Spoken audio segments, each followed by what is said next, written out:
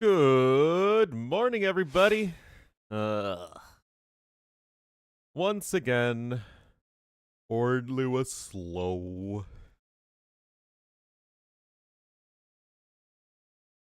Alrighty. Are we late? We're not late. Come on, we'd never once be late. Alrighty. Big long day yesterday.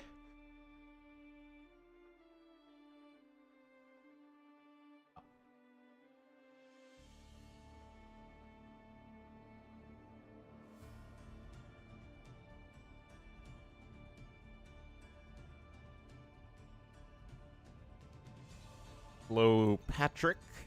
And everybody watching. LEP. Like we're gonna start with Fish and Fish.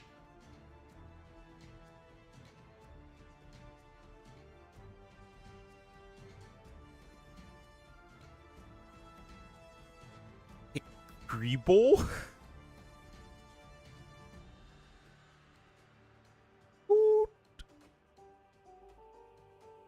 Alright, so Acropolis, Lookout, Seychelles, Ring of Reeds, and Fish and Fish are our maps.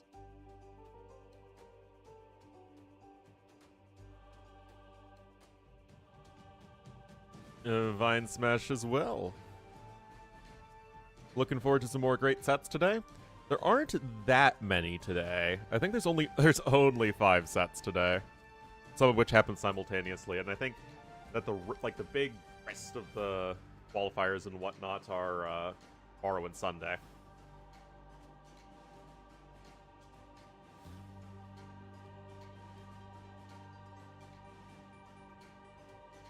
I think. I would at least assume.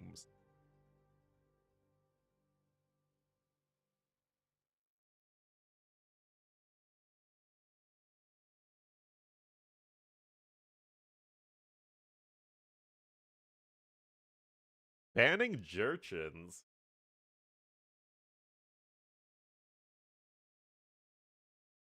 Wait, why isn't the Fire Archer animated? Kinda weird.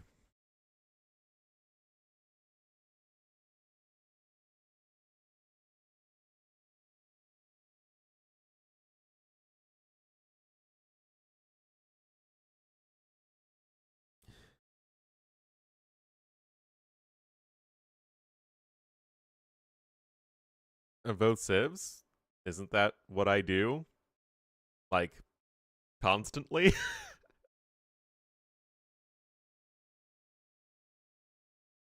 Can I talk about the civ matchup all the time?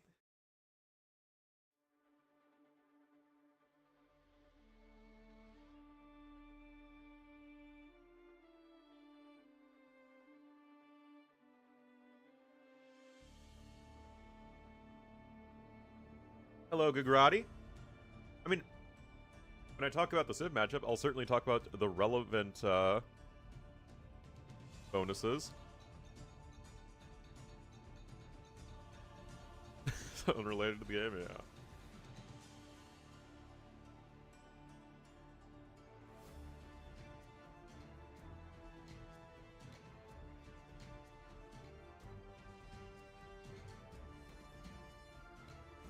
Why no 4K? I don't really have a 4K monitor. I don't think it's possible to stream in 4K if I don't have a 4K monitor.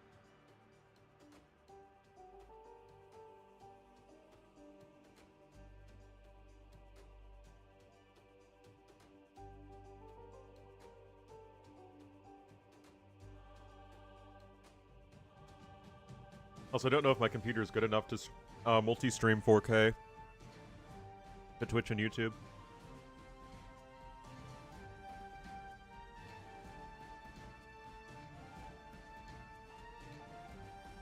Shouldn't be read. Only weird people.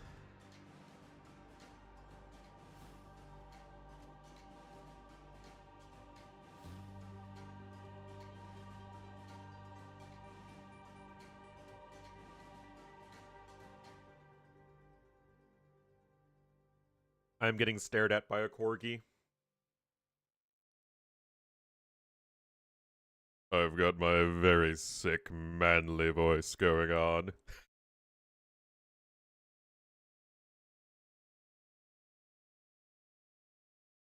Fever dreams? Honestly, no. But what annoyed me is that the pool said it was open, but the pool was closed, so I couldn't go swimming. And so, instead, I sat on my couch and ate Chipotle.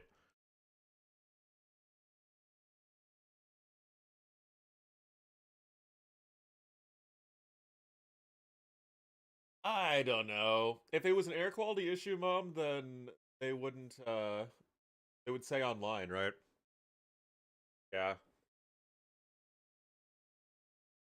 Yeah, my mom said it could be an air quality issue, but I think it was an economic issue that there weren't enough people there, which is, I suppose, possibly related to air quality.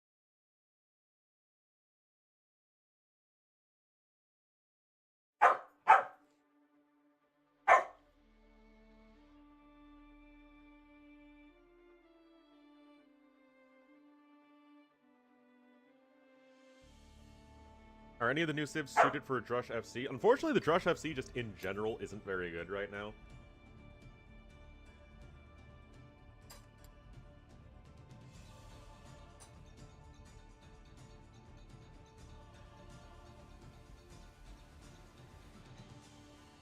If any of them, maybe the Woo.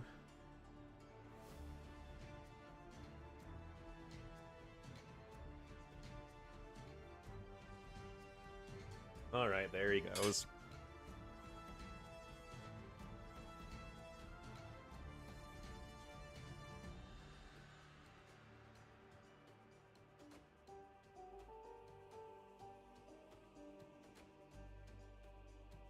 There's always a spoon to be had. My mom cook-ass? I don't think she'd ever want to.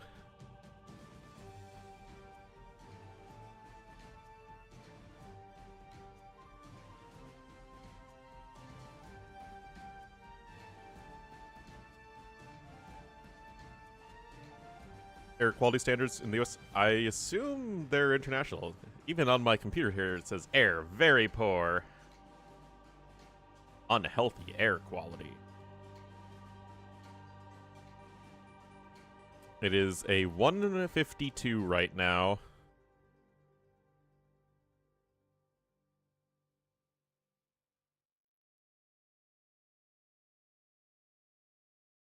The primary pollutant is PM 2.5. What's PM 2.5?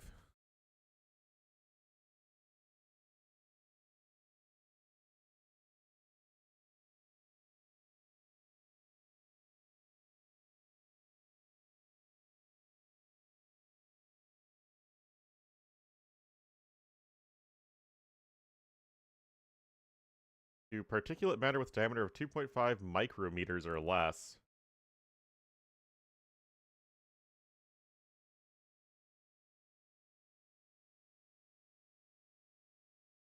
So dust, soot, smoke, organic chemicals, metals, then pollen. Yeah, I guess.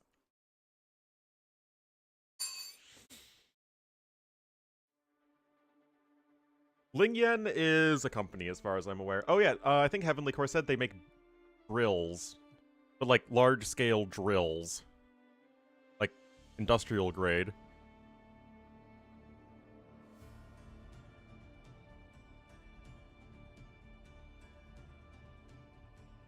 Alright, the draft has concluded. Now is the hour! Riders of Rohan!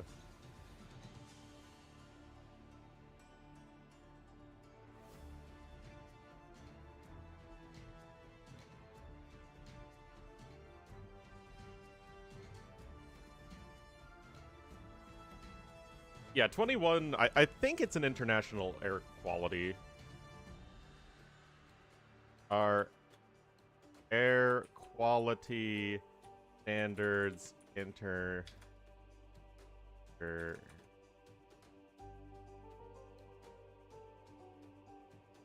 Nope, of course not.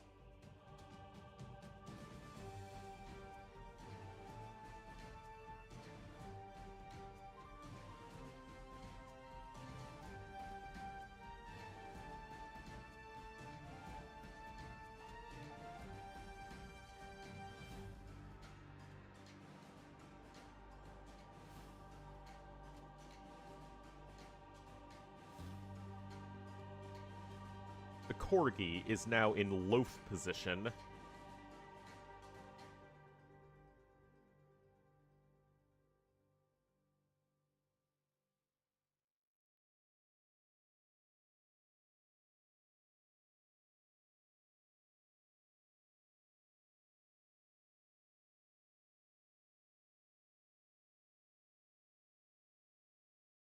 All right, we have Lewis in the lobby.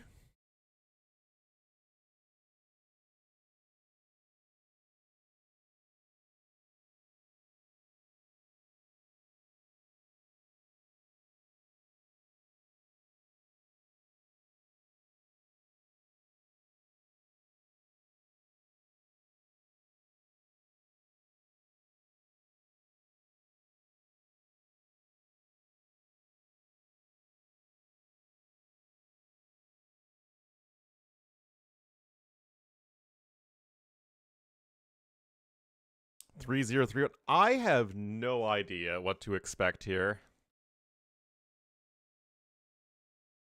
Old maps? Oh no, there's definitely there are definitely unique map scripts for the tournament, for the standard maps, and then there was a map contest where we have some actually really nice, cool new maps. Yeah, my dad was on the stream a couple times actually. Well, he'll walk into my room all the time as well. I feel like this is a series that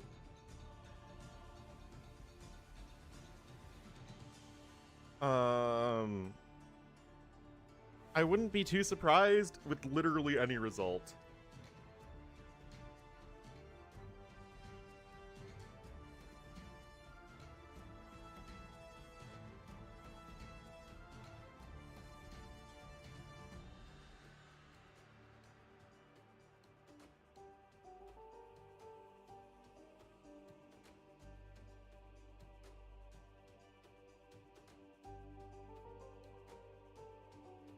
Eating, yes, this would absolutely. If Jordan hadn't retired, then I think this would be a straight up win for Jordan.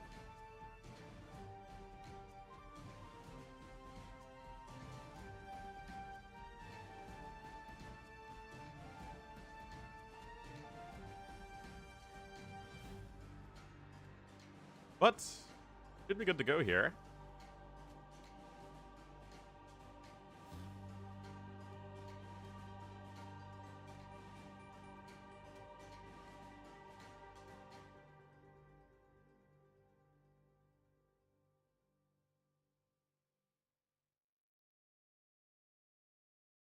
The Corgi has now given up.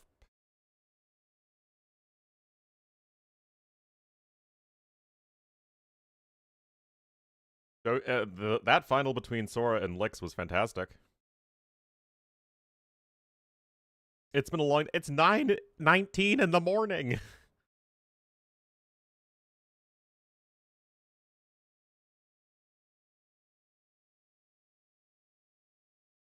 100 times, yeah.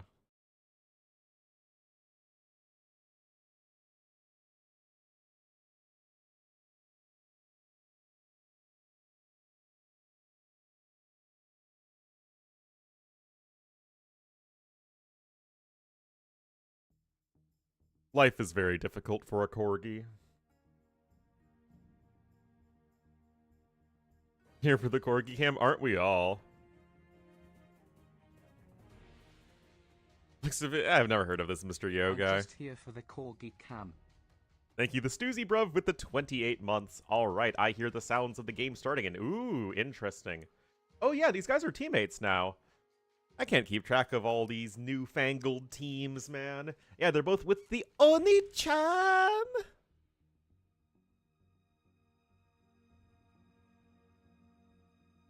right, 1 minute 16, guys. I'm gonna get some coffee. That is always a cause for barking, and I'll be right back.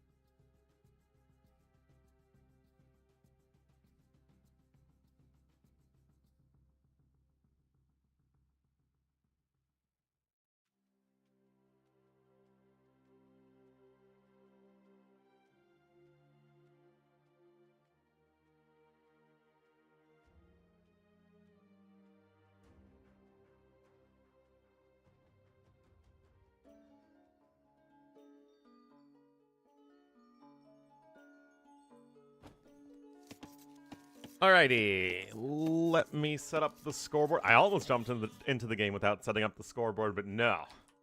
My professionalism instincts were too strong.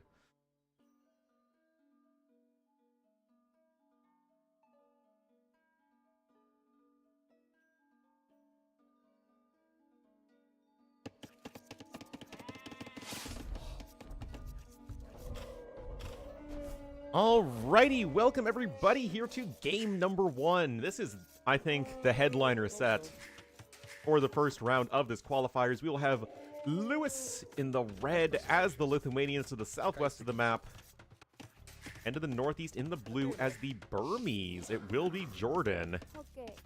Rarely ever seen on maps where you can't go F1re by. Well, no, let's throw out a prediction in chat.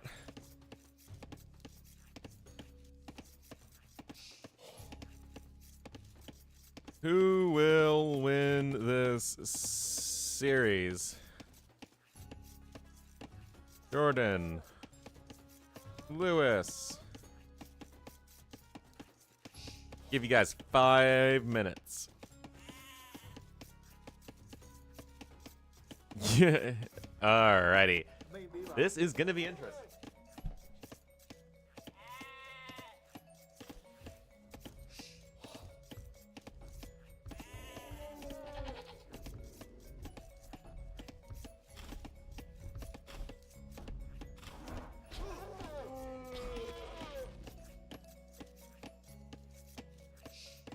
Here's another.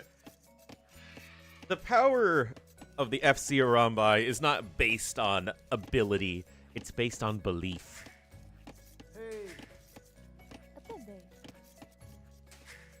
So, Lithuanians, do I like Lithuanians here? Now, normally it's an aggressive hybrid map, right?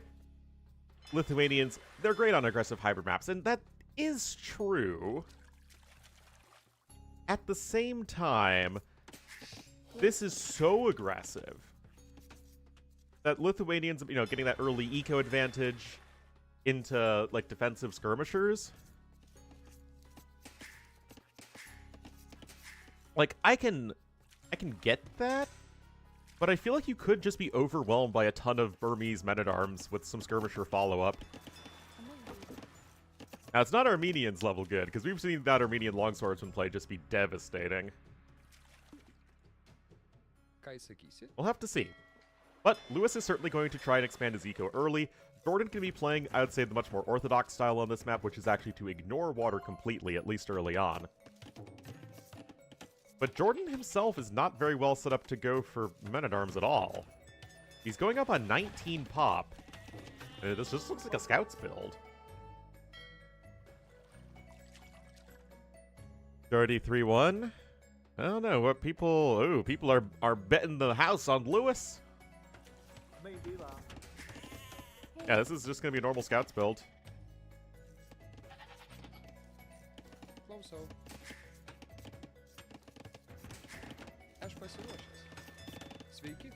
Beacon.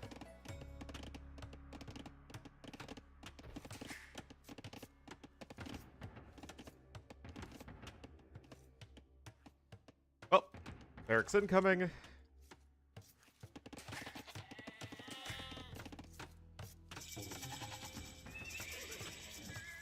And yeah, just opening scouts on this map. Now, Jordan doesn't have that many villagers forward. Oftentimes we'll see, like, I don't know, 7 or 8 villagers forward. That's obviously not going to be the case here. And Lewis is just going to go open skirmishers. This is like, it's such a passive opening. Huh.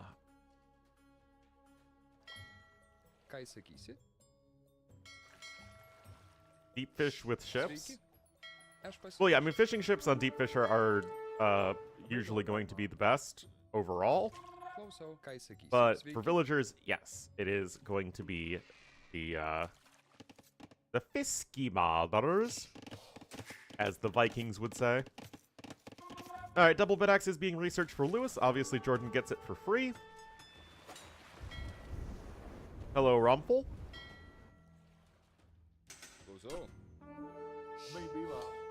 Some hot spear-on-spear action.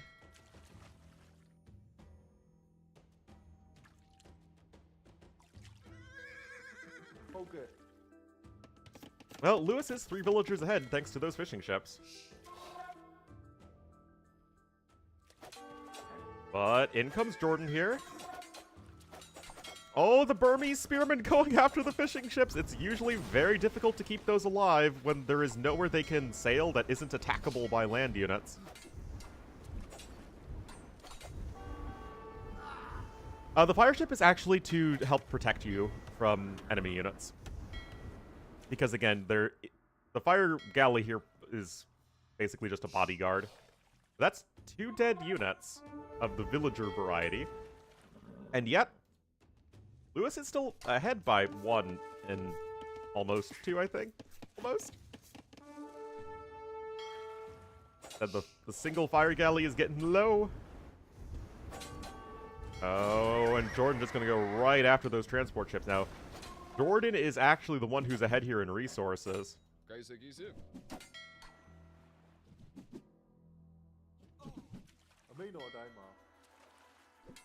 So Lewis, I mean, he's keeping 1 fishing ship alive, but this isn't ideal, to say the least. Hello, Chipmunk. Oh, wow. Really nice scout movement here from Jordan. Just getting that value, darting out. Exactly what you want to see. He's getting his eco set up at home properly. I mean, this is Jordan, right? Just clean execution. Jordan's execution is nicer and cleaner than his shiny teeth.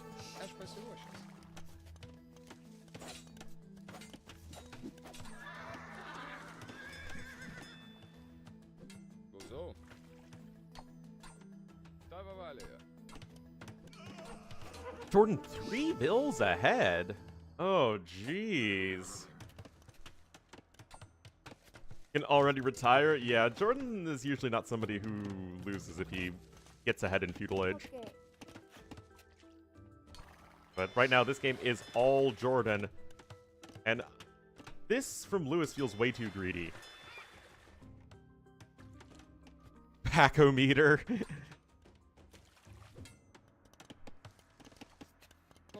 It's killed 6? Well, yeah, because there were the extra fishing ships. Alright, quick gate there from Lewis. And he does snag 1 scout cavalry.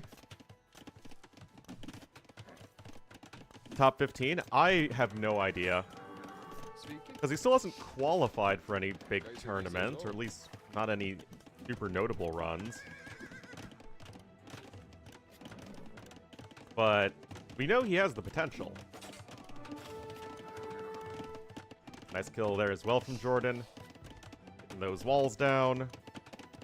And this is the first game of the day.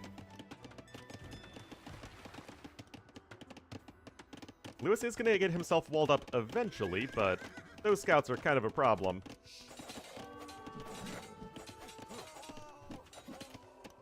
These scouts are more terrifying to Lewis than a properly formatted invoice. Kappa! I actually still haven't made it to the bank. I shouldn't make jokes about that. It's kind of hard to make it to the bank when you're literally working the entirety of the bank's operating hours.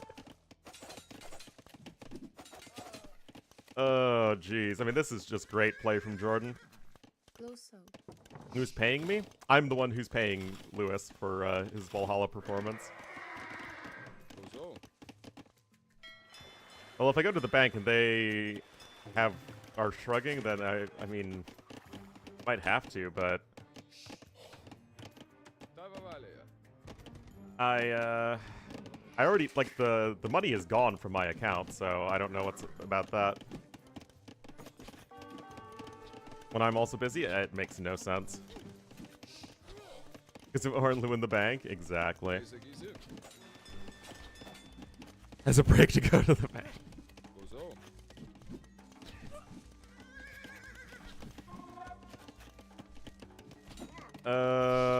Honestly, guys, this is just really good control from Jordan.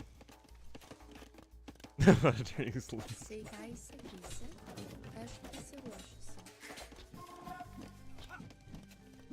Valhalla money? Tragic. I don't know, who's a less threatening individual, me or Lewis? Of the failing USD. How does that help me at all? The money is already gone from my account. Okay. Аж спасибо сейчас. All right, Castle Edge coming in here for Jordan. 8 villagers lost for Lewis. I don't even know if... I don't think Lewis has ever even made it to the other side of the map. Like, with his scout. You know, he scouted, but... not with any army. Why do you need to go to the bank? Because Lewis doesn't have the money.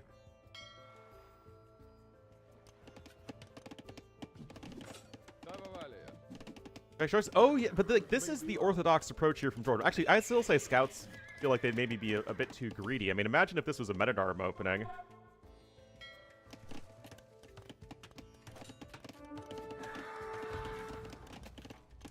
Oh, jeez. There's Susie. Susie, this is too early in the morning.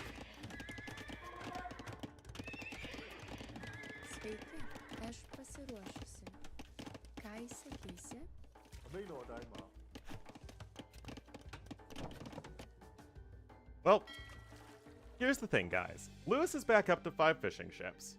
He's only slightly slower to Castle Edge time. It's not been a good start for Lewis, but his KD isn't abysmal. I mean, he's been killing Jordan's units. I don't like his position, of course, but it could be worse.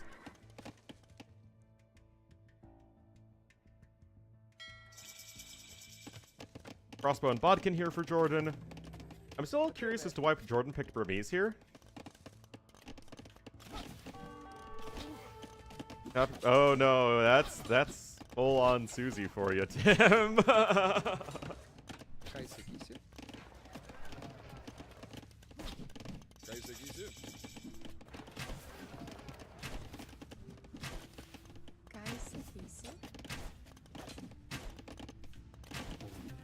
Nope, no Metadarms at all.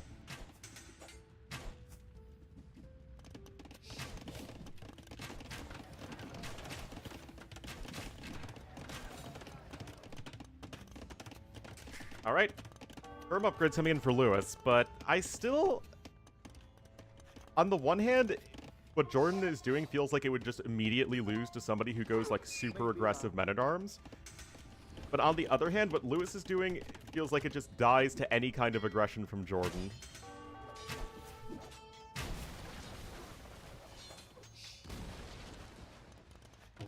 Oh, man. Well. Second TC coming in. And Jordan is still maintaining that nice eco advantage. Oh my goodness. I haven't even had my coffee yet.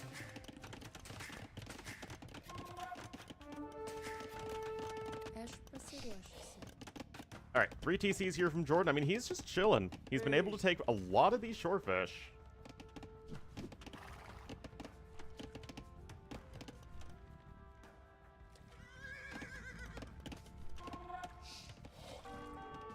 Dragonstar versus Prisma, no. Like, I'm not ready to call this game over completely. The issue for Lewis is, and this is what happens with a lot of up-and-coming players, if they don't get an early advantage and they find themselves behind, they lack the experience strategically to mount a great comeback, and right now that's even more dead villagers from Lewis, so actually, yeah, that's probably just the nail in the coffin. Okay.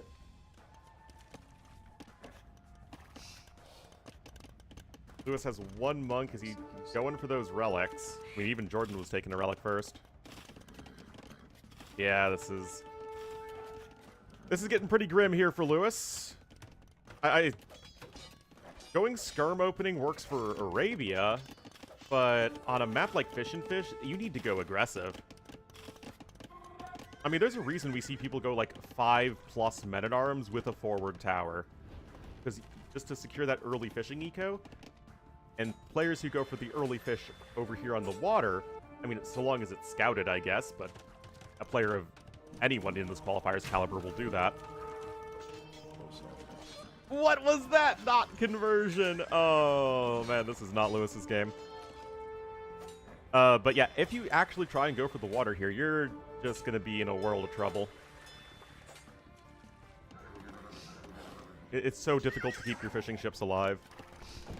There's no safe spot for your ships to sail to. There is no ship that can bear you hence. You will not be making it to Valinor, guys, since the world's shape has changed.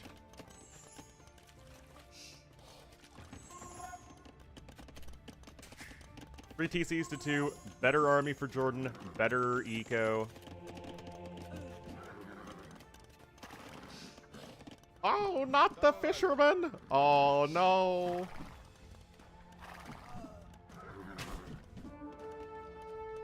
Well, now you're only behind by 10 bills.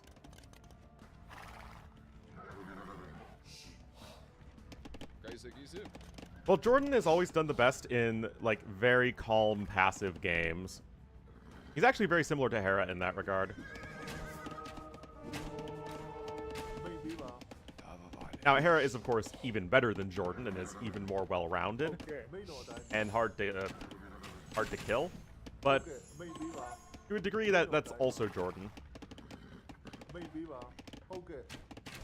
Like, in some ways, Hera and Lyri are, you know, the most common or most similar players, and then the Heart as well.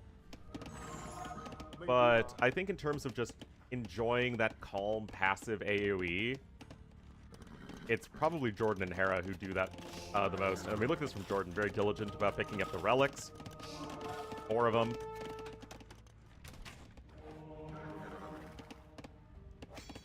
Again, I'm still curious as to why Burmese. I mean, other than the fact that you get the free woodcutting upgrades, which I suppose is nice. But nothing that exciting. Jordan hasn't really used Burmese at all. Viper is kind of his own thing.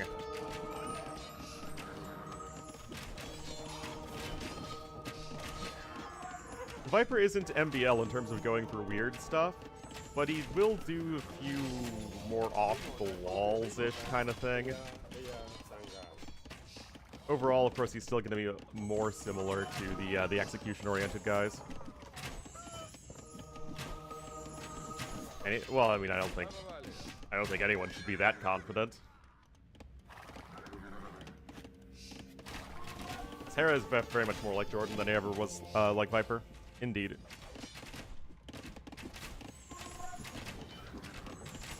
But they're different, right? And they're all good in their own way. And of course, Hera is just the best right now. Anyway, get out of my game, Castle. Honestly, Lewis tried to take some good fights here and there, tried to get some raids in, but very few real mistakes being made this game by Jordan.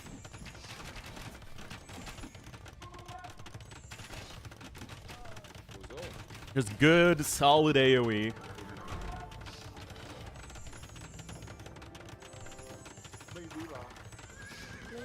Which is great to see. Speaking.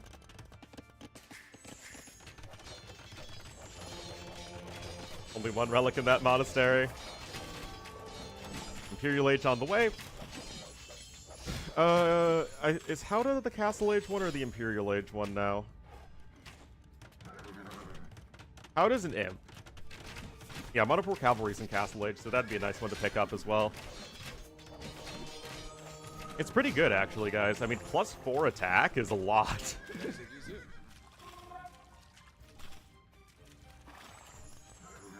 Which might be good on another map. Yeah, but in AoE 2 right now, there are enough good civs on every map that shouldn't really be an issue. Now, it's much more true in, like, AOC, when there just weren't as many viable civs.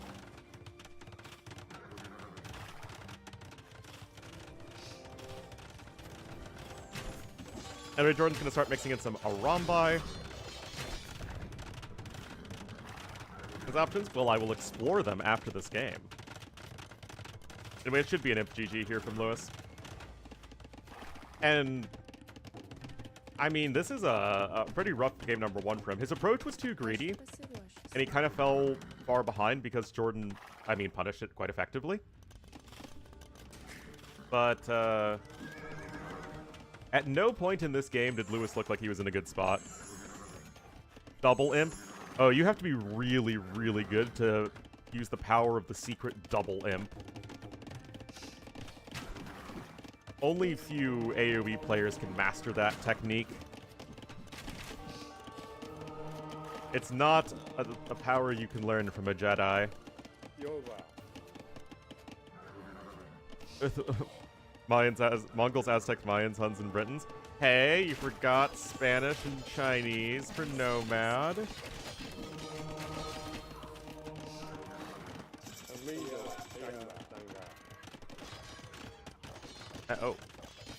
Capture rate feels a little buggy these days.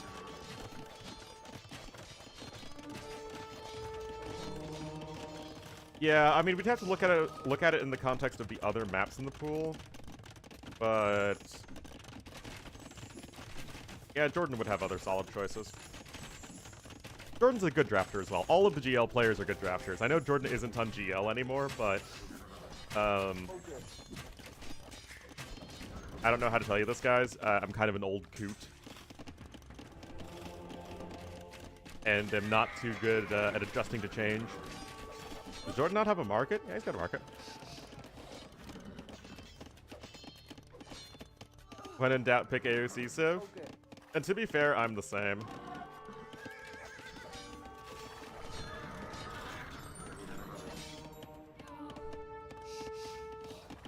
Late crop rotation. Yeah, guys, Jordan isn't researching crop rotation. I think the game might slip away from him. Yeah, that is a very good point. So Jordan's trying to switch to Arambai right now.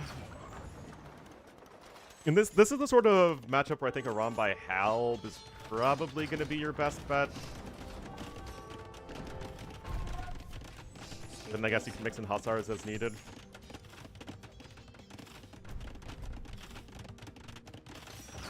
I mean, Jordan's definitely somebody who's adapted to all the new civs, no problem.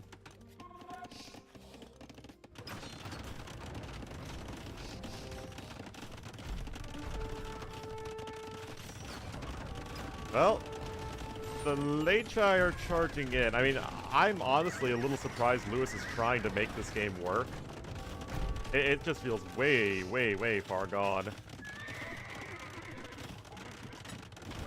Yeah, there we go. That was a game that just snowballed heavily from Feudal Age.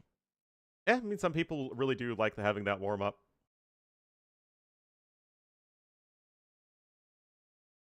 Yeah, clean execution from Jordan, recognized early on what his opponent was trying to do, and punished it effectively.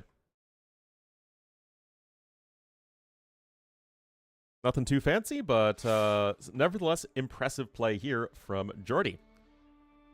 Good morning, and thank you to everyone who's tuning in.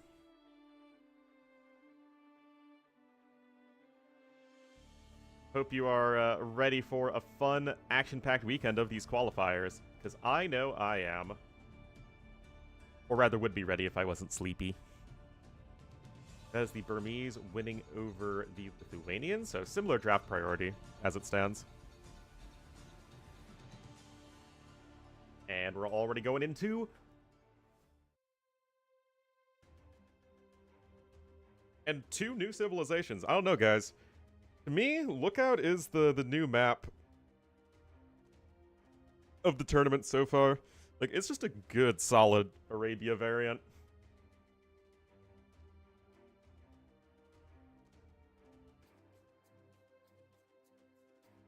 With many different viable civs.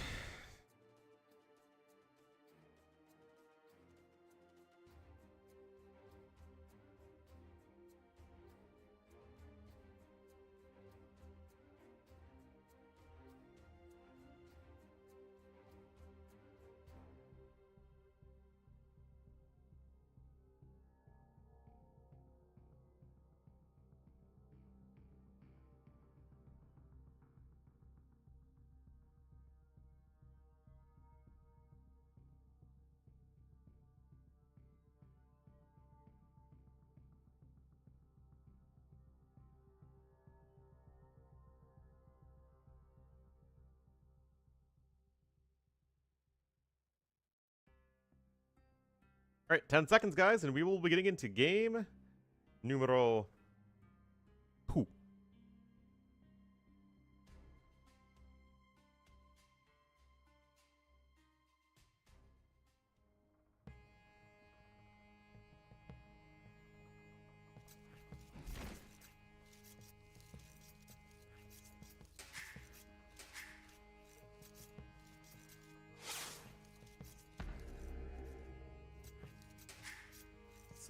Alrighty, guys, here we are, game number 2.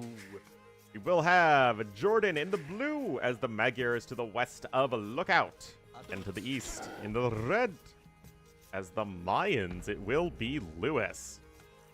Alright, so a variant of the classic Huns versus Mayans matchup. Remember, Lookout, you start with the 3 villagers over here on the deer with the barracks. Don't remake that barracks, kids. Unless you're going for the infantry. But you get that mule cart, and other than that, you're kind of in the corner of the map. And it's just, you know, it's a good solid open map. Here the Mayans mule cart. The power will not be gainsaid. Hello, Yopki Tokboki. I do love Tokboki. So good.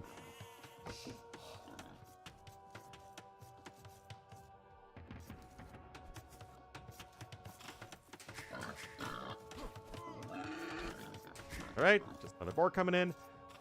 I mean, when it comes to Magyars versus Mayans, it really is just like, I don't know, in some ways Mayans feel like they're the new Byzantines. And also Byzantines are the new Byzantines. It's just, they're solid. They have, obviously, Mayans have their famously awkward matchups like Goths, Hindustanis, and Wu.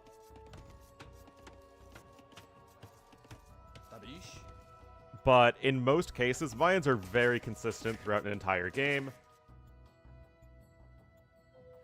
You know what Mayans are good at. They have the good early eco and the cheap, efficient units.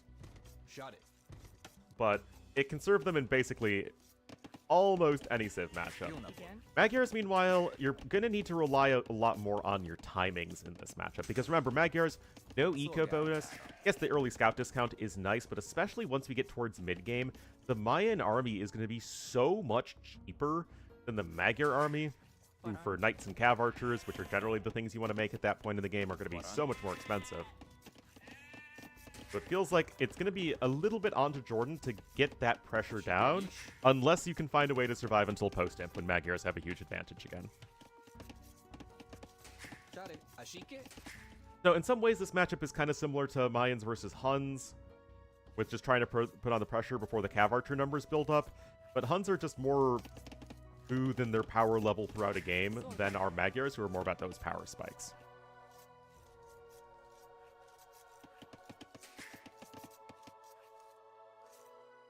Still, Feudal Age is on the way. Jordan going with 18 pop with Loom. And 20 pop with Loom here for Lewis.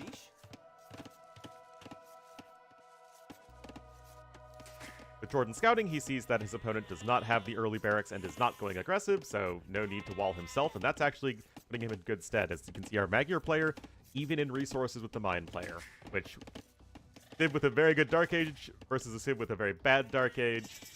That is certainly something you're happy about as Jowdy. Yeah, I really like this map. I am a fan.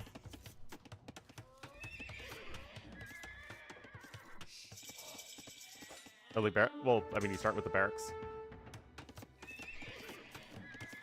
Either player has rebuilt their barracks, though. Double Bidax coming in for Lewis. It's already in for Jordan. We'll have to... Whoa! Hold your horses there, Buster Brown. All right, well, good job here from Lewis, scouting the very, very quick archery range transition. Oh, no! Run away! Run away! It's a gray wolf? What a gray wolf is relative to a normal wolf. Okay, Lewis is just chilling making some archers, but he's going to have to bring the vills back home, which does mean that there is some inherent economic inefficiency. You can see that Jordan is still maintaining parity with the Mayans player. And after, like, early game, when the longer-lasting food sources run out for Mayans, their eco is pretty darn generic. Painted gray, yeah.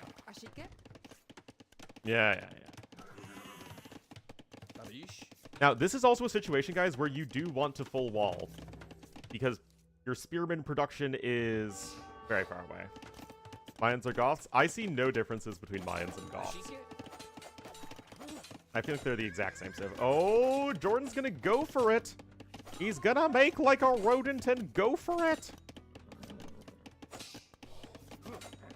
Oh, you need to scooch back there, Lewis. I think the scout's up. Okay, nicely done there. Oh, no way he gets a second build. That would be terrible. Lewis needs to quick wall that guy in. Indeed, he does. Shot it. Shut it.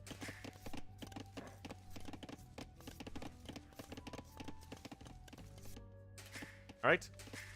We're just getting those villas to work. Slowly getting himself walled in. Lewis is still a villa ahead. Idle time very similar for both players. Blacksmith coming in, and indeed Lewis is full walled, which I like to see. Morally ambiguous.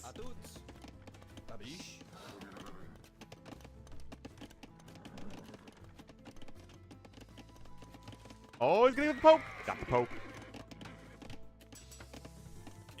Still, Lewis knows full well that Jordan got a very early archery range, so he wants to make this a feudal age game. Game number 1 was basically all about Jordan punishing Lewis for being a little too greedy. Can he do the same in this game? Blacksmith is out. Fletching is not being researched yet. And considering that you have your lookout outposts, you would think that Lewis would not underestimate this pressure coming in from Jordan. I don't see Fletching in yet. He actually has Blacksmith, and there's Fletching, just as I say that, of course. An early wheelbarrow here for Lewis. I think he might be trying to intercept some reinforcements, and he does get one archer over there. Like the mule cart's just gonna trundle on over to the east. Shot it.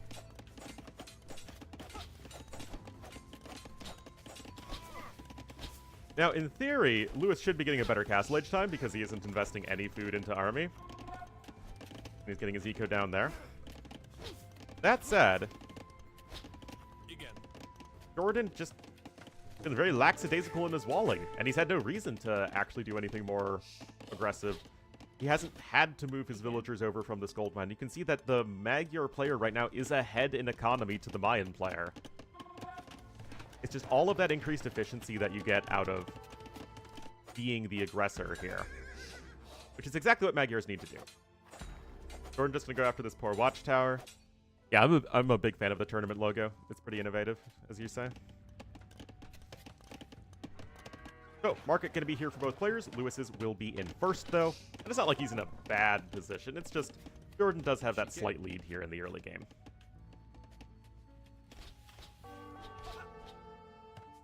Fully walling up his base over there. A QR code? It is not a QR code.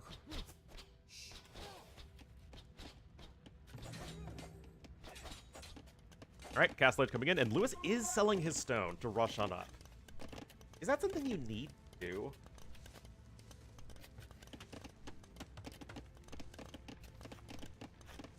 I mean, this is a map with a very long rush distance.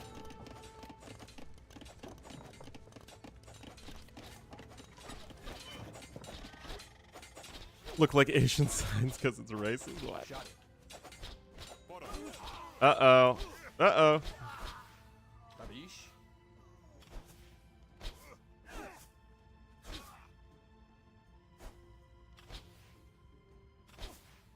Yes, I am a big fan of a bit more variety, making things look, and so, you know, just using a little bit of artistic touch, shall we say. Anyway, Jordan's also on his way up, but as I was saying, this is a map with a very long rush distance. You have a slow army of archers. How much damage are you really planning on doing here? Guys, this is everything wrong with hamsters. You're rushing up to Castle Age and you're on one range. What's the point of rushing up to Castle Age? You're not under any threat. And it's like, what are you gonna do? If you want to go aggressive, then you would want more production. If you're gonna be booming, then you just want to buy back the stone, in which case why would you rush up the castle age in the first place? Babish. All right, crossbow and bodkin coming in. Jordan, of course, going for skirmishers because that's the best unit in Age of Empires. Also, he's against Mayans who make a lot of crossbowmen, and he's only seen archers from his opponent, so that makes sense. And the university coming in too, but like, why wouldn't you do this on multiple ranges?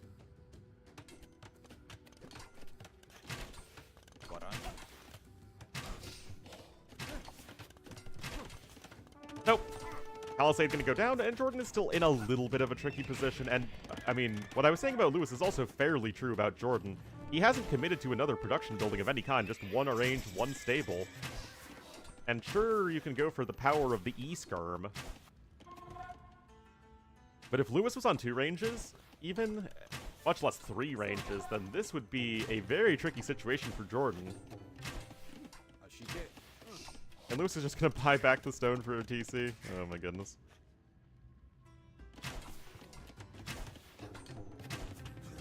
Still, Elite Skirmisher about to be in. Oh, +2 defense coming in nice and early as well. 10 seconds away from ballistics.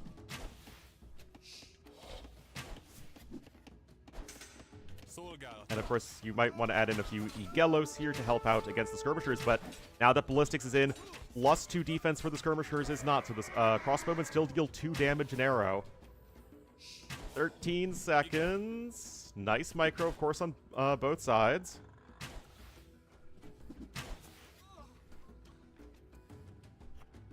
Shot it.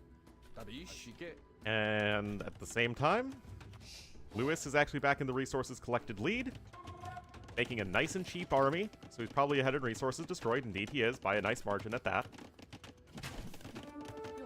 And this is where I was saying things can be a little bit awkward for Magdaros in this matchup.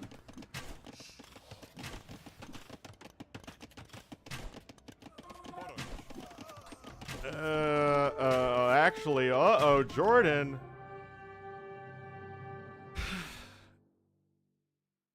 Okay, so Jordan.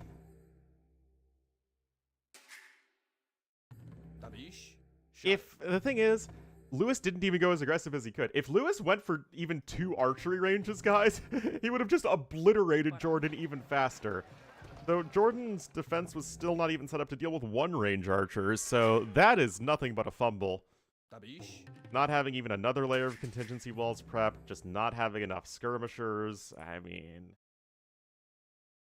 remember, Jordan went for an aggressive opening, and he killed 1 Vil, but he didn't just stop Lewis from walking across the map with a better castle edge timing. Yeah. Well, that was awkward. One might even call it Akko Taco.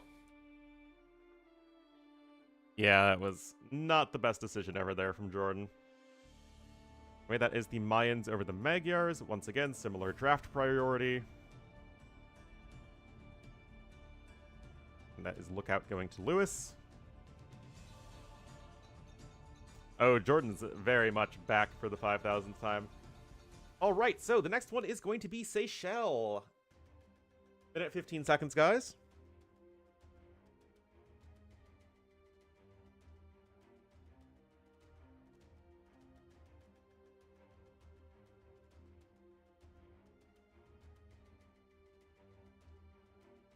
Then he's back? Oh, for sure.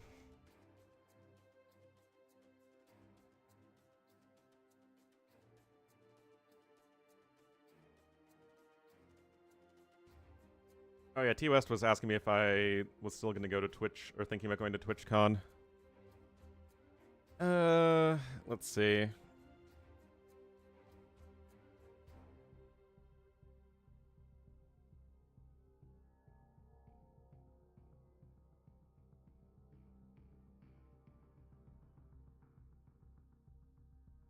How are they airfare looking?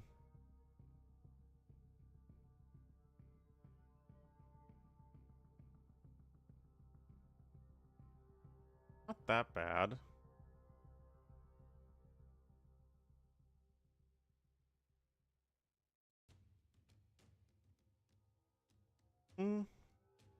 Yeah, I should think about it. Be cool to meet up with T West again.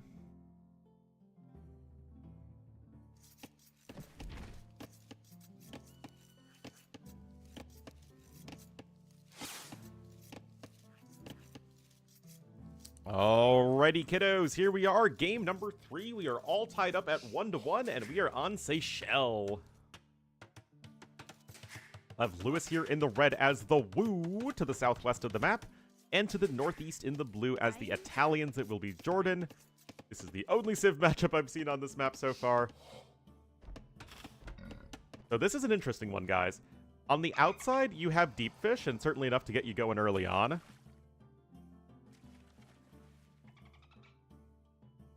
But you don't have that many deep fish.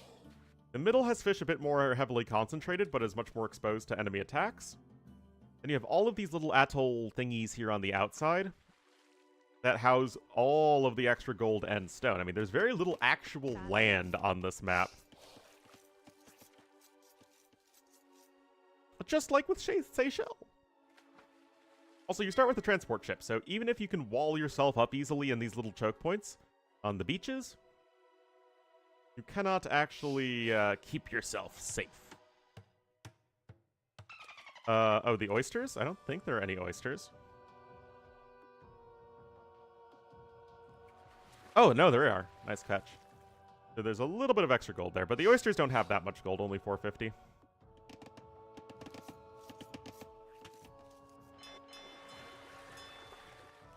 So, like I said, I've only ever seen one game on this map, and it ended up being a very one-sided stomp. But let's see how things would potentially be different here. I do think this one has a lot of potential. Of a dock block? I don't know if you can dock block. Not at the edge of the map. Isn't enough space.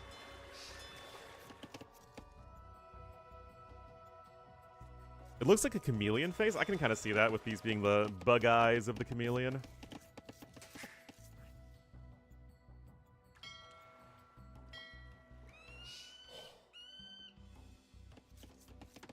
Now, as far as Italians versus Woo go, I mean, they're both good water civs. It is... I mean, we saw the Chien Swordsman crush the only other time I've seen this map. But that could be any matchup, man.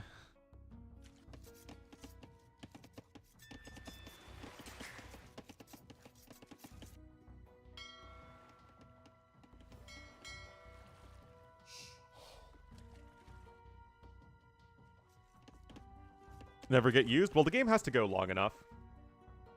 But considering how few resources there actually are on the map in terms of, like, just space you can build up, I would imagine that these side islands are going to get used a fair amount if the games go even semi-long. Oh, it definitely looks like a creative water map.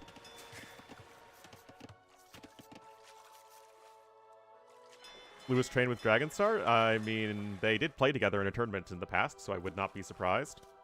Wait. Although Dr. Agonstar, PhD, did end up falling to Lucho. Wait, Snowbally? Well, if you lose water on one side... Whoa! Okay.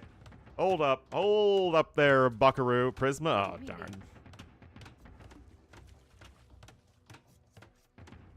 Oh yeah, Lucho beat Antagonist. Alright, so forward barracks coming in. Yeah, this is just aesthetics. Lewis gonna be taking it to Jordan early. Lewis is tired of being pushed around by Jordan trying to punish his greed. Andor was fantastic, yeah. Loved it, loved it.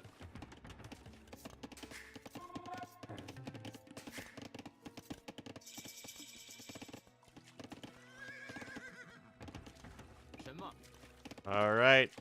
In come the militia. And Jordan, for his part, by the way, is going to try and FC this, which feels... what?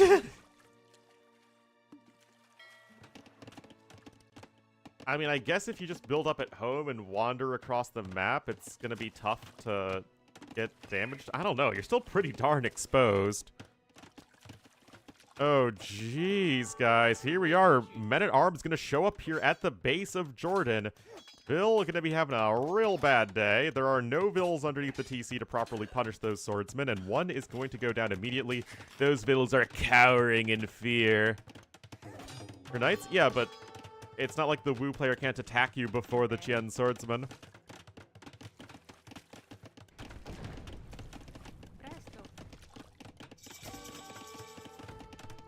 Alright, walling on up.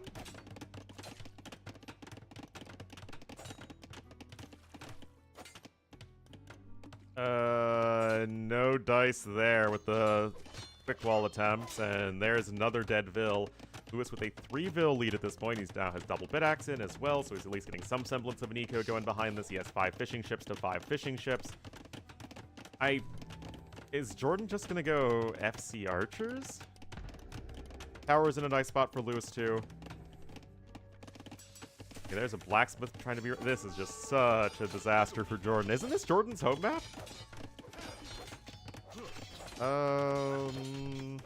Yeah, it's his #1 home map. And his #1 civ. Oh, no.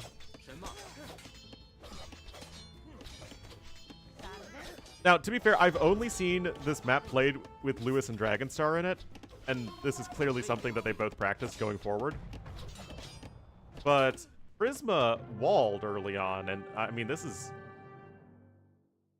just awful for Jordan. He looked so solid in game #1, but game #2 he fumbled. Game #3 also a fumble. And now Lewis is 1 game away from banishing Jordan to the Shadow Realm.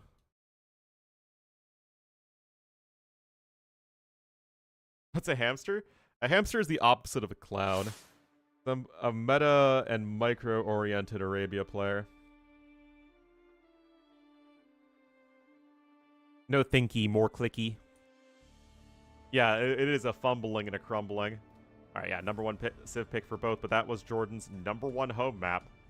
And now Lewis has the home map advantage. He just needs to win Acropolis to win the series. Jordan, of course, has to win both of the remaining games.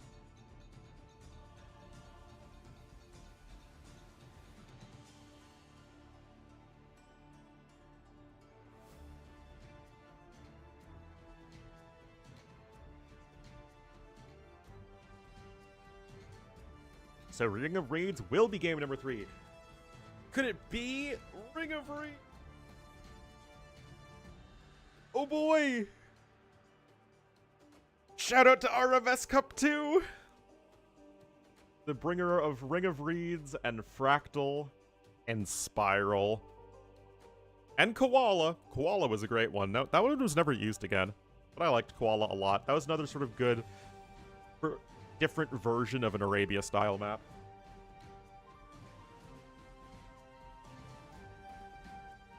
Also, it looked like a koala, which is pretty fun.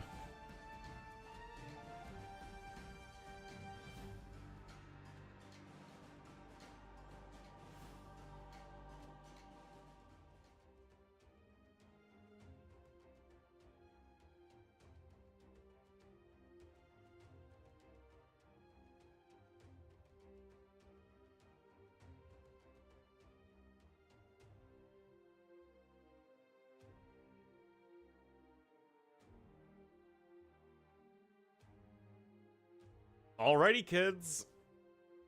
Minute 30 seconds, and we will be getting into Ring of Reeds. I really like this map a lot. It did perform very well in WDC.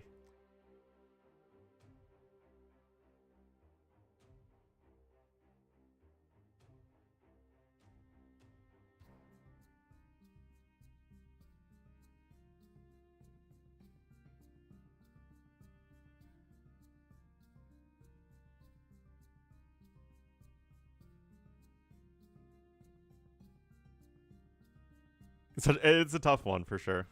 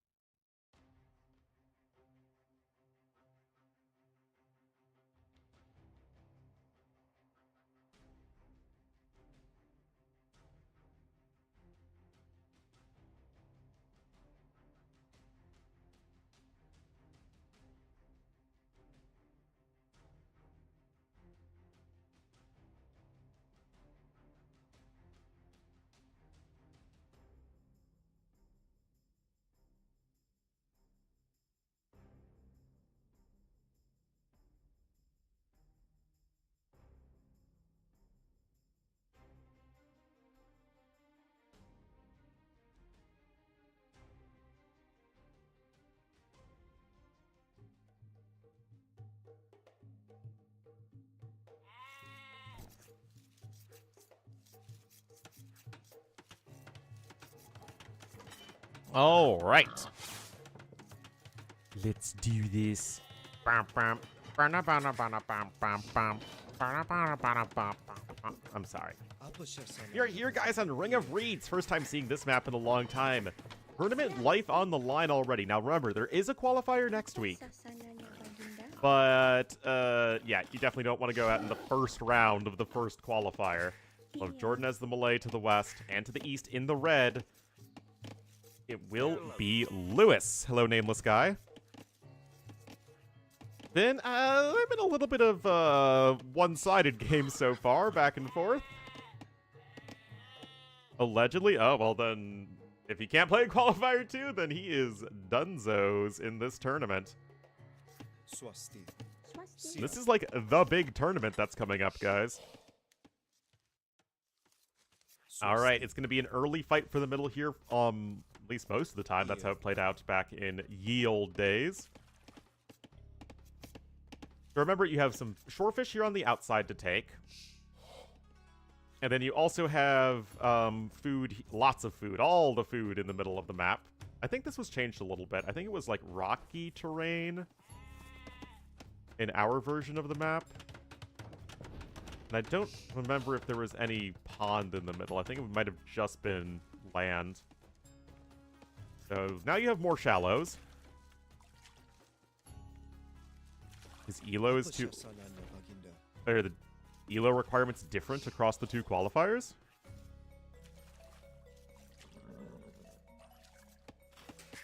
Anyway, as far as Civ matchup goes, Celt versus Malay. Perfectly fine matchup. Okay, so Lewis is docking the outside. Yeah, this is something we couldn't do in our version of Ring of Reeds because it was rocky terrain and not the shallows. For Qualifier 2? Ah. Interesting. Well, Jordan's only 2k5. Only 2k5, so maybe he's not high enough elo. Who knows?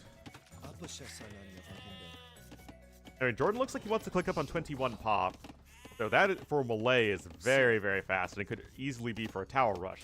Now, Celt, they're going to want to go for a fast castle if they can, so then you can start get your siege going. Especially with those fishing ships as well, you probably aren't going to try and go for that quick of a feudal age. Yes, you can certainly get your main gold denied quite easily, but you still have stone in the back, you have a secondary gold in the back. Now, the outside of the map doesn't have a ton of resources, but it does have some. It can keep you going for a little bit, even though, of course, the middle of the map is home to a ton of resources. Also, the reeds only have 50 wood on them, so you chop through it very quickly. Oh, okay. Jordan's gonna wall in his opponent. This is very common on the map.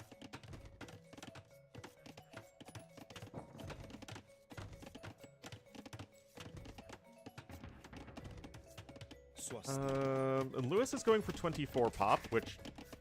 Well, okay, this with fishing ships on shorefish. This certainly doesn't look like the resources necessary for a fast castle. I'm curious as to what Jordan's plan is, though. Got the barracks down. Of course, he can start maybe building an archery range and start adding in archers and towers, but if he was going for a tower rush, why would he try walling in his opponent? Maybe wall in, build the tower behind, and then you can, like, delete the wall to go forward afterwards, but that's an outpost, and even another outpost. Yeah. Jordan just playing it safe for now. 5 fishing ships, though, for Lewis is obviously quite a lot.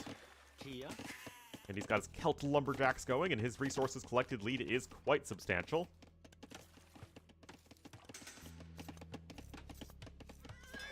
Dock over here. You can dock block on this map, by the way. So you can full wall. It does require a dock, but you can do so. Alright, DBA coming in here for Lewis, and a fire galley as well. A little bit of light harassment. Just a little bit of casual harassment, you know, it's like being a woman's secretary in the 50s and 60s. It's just a little bit of harassment and, you know, just not the best treatment. What's the strategy about? I mean, The walling in and towering is not that uncommon, although usually you tower and then wall in instead of wall in and then tower, but sure.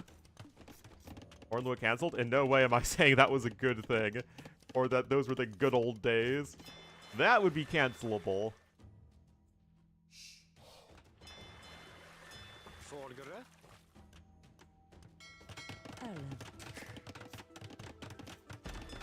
Alright, defensive tower is on its way.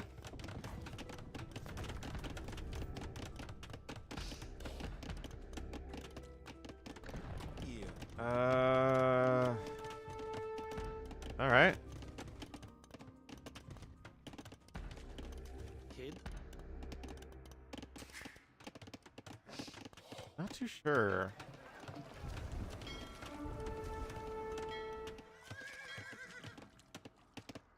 It's a 69 stone. Ah, yes.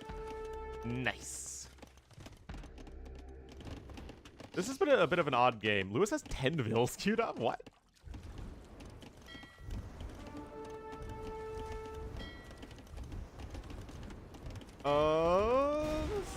That's a good hit. Jordy. Jordy. Lewis is getting close to clicking up as well. Having all these fishing ships will do that for you. Is he fish trapping already? Yeah, he is. Taking the fish from the outside. Remember, Jordan's also taking resources from the middle of the map, but at this point, it's like... Well, Jordan just didn't go for a dock and didn't go for any fish.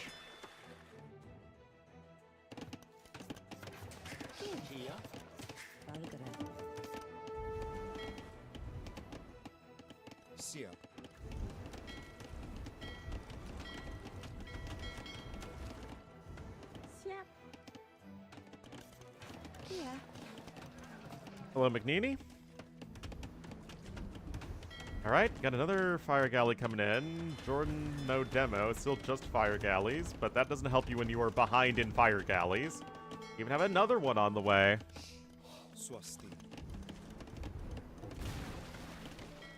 Uh-oh.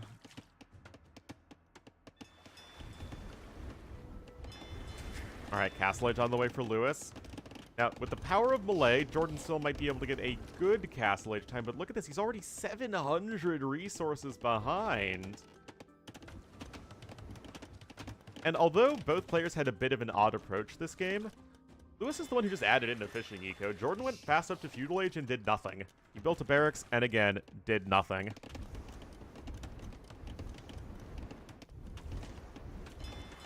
Water can disproportionately snowball out of control. I usually say that in the context of, like, one player winning water. This is just one player going for water and the other player not doing that.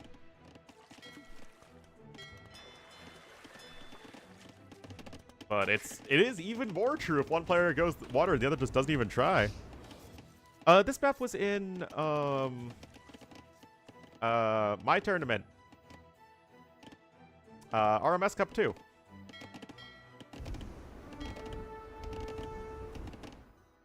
Yeah, that thing. Good to see that being revived again. It was a really fun one. Apa sasananya, Baginda? Anyway, Doc coming in over here. Yeah, I remember when we were doing the map contest back then. That was the most fun map contest I ever did, was doing the RMS map contest. I remember we had 126 map submissions. Like, that was so awesome to see so many people get into it. But, yeah, the original version had the shorefish, as we see here. The one we put for our tournament had rocky terrain instead. Also looks like Jordan's going to go for an elephant rush. Because we didn't want it to be a big fireship fight. But, like, I can understand, like, this is also fine. Yeah. And then, I don't remember if there were the shallows in the middle as well. I think that might be an addition to this version. Anyway, guys, it's mangonelling time. It's time to start eating the TC. But this is what I've been saying, that I actually think that the Celt aggression is better when there is an actual eco behind it and you're not going for the full Huang style. Shallows were always there. Yeah, they might have been. I don't remember. It was a while ago. You had a fire ship fight. It's a wild idea, but it just might work.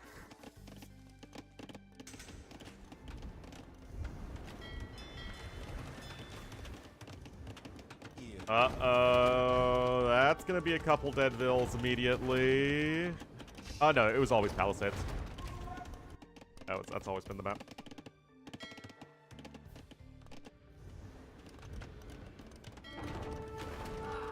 Uh-oh. Monastery coming in now for Jordan. That is gonna be, with one vill, way too late to try and go for Redemption Monks. It's Sable now at home. I mean, there's like one elephant out, but that doesn't feel especially exciting.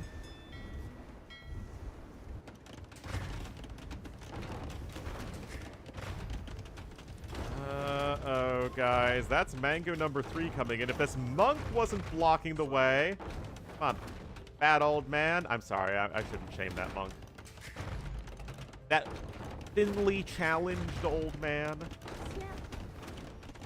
Guys, I think the backness of Jordan stonks are plummeting. I mean, the elephants are annoying for sure.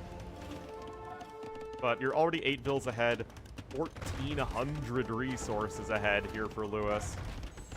Sanctity coming in, but you're so far away, man. Okay. Oh, the Mangonel block! Anyway. God. What is that? The AoE gods want Jordan back. Oh my goodness. Don't Mangonel your own dudes, Lewis. Wait, why is he making a spearman? What is this? What are you doing, Lewis? Are you trying to micro back and forth against monk conversions? What? No way Lewis fumbles this, right? I mean, Jordan, to be fair, did fumble 2 games. Okay, Mangonel's back to eating TCs.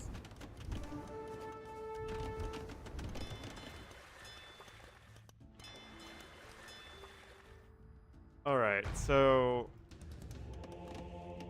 Jordan is officially a 0 TC gamer, and like I said, this... If you're gonna go for Redemption Monks, this is simply too slow. Oh, no. Oh, no. Oh, if those Mangonels just went after the vills that were trying to go through there, that'd be like another 7 or 8 dead vills.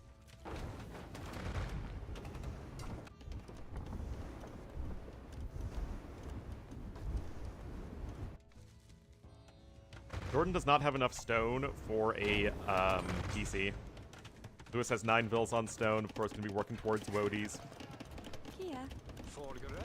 Man, don't you guys love that Celts are an actual civilization with holes in their tech tree? To, you know, balance out the fact that they have some very powerful units and bonuses. So that, you know, you can't just go Cav Archers and feel good about it.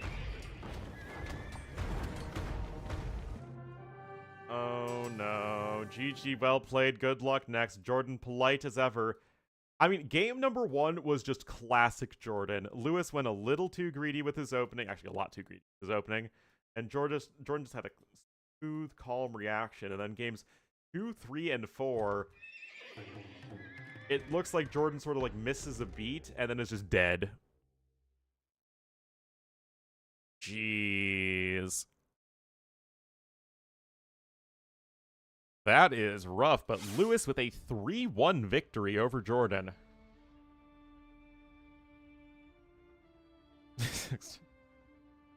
Oh god, this is the unhinged Ornlu stream so early in the morning.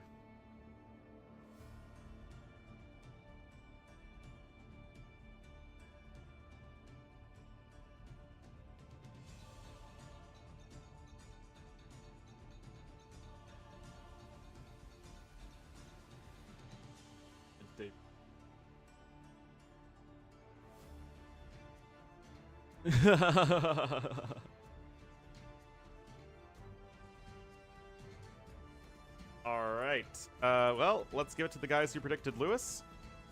Ooh, it's 51% Lewis.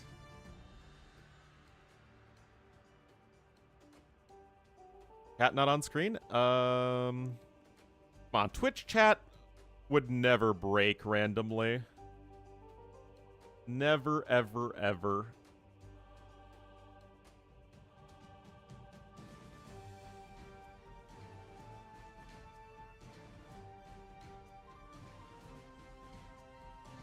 I refreshed the cache, and hopefully that'll do something.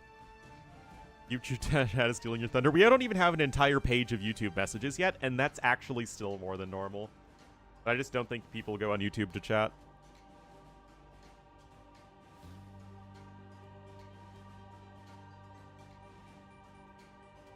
Alright, so.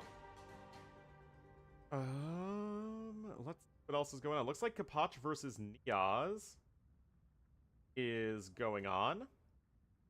Niaz is 2K5, okay. Let's update the title.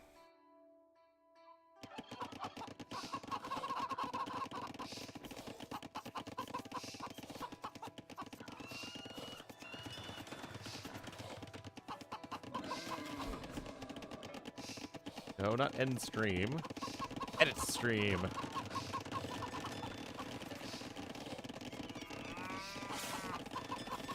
Alright, this is ostensibly game number 1 here. This and this.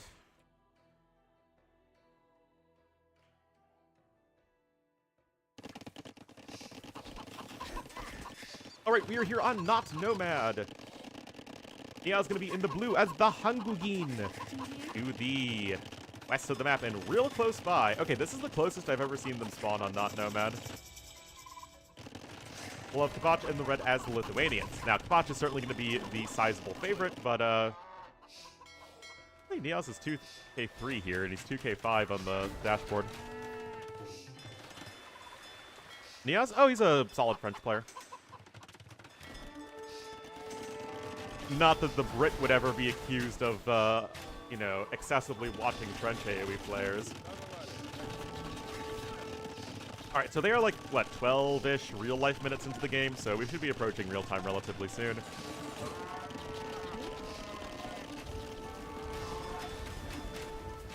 And I was right.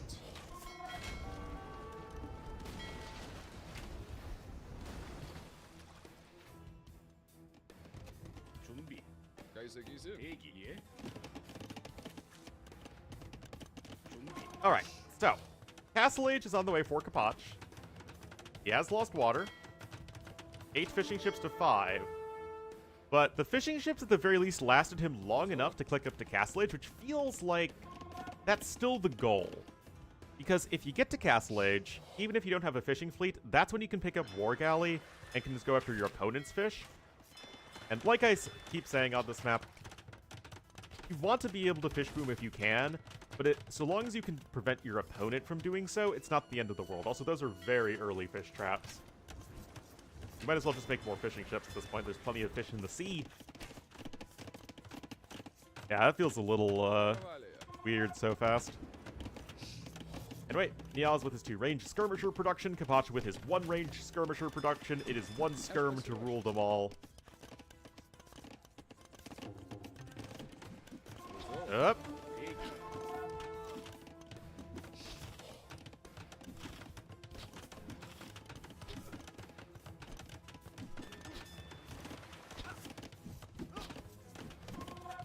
Okay, we got a market now coming in for Niaz.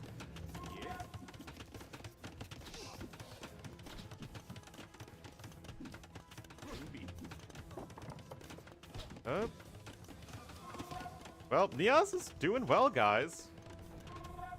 17, 18 kills to 4 deaths.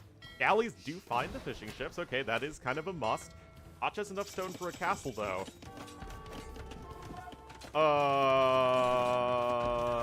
I don't know, guys.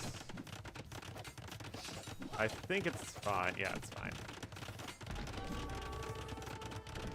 It's fine, it's fine, it's fine. It's a little awkward, a little scary, but it's fine.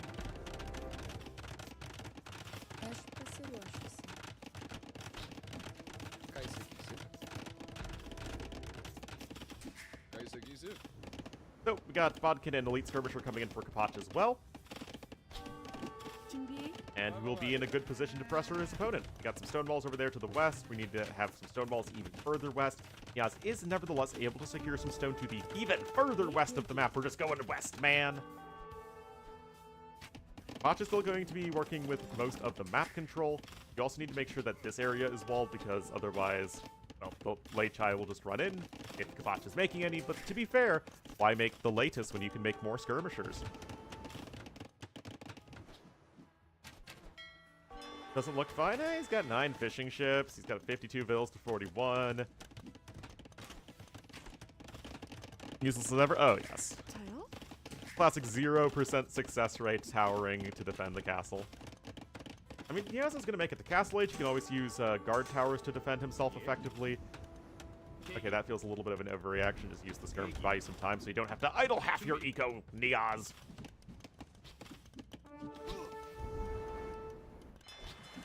There is one demo raft on the way. Games ago, we saw something like that. But to be honest, guys, yesterday was kind of a blur for me in my mind. I don't know why. Yeah, that was the exception that proves the point, as they say. It now feels like a great time to start plopping down some towers to help defend yourself.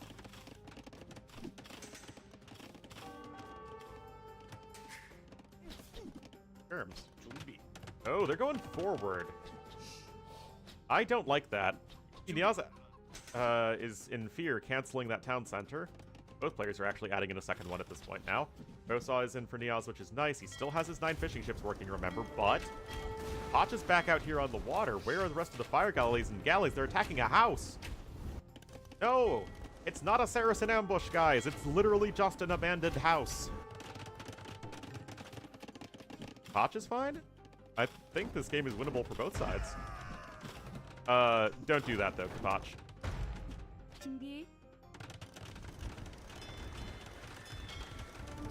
That's also happening as these ships are sailing over to help bail out the fishing ships.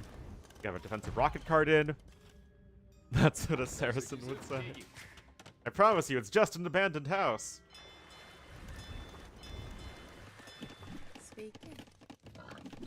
Friendly fire ain't friendly. I forget who said that quote. There's nothing friendly about friendly fire. Some military person.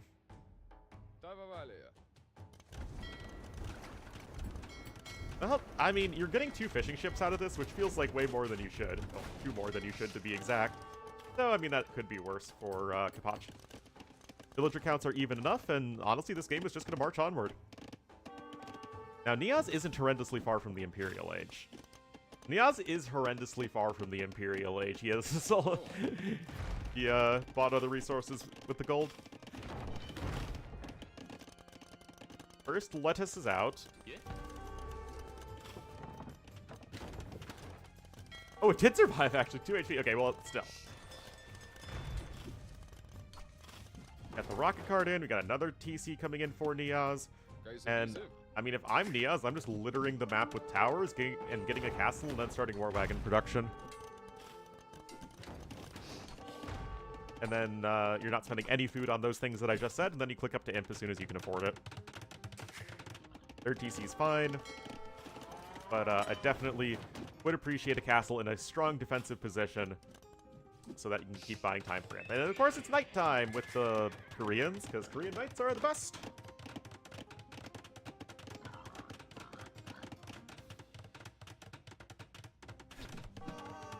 Ooh.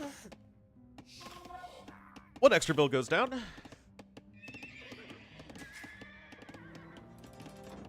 And this is the sort of castle you want to get up if you're Niaz. You do not want this castle to come up from Koch. You just did a nice job here as Blue, breaking out of your shell, getting out onto the map. So, you know, don't lose all that map control. But Mangonel is immediately sniped right there. We have some Fire Lancers coming in. Fire Lancers and rocket carts. Guys, is this an MBL game? All right, chat, give me the odds. What are the chances that this tower is successful at denying this castle? Oh, wait, what? Okay.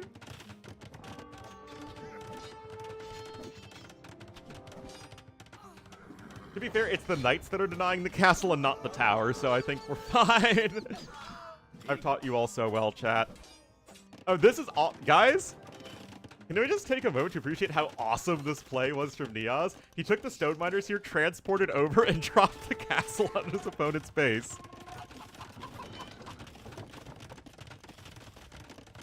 That, like, this is awesome, man. Now, look at this. Now the castle's a great position to start, creeping towers across your opponent's base. What?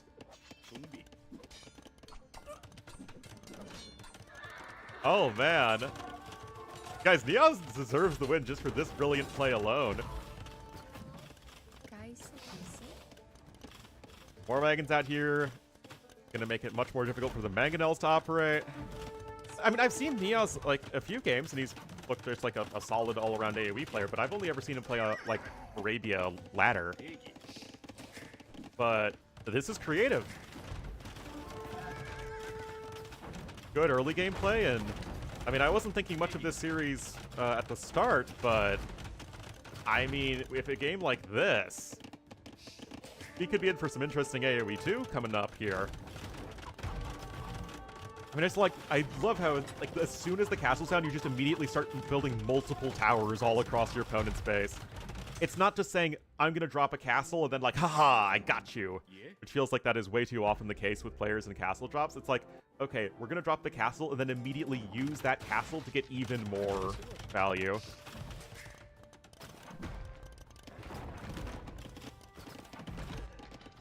And the castle was denied entirely by this tower. The tower gets 100% of the credit for denying the castle. And we got some Fire Lancers here to help deal with the Lechai. Which, I mean, I guess they're okay. Another tower coming in. We got a barracks for more Fire Lancers. Those wheels are actually able to go back onto stone as well.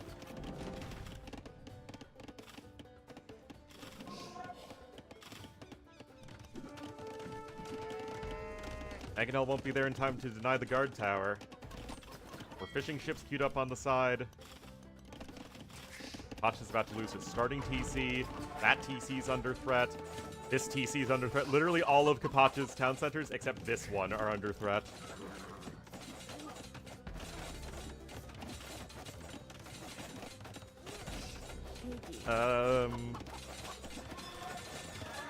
Kind of weird, but I guess it's slowly working here for Kapach.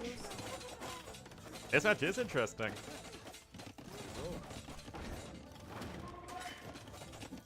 I mean, Kapach is fighting. Tower does go down. There weren't any Fire Lancers being built at that particular barracks.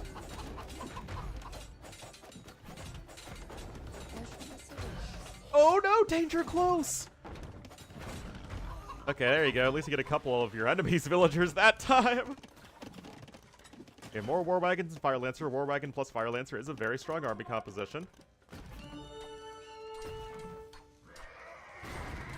Korean discount helps out a lot in getting both units out at the same time.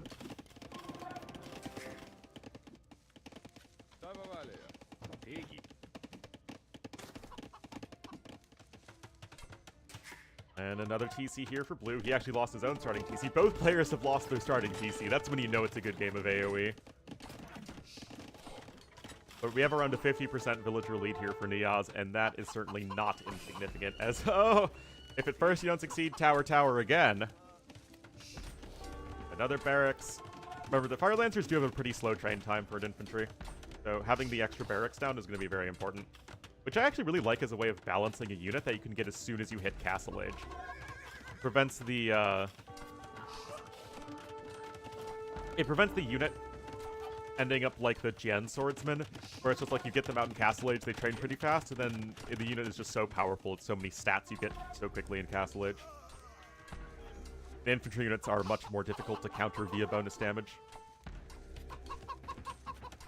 And the Fire Lancer over the Pikemen, because the Fire Lancers don't require the Pikemen upgrade, they don't require any food, and they are a stronger overall unit, although not quite as good against the Latus as we are seeing here.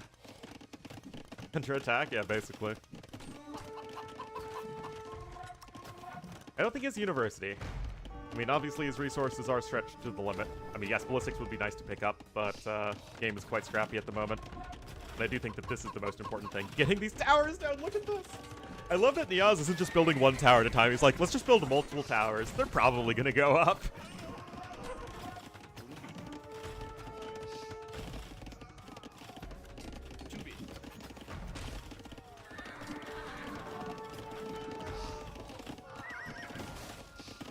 Don't worry, guys. Kapach still has exactly one town center that is not under attack right now.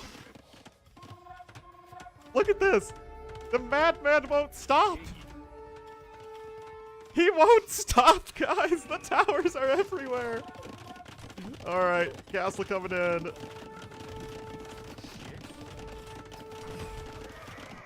That is going to be helpful, and it's going to buy you some space, but this is obviously so much idling. Kapach is losing almost 50 villagers this game already. Got a siege workshop incoming over here.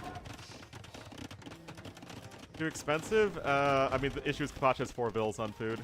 Is not exactly the best for that.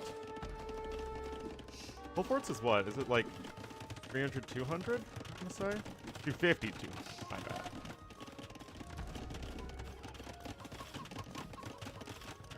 Oh, it's a wild game that we jumped into here.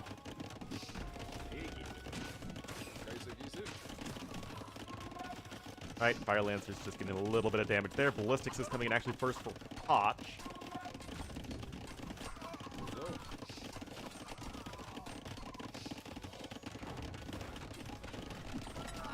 I mean, Kapach has no gold income and he has almost no food income. And his best unit is the latest, which, guess what resources those cost, guys? I'll give you all one guess. And this all stemmed from the simultaneous castle drop over here via the transport ship and the defense of the castle drop over here. Before that, the game was basically in the balance. But now it has just been opened up so wide in favor of Niaz. Stone of Wood? Yeah, you got me. He's on his own bills? Oh, I remember. Those 4 villagers.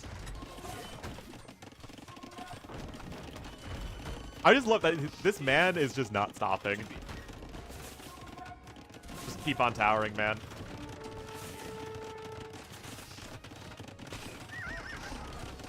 Defensive tower being attempted over there. Rocket cart coming out. I do think that Niaz, in all honesty, should have prioritized getting the rocket carts and ballistics out a little bit faster, but at least he is doing the rocket carts now. Ballistics is definitely going to be a big one, though. Well, rip that mangonel, and although the tower might go down... guys, Kapach is just giga turbo dead. Yep, Jordan lost 3-1.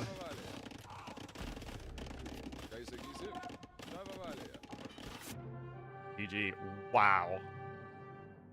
That game was both impressive in terms of AoE strategic skill played and also just fun. Like, we had Niaz attack like every single side at once with towers. Like, look at this. He's literally encircling his opponent's base. And then he had towers over there. Like, that's the sort of game that's just fun, man. Tower kill count? Sure. Now, keep in mind that several of the towers that went down had a fair amount of kills on them. It's only 15 in total. Tower kill counts actually usually aren't that high. As Kapach, if he had fun? Okay, well, I don't think it was a very fun game for Kapach, but it was a fun game to watch. The KD was actually quite even overall, but Niaz naturally way more troops trained and way more of all of those resources collected, especially gold. Yeah, it's definitely more about area denial. More fleshed out tech tree. Lose his hair. Oh dear.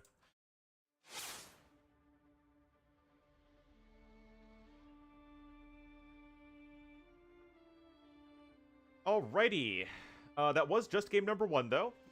And I certainly have faith in Kapach of making this a set.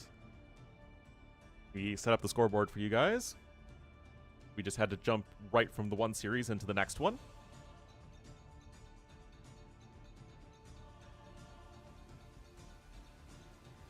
Then I will need to take... Whoops, that's the wrong button.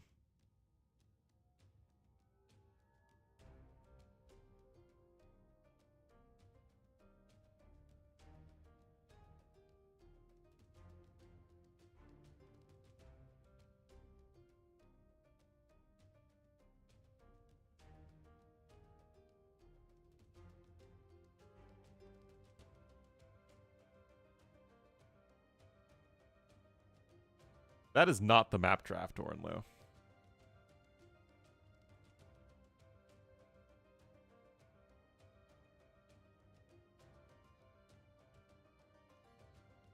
What on earth is going on here?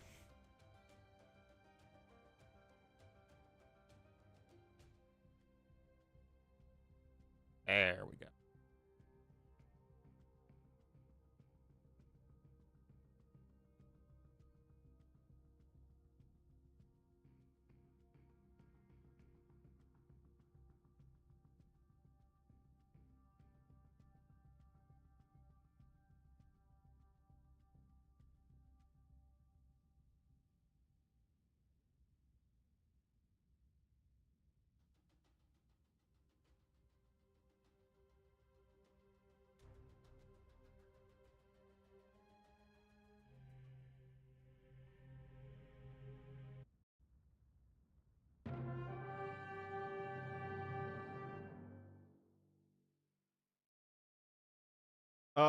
The game is over. No idea what the issue was.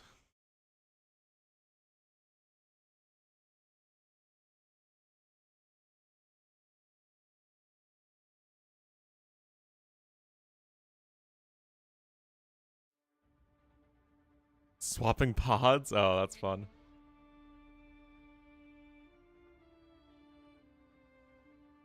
Alright, so did set up the scoreboard there.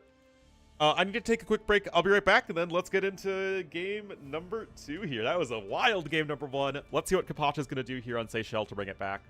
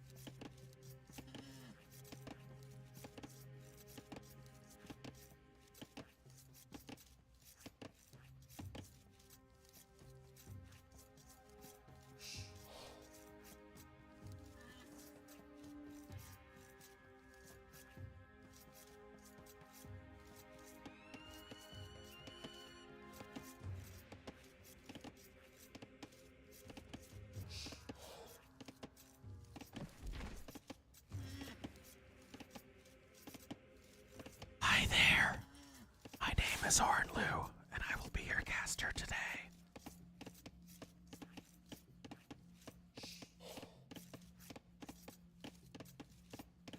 The Cultural Cup. Oh yeah, I remember watching that. It was really exciting watching the World Cup finals at it was at DreamHack. All of us went out, or at least a lot of us went out to a bar, pub, whatever, after the event and watched the finals. Well, some people were watching the finals, other people were just drinking. I was like doing a little both. So, Nia is going to be here in the blue as the Georgians to the southwest. And Capacito is going to be in the red as the Byzantines to the northeast. So, forward dock here.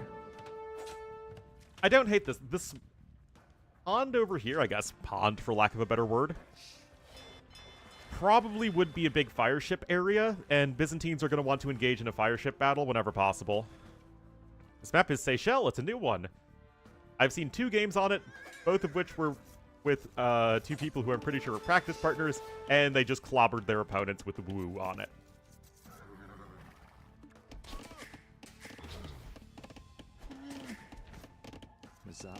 Zaars.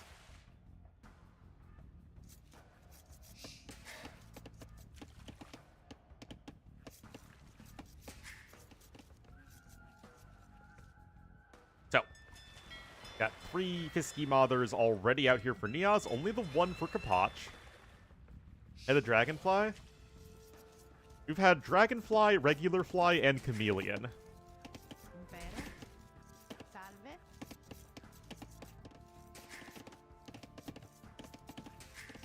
Now, Georgians in general should not be anywhere near as good of a water sieve as our Byzantines, especially as the game goes on.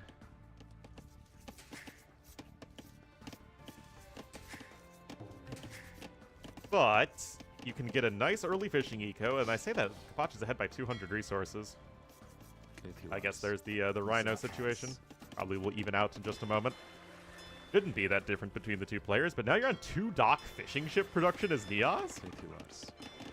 What is the madman doing? Zaars.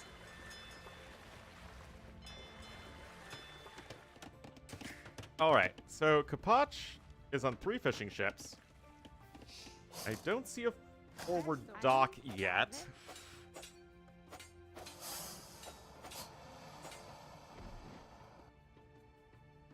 See what these fellas are up to. Is it going to be another forward building? Okay, no, it's going to be a forward dock this time.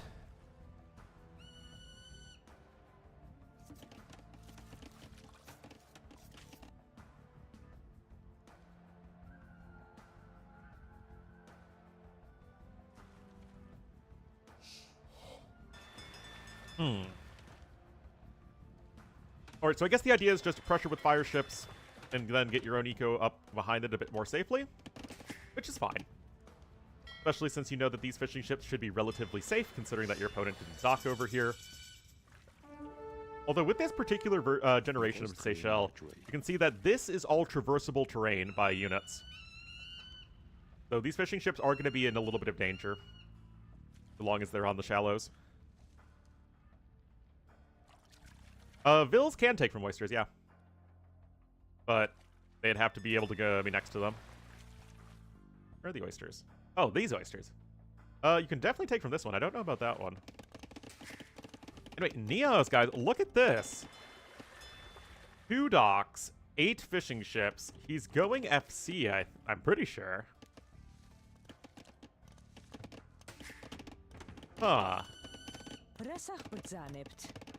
Pickaxes and taking oysters? Hey, man, have you ever tried to shuck an oyster? You need a pickaxe for those bad boys.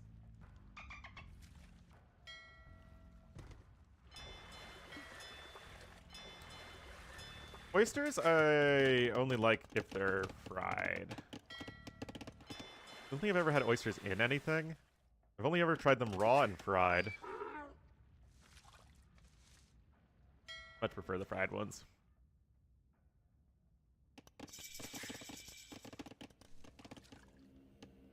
Alright, Blacksmith now coming in here from Niaz. Oh, jeez, let me go, nobody.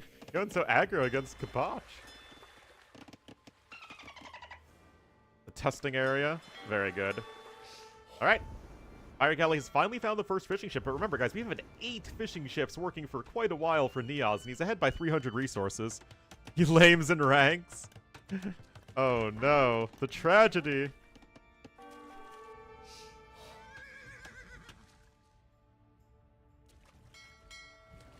Still, it's taking a good long while for many of these fishing ships to go down, and look at this! These fishing ships are just, come sail away, come sail away.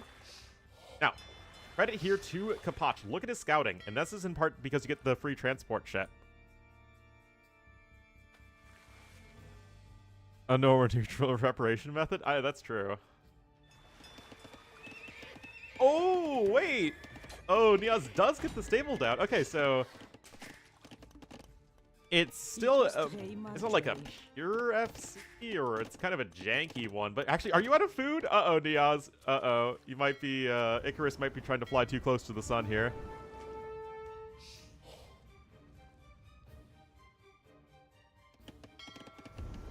Yeah, but my preferred, shellfish is always crab. Love crab.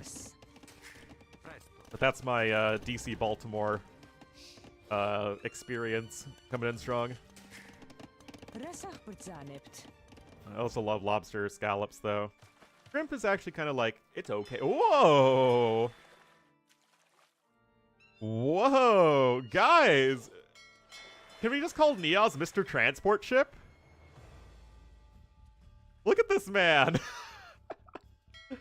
He's just straight up transporting a Bill over here to the side of the map. This was the Bill who went with the forward stable, by the way. Shellfish? Why wouldn't it? Oh, is Red gonna spot it, though? Oh, yeah. Oh, he's spotting it. It was really clever, though, from Niaz. But, yeah, it was spotted. Gaslight is almost... Whoa, wait, why is Kapach so slow? Oh, yeah, he's trying to go with his own stable and blacksmith. Now, this stable is walled in.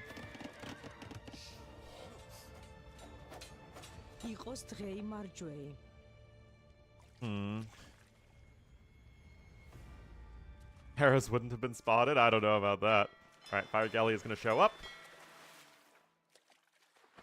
Now Kapach has the resources lead, as Niaz has been trying to get up to Castle Age. He's not had double bid axe until right now. And they did rebuild another stable at home. Use pickaxes. I mean, Bills, I think, aren't really supposed to be the ones taking the oysters. Crayfish? I've had crayfish in, like, seafood boils and stuff, and it's just kind of like shrimp. But I'm not brave enough to, like, suck the head of one. That's a little too icky for me.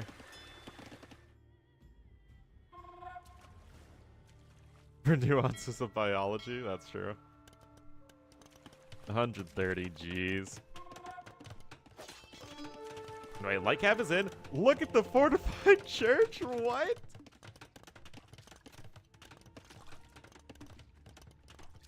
All the juice. I know.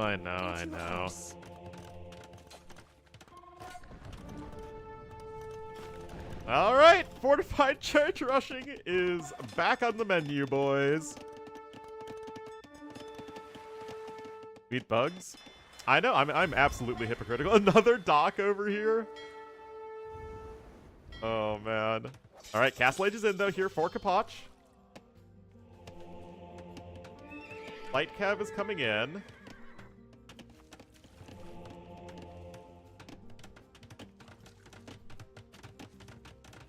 If there are fish, then dolphins are fish?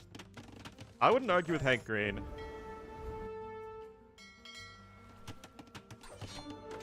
Uh-oh. Okay, Pikeman upgrade is even in now here for Kapach, and that's going to be a very good fight.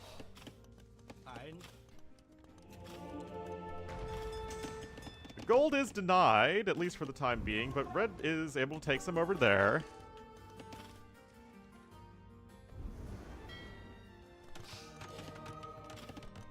DC number 2 coming in for Kapach as well.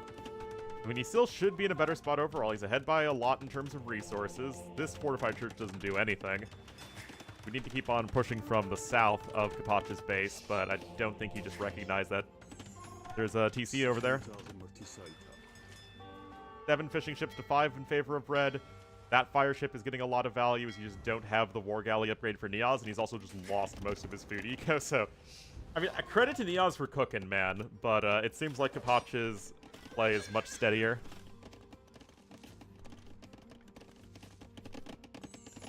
It would be even better, that's true. I mean, you can try and leapfrog the fortified churches as much as you want. That's a lot of wood.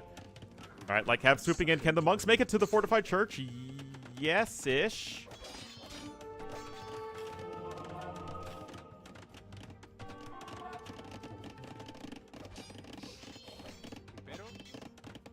Oh no, he overchopped to the stable! So the light cap have no blacksmith upgrades or bloodlines. Now all of the fishing ships are dead. Posh is fishing away. Third TC coming in for red as well, so Kapach looks like he's doing just fine.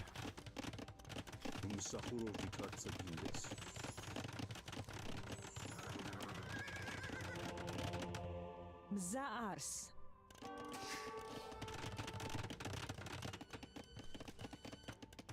Yeah, fish is really ambiguous.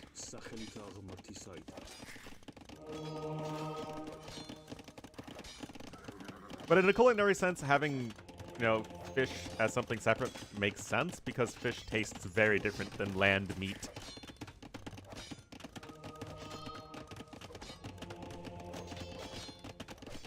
Alright, Kapach is on stone. Guys, can we just, like, take a moment to appreciate that Niaz is building 7 fortified churches in his opponent's base in a tournament match?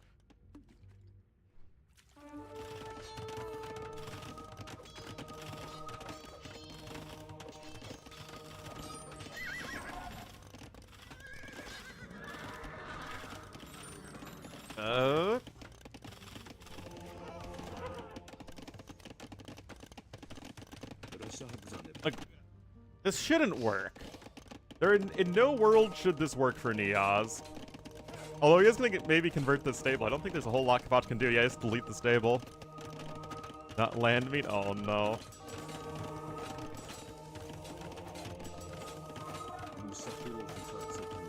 Rip. Alright, another monastery coming in now for Kapach. It feels like there needed to be a siege component of this army, or this push a very long time ago. Atonement now coming in for red. Niaz is even out of gold over here because the light cav are on the other side of the map. Niaz just losing all of his light cav is kind of a big problem.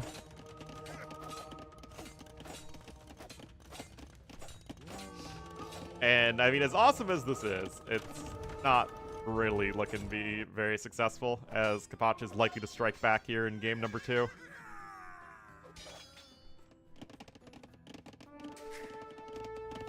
Is it legal to eat dolphin? Not in most countries. Same with whale.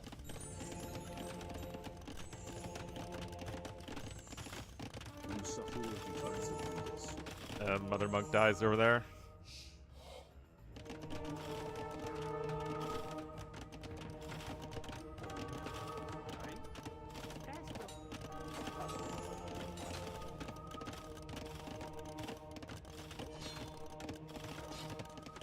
The same courtesy to pigs? I think it's just about sustainability is the most important thing. Also, pigs are not in any way close to extinction.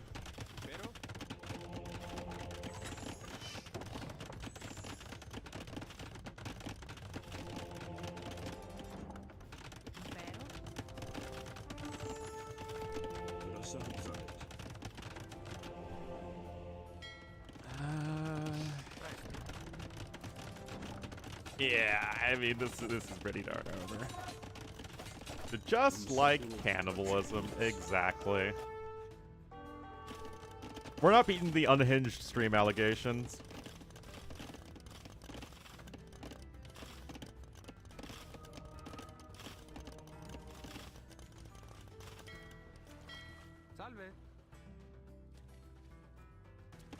An extreme cannibal? Well, I mean, I think that's like if it's literally the choice between life and death, that's when most cannibalism seems to take place. And indeed, Kabat Strikes Back. Fun game from Niaz, but ultimately not one destined for success. Yeah, T90. I would say that you came during a weird Twitch chat time, but yeah, this is pretty par for the course.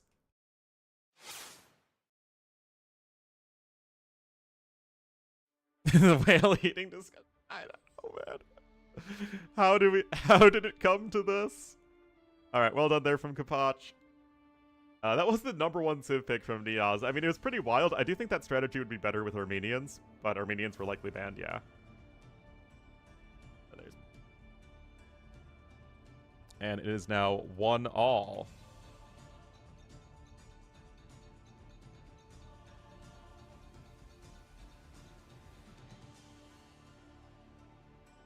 Alright, let's see what the next map is. I do like Seychelles, though. I think it's interesting. And I've not seen Khmer yet at all. Arena and Rocky Forest, of course, we know.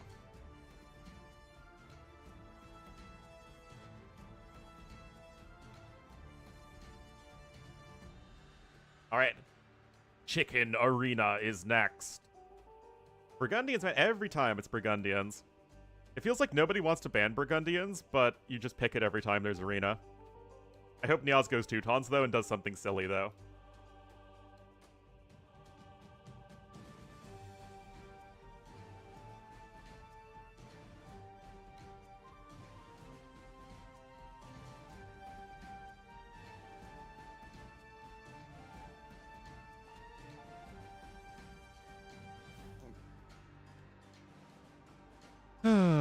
Tier list of animals I don't care about.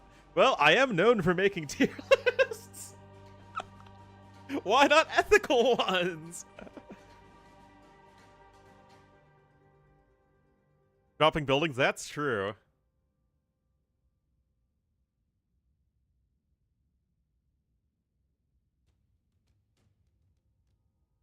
Okay, alright, guys. I want Niaz to do something wild again. Niaz's gameplay so far has really fit with the stream.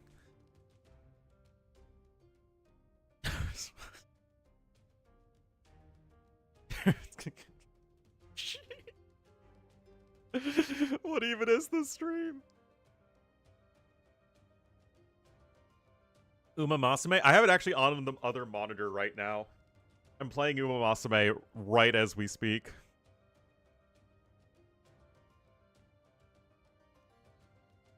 Oh, I don't play gacha games at all.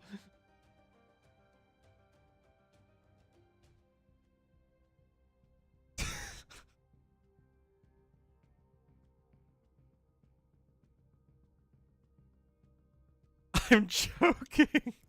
I don't do horse girl racing. Alright guys, 45 seconds and we're getting into game 3.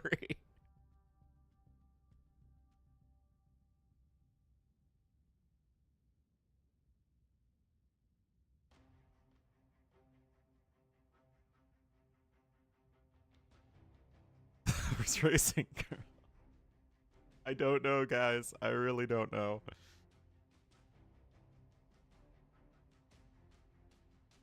Just because I watch anime doesn't mean I have my harem of waifus.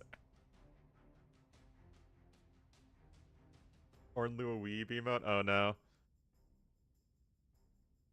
Although I do plan on finishing Apothecary Diaries today and getting caught up with that, and I really have enjoyed that one.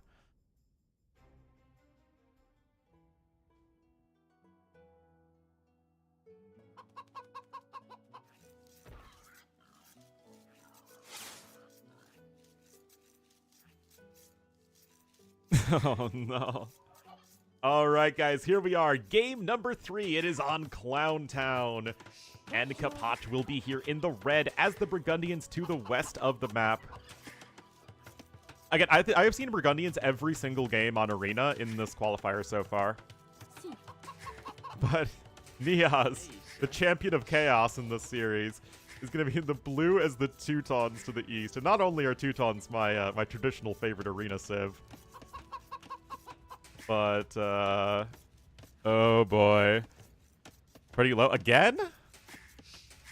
I'd like to point out that I changed no sound settings. Went right pretty bad. I think that the thing with Burgundians is they also tend to be picked by the players who aren't big fans of arena.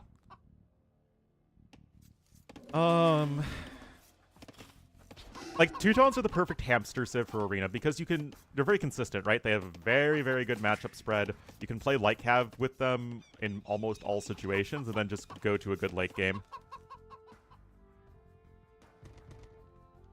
I have to move 30 minutes. That said, ladies and gentlemen, we have Niaz with only 2 villagers on wood. Oh, it's going to be tower rush time. And I actually do like tower rushing against Burgundians because they want to click up a little bit later. Because you spend that extra food in early game. Broken? Oh, I'm trying to remember. Was Dos Pilas? I think Dos Pilas was bugged right at DE launch. I think. Yep, here we go. Here we go. I'm so ready for this. Bonjour. To be honest, Burgundians are a great example, like versus Teutons, that why power creep is such a huge issue when it comes to the arena civs. Burgundians just kind of do what Teutons do, but better. They have gunpowder, halbs, cavalry, but an even better eco, and they're much better at mid-game pressure. I mean, monks, Teutons still have a niche with their better monks and conversion resistance, but there's a reason that we don't really see Teutons all that often, and we see Burgundians constantly.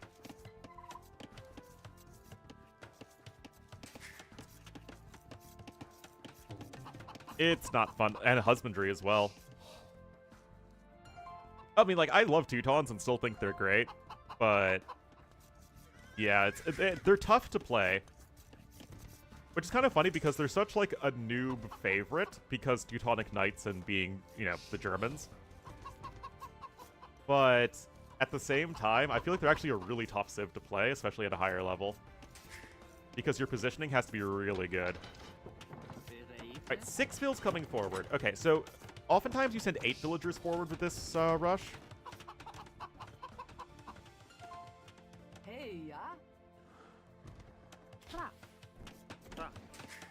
But 6 can work. 6 vills will still win you every tower war. Lewis going to China? Yeah. Miss Jordan versus Lewis? It was actually a really underwhelming set. Was that the one where he basically surrounded Hera's base with towers? Because that seems familiar. Okay, no, he is sending the extra 2 vills over. Yeah, 8 villagers is the standard, guys. Tower coming on in.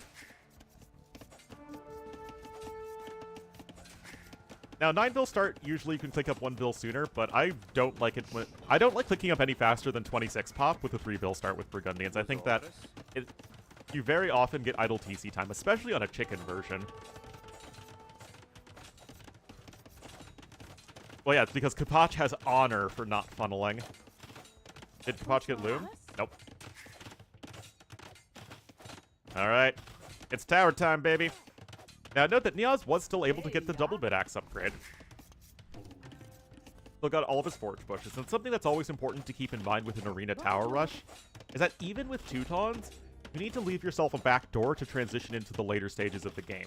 Because you can often find yourselves, yeah, you have, like, say, like 4 towers in your opponent's base, and yet you still kind of need to get to Castle Age, and that's where you need to use your monks and siege, maybe get guard tower, maybe get some knights out.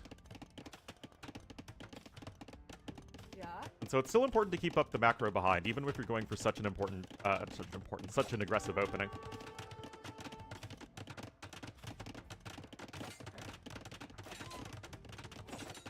In this tourney, he had a really good game 1 performance. Apparently Jordan isn't qualified for the other qualifier, though, is what people were saying. Is he so tired of Niaz already? I don't blame him. Which is, like, it's funny because I've only ever seen Niaz just play ladder games before, and he just looked like, you know, a solid AoE 2 player.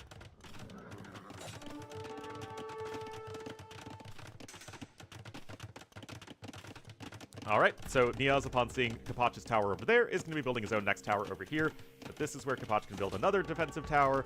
But that's where Niaz can say, haha, I have Teutons, my towers are superior towers. But that's where the other villagers are coming forward from Kapach, so nice defense from him so far. He's able to get the bow saw upgrade. Now note that he's just completely foregoing his own fast castle. Taking around in Feudal Age, but Burgundians of all Civ,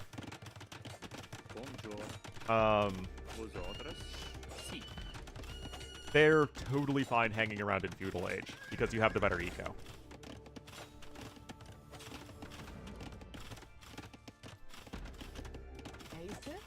A little bit of a love tap back and forth. Just too far forward. If I were having this map, I would likely drop my lumber camp right here. In this matchup. Is this further forward than this? Yes, by a few tiles, which can be, you know, all the difference, but I don't think it's that big of a deal. Anyway, fletching is on its way here for blue. Of course, both players have plenty of idle time. As you would expect, Kapach is way ahead in resources, and so far, this defense has been very good.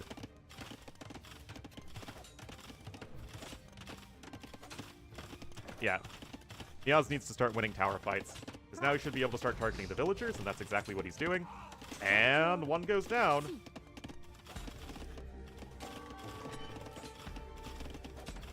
But Kapach has his own fletching upgrade. But now you need to start dancing the villagers in and out of the tower. The Teuton towers, though, this is why you tower rush with all these vills in the first place, is so you can just get all the arrows. Yeah, you do not want to be losing vills here as either player. Like, with proper control, neither player ever loses any villagers until the towers actually start going down. Well done so far from Niaz, and well done so far from Kapach, except for that one vill. Oh. Of course, just the DPS is so much higher here for the tower that fires 8 arrows versus the tower that fires, well, 1 right now. Like, this is tough for both players, because it's both tough to get the damage done and kind of tough to actually stop this. An interesting dynamic here with the Teuton tower rush.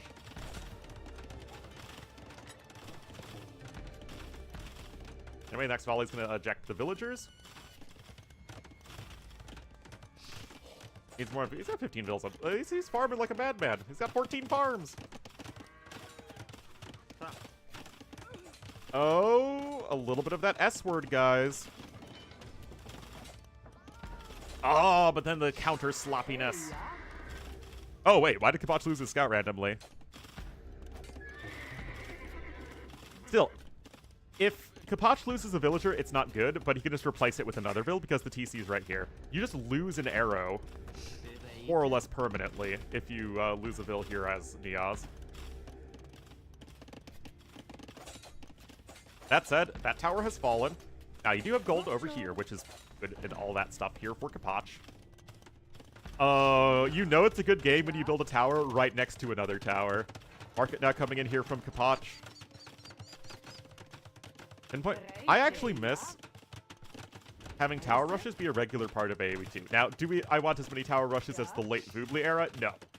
But tower rushing was a way to, like, make games aggressive without it just being like, okay, you're either going super YOLO forward or you're just sitting back and booming towards Castle Age, which is kind of the meta right now. It was a really good way of actually punishing defensive play. Anyway, that tower is obviously going to get arrowed down quite quickly. Kapach needs to make another one. And look at this, guys. The Castle Age times aren't going to be all that different. That said, Kapach is still very far ahead in economy. Blue's getting his own market down. Obviously, he has the blacksmith earlier from fletching. Yeah, just have to be very careful with how you place the tower there. Castle Age is coming in, and Castle Age just sell a little bit of wood. And you can queue it up right after that bill. Sell a little bit of wood, and you can queue it up right after that bill. Frost, sell a little... Okay, never mind.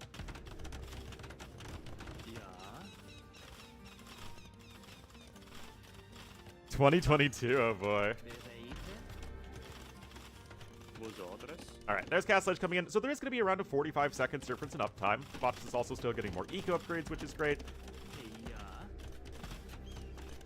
And if you are Kapach at this point, what is your plan? I think a Siege Workshop plus TC combo should probably be what you need.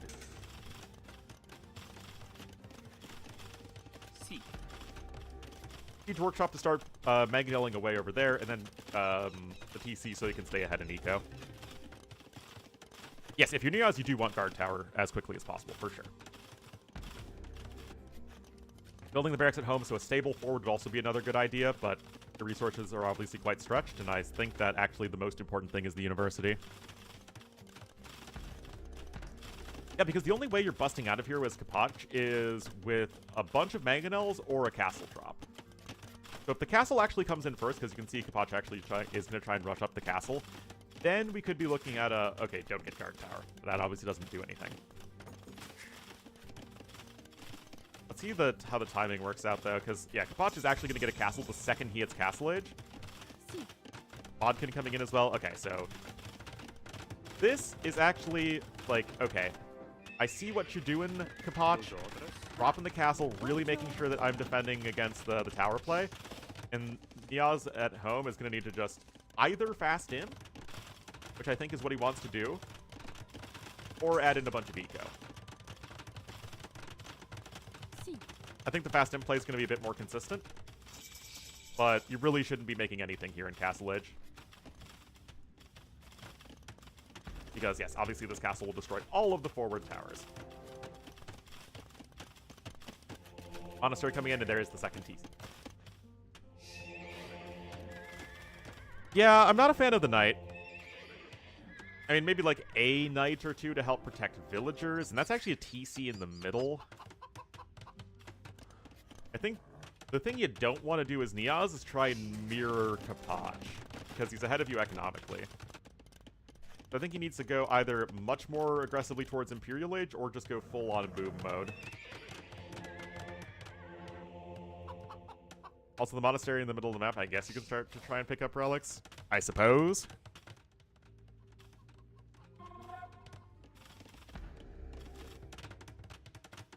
I do think that the most consistent way to play this would be for a fast imp, though. Fast imp, monks, krebs. Kapach is going to have a very slow Imperial Age time relative to his opponent.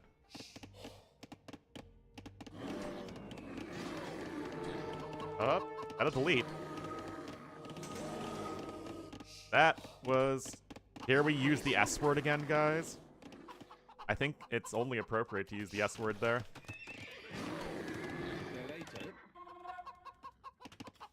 Yeah, that's not what you want. This actually does need to be full walled, otherwise you could have some units slip through. You have one monk out for Kapach, so I guess it's fine. Okay, so Niaz is actually taking the boom approach. Ish.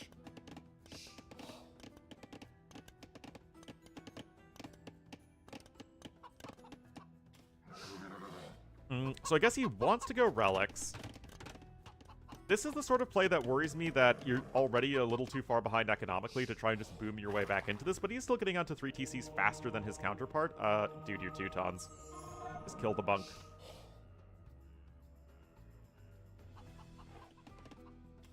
Atonement coming in. Okay, so Niaz... Like, I was saying that just trying to match what your opponent is doing is going to be a little rough if you're already so far behind, but that's what Niaz is attempting, and I can't say that it's, you know, thoroughly unsuccessful, so... Oh, that never lost the conversion charge, but that has to be deleted now.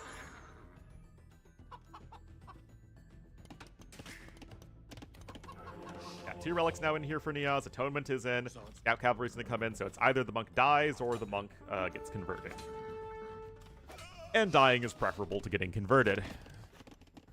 Gain the Teuton resistance. It's inherent to the civilization, so I would assume so. To be fair, I've never checked it. But I imagine it would be. To land army? Do you think he should be going more for naval army?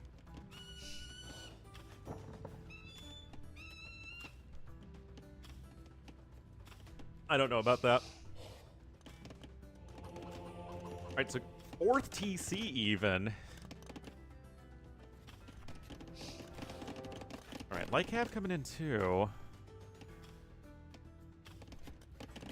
Yeah, I mean, we got a big old farming infrastructure over here. You also even have heavy plow. But Teutons can throw down a lot of farms very fast. But, like, triple monastery when you're not up to Imperial Age? This feels odd to me. It's like you're committing to a good amount of army, and you're also going to 4 TCs, but the thing is you're still behind in economy. And you, therefore, would likely be a fair bit slower to Imperial Age. At least in theory. But Niaz is catching up in the farmer account quickly. And Kapach is going for light cab. I guess try and fight for some degree of map control.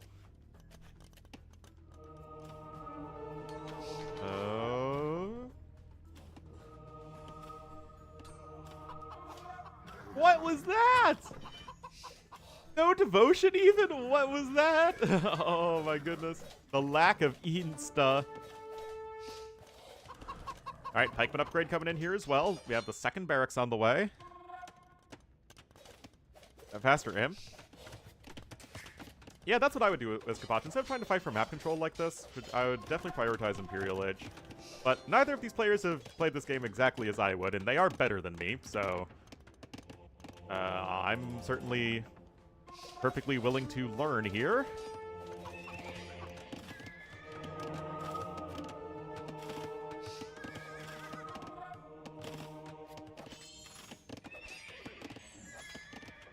Alright, castle coming in here towards the middle of the map. Yeah, naturally, Niaz is catching up in resources collecting. He's on 4 TCs to 3. And another barracks coming in, and to be fair, that castle's not getting stopped. Both of those relics are going to get denied. We're at 8 Custelier right now.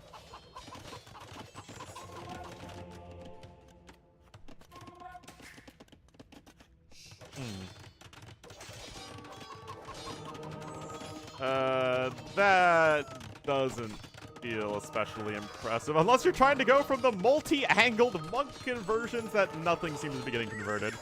Okay, well, a couple of Custelier were converted, but now the light cav are here. They're going to start killing the monks.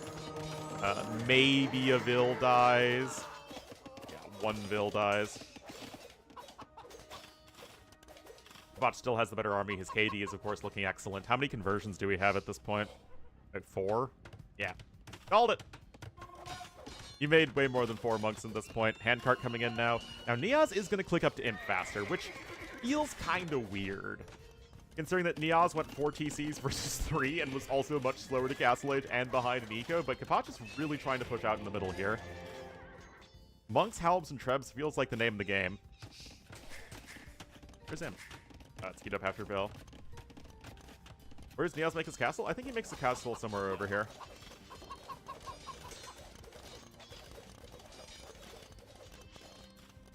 Now, Kapach isn't going to be too far behind.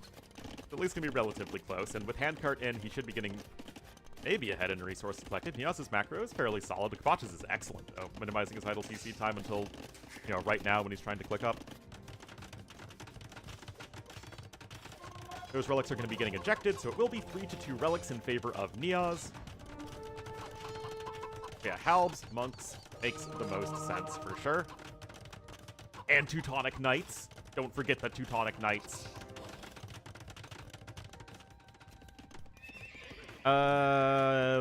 Why is Niaz making stables? And getting cav upgrades.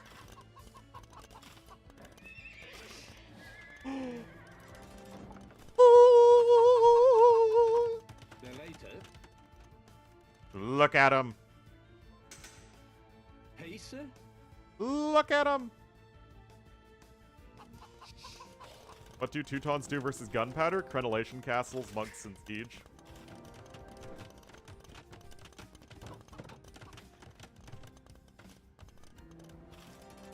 Okay, another castle coming in here. Even getting the shaft mining upgrades is Kapach. Always love to see you get all the eco upgrades with Burgundians. Although I still do think you, like, in a big eco setup like this, there's no reason for you to not have handcard at 120 Vils.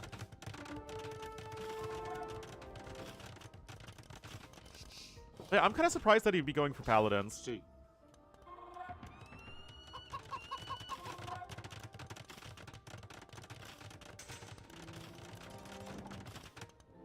Well, I do always talk about bringing the relics to the back. And that is exactly what Kapach is doing here. Alright, Petard's coming in, but you already have the secondary layer of walls. I am indeed a little surprised about going Paladins. Like, I thought it would just be for Halbs, Monks, Krebs, Bombard Cannons. But to be fair, Kapach hasn't teched at all into Halbs of his own. Obviously, he doesn't really know what's going on inside his opponent's base. Block Printing is coming out. Oh, we already have 2 Trebuchets on the Trebu way. And Pikemen are going to get some value there. Now 3. Well, I mean, he was just kind of trying to play the map control game. Anyway, got ranges coming in. Got chemistry coming in as well. And to be fair, Paladins are going to be at least one of the better options you have against the gunpowder.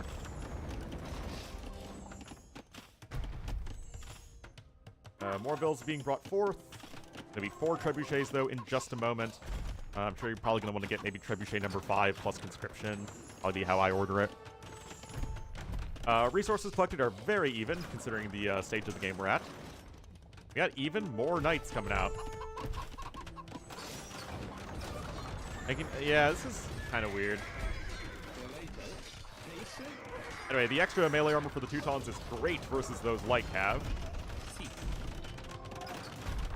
Lots of repairs happening. The actual stone bank is a little bit higher for Kapach, but the DPS is a lot higher for Niaz.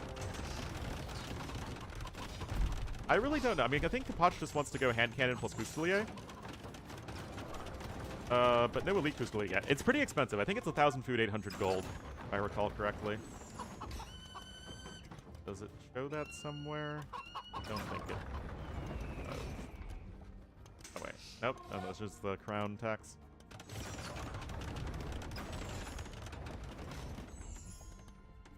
Well, only if Niaz can actually just go kill his opponent. And I mean, like, he's really hiding these Knights. But Knights aside, I think that he's just gonna get losing the Treb War by a lot. And alright, Spec Red's line of sight. He might have seen it. Vineyard's coming in. Okay, 3 Bombard Cannons queued up, but there you go. Cavalier is in. The upgrades still aren't all that impressive, as that castle does indeed finally go down.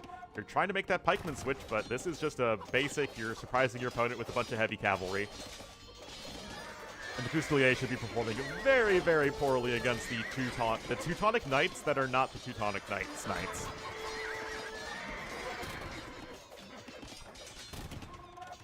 Six melee armor against a unit that has 10 attack after the charge is very not impressive. Krebs being brought to bear over here to the west, and Niaz at max pop.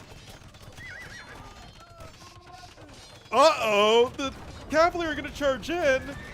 And this is what I was talking about, that even if you go for the tower rush, you need to have the follow-up behind it, and Kapach is looking mighty dead as Niaz going to be 1 game away from, I'd say, a pretty substantial upset.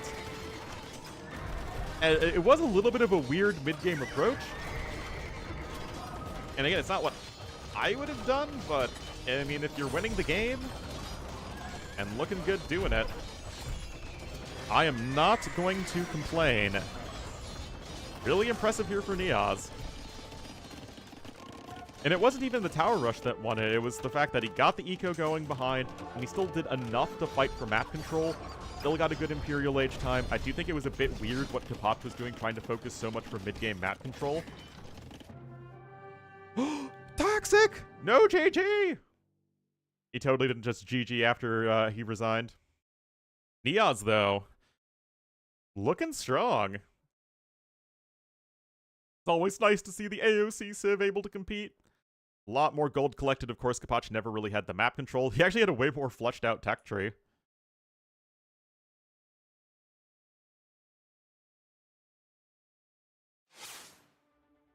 Nope, not a whole lot you can do at that point. Niaz has been fun to watch. I honestly hope this series goes the distance. Alright, that was Niaz's #1 home map, and that is the last pick versus the 3rd pick. Worlds qualifiers? Oh, did he? Maybe. Dan Vanderloop with the 78 months, thank you so much. Yeah, it's fun. Good morning.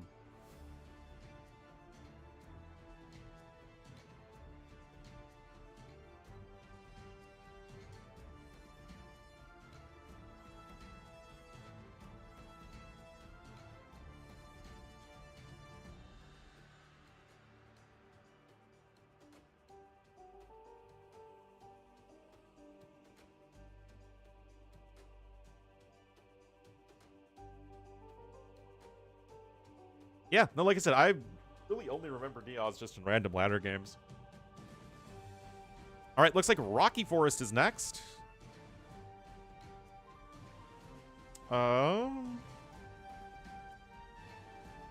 With the last map being Khmer, which I still have never seen a game on Khmer.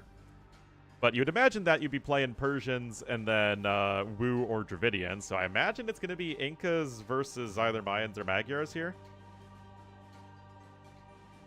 And I don't think I'd really want to play Mayans versus Incas if I could help it, so probably Incas versus Magyars.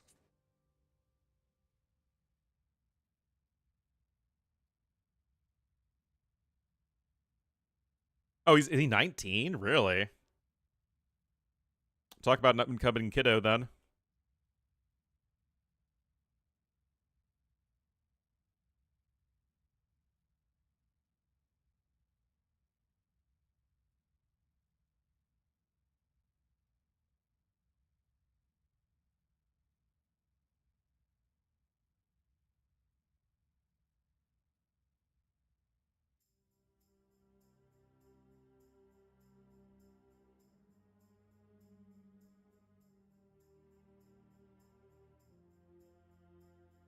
All right.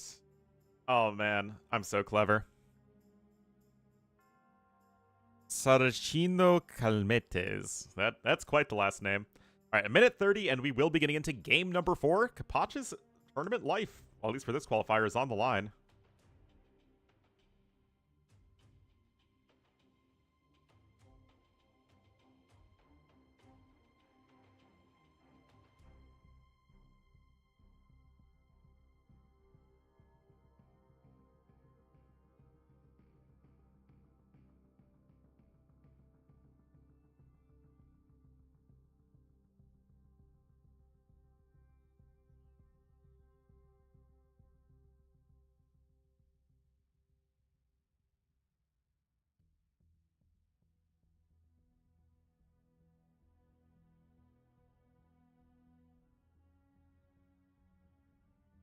In the Warlords quality? All right. From Chicago. Hopefully you're not out outside, because the air quality is terrible.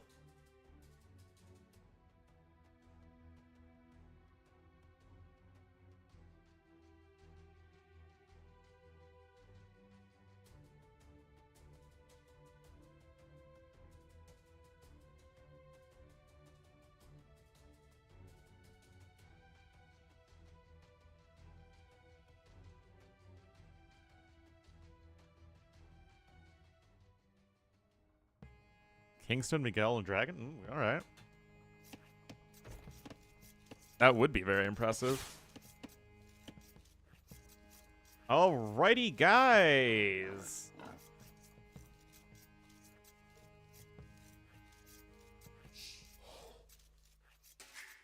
Here we are, game number 4.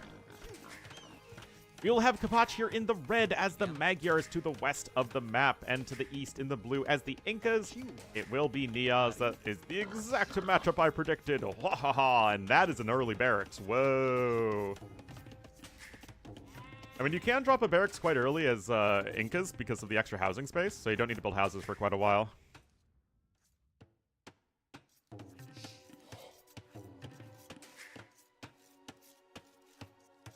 It's a tough bracket for anybody, yeah. Igen? I mean, you still have Tato and ACCM that players are going to have to run through, right? And that's going to be, I think, the toughest runs. And Heart, oh yeah.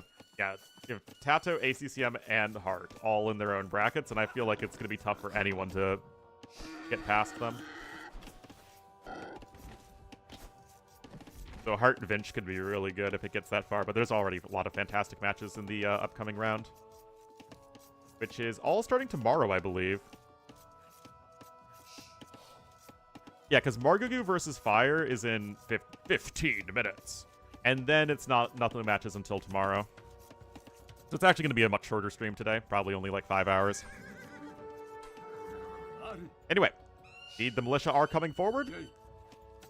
And without being able to quick wall your vills in, Kapachi is going to have to do something here.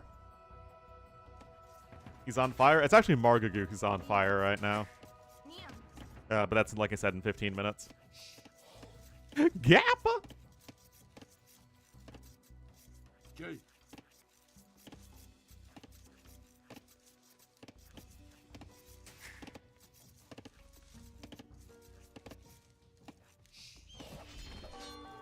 Oh boy. I mean, I think Hart is the weakest player by a small margin of the first place, or the top seed in the bracket, but I think Vinch is the strongest second seed in the bracket. Is he locked out again? The world may never know. Alright, another militia is on its way. 5 militia drush! What is this? Oh my goodness, guys. I mean, if Neos has no fans, I am dead. Look at this! Homie is straight up 5 militia drushing like it's 2013. Is seed 4? Ah, that does make sense. Which would make Heart seed 3. Yeah, that does check out. Alright, destroying the lumber camp, guys. Now, you can, of course, take your stragglers for a little while. Guys, Kapachi is going to be getting defeated. He has no wood.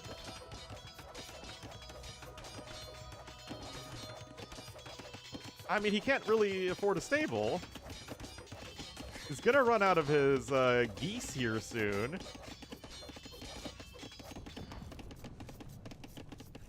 Speed 6? I have no idea.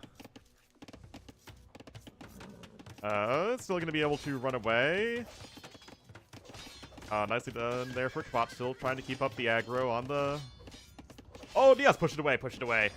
Oh, no, nicely done there from Kapachi.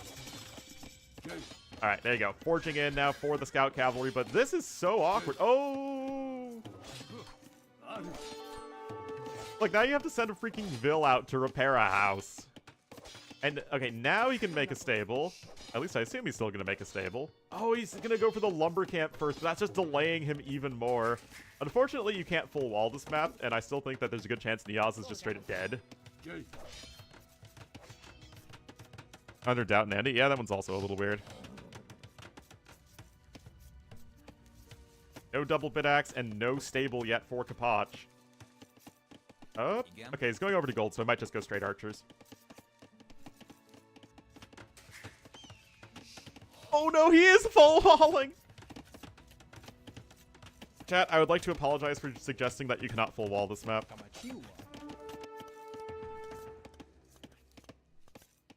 Like, how often do we see, like, a legit drush where you don't even...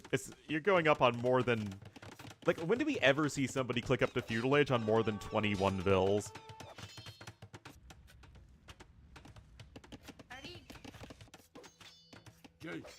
And, I mean, look at this. You're still denying a lot of wood income. The stragglers are going to run out real soon. You're long-distance mining gold. This is not at all efficient.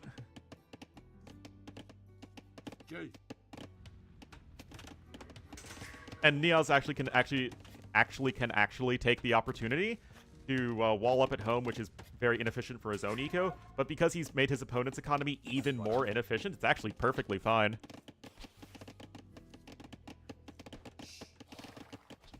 Gonna lose you the set? I mean, you love to see it.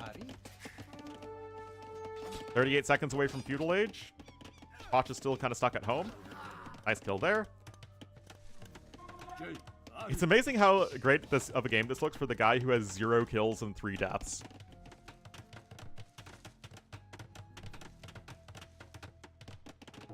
I don't know. Hopefully Neos has earned some fans out for this series, because I assume everyone else is casting this one too. Yep, needs to drop a tower here for sure. Bidex and Horsecollar both coming in. You can do that with the late up time. And now you just need to go for some Spearmen and Skirmishers to defend yourself. And that's what he's doing. Boom! But McNeely is still wrong because it wasn't the very first thing he did. He built an archery range and got his eco upgrades first by a small margin. Fleshy here still doing their best to delay Kapach, who has exactly one farm, by the way, guys. One farm to 8.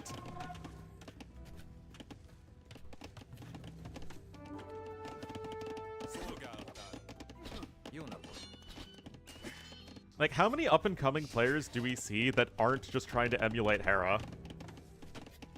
Like, Niaz is just absolutely marching to the beat of his own drum. Gets the kill there.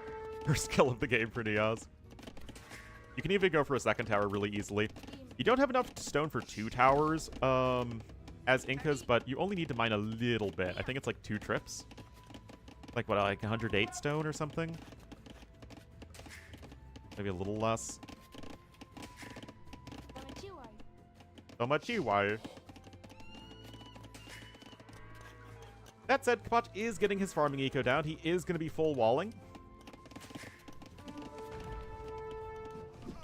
Best player by far, because Hera style only works if you are Hera and have the degree of mechanical skill that Hera has.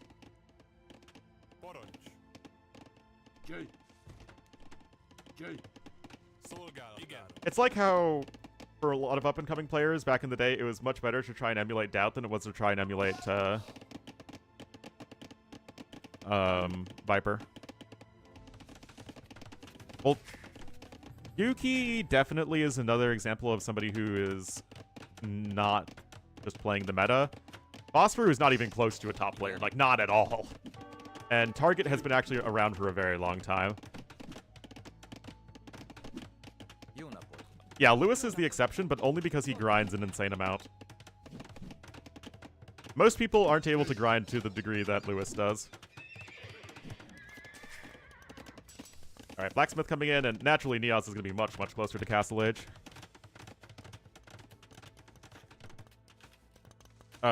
Target is... German. Now, for some reason, they do call Japan the Germany of Asia. Don't know why that would ever be said.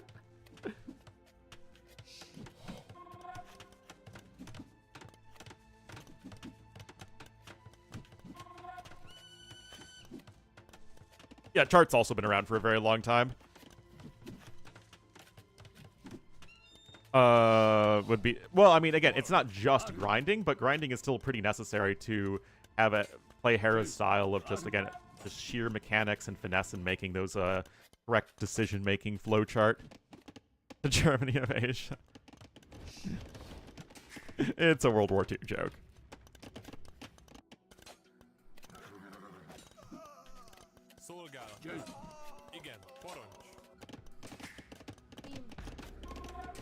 Anyway, Castle Age coming in. It's going to be for the Igelos.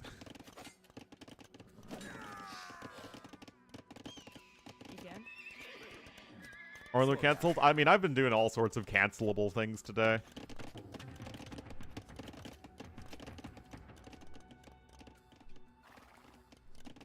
Anyway, I would not hate a third barracks, to be honest. Also a little bit of long-distance stone mine. Look, he mined exactly 20 stone, which is enough for another tower, and it's also enough for a TC. Depending on what you need.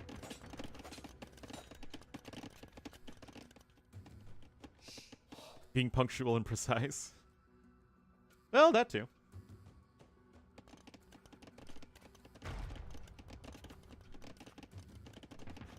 And indeed, there is the barracks number 3.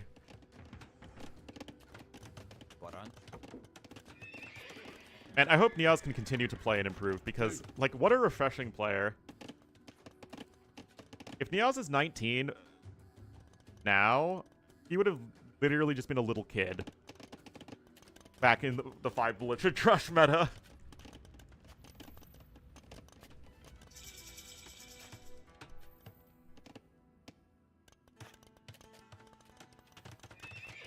No, Castle Age is coming in now for Kapach. But with the two stables here, we have to imagine that he is going for knights as opposed to cav archers. Igen.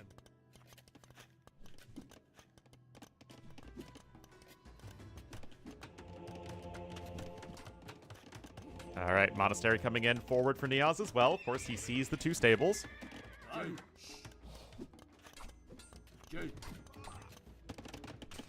Well, Huang's style doesn't exactly lend itself to learning everything about AoE 2, whereas Hera's does. Then Pike to his Eagle, which I like. Yeah, it's my favorite tournament logo in a very long time.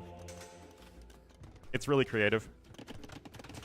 Second TC as well here for Niaz. There is actually, like, strategically, there is literally nothing I don't like about what Niaz has done this game. And I don't think I've ever seen a 5 Delicious Rush on this map.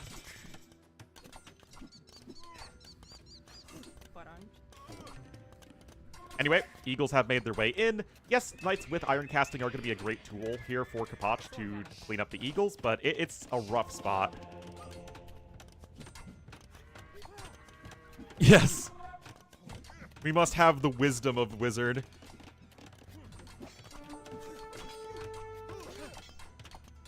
As tournaments? Yeah, I mean, I had forgotten about his Warlords result.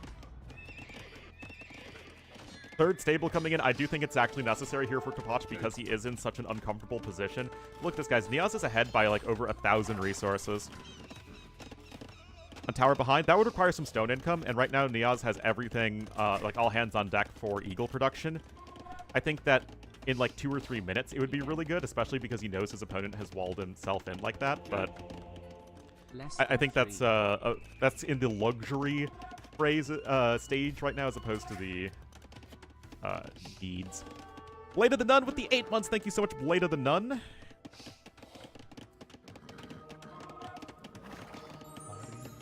Alright. Random conversion there, but the monk will get easily sniped. And there is the market coming in. I like that Niaz... Look at this, guys. Homie's got an outpost over here. Just, you know, just to be sure. And now the Eagles were coming in before the archers could come in and do any damage. Although, to be fair, he does have the infantry armor for his bills. And he's also starting to mix in Spearmen. Of course, he will need to get the Pikeman upgrade, but that's what the market's for. And the Eagles are going to be doing well enough until you can get the important Spearman upgrade.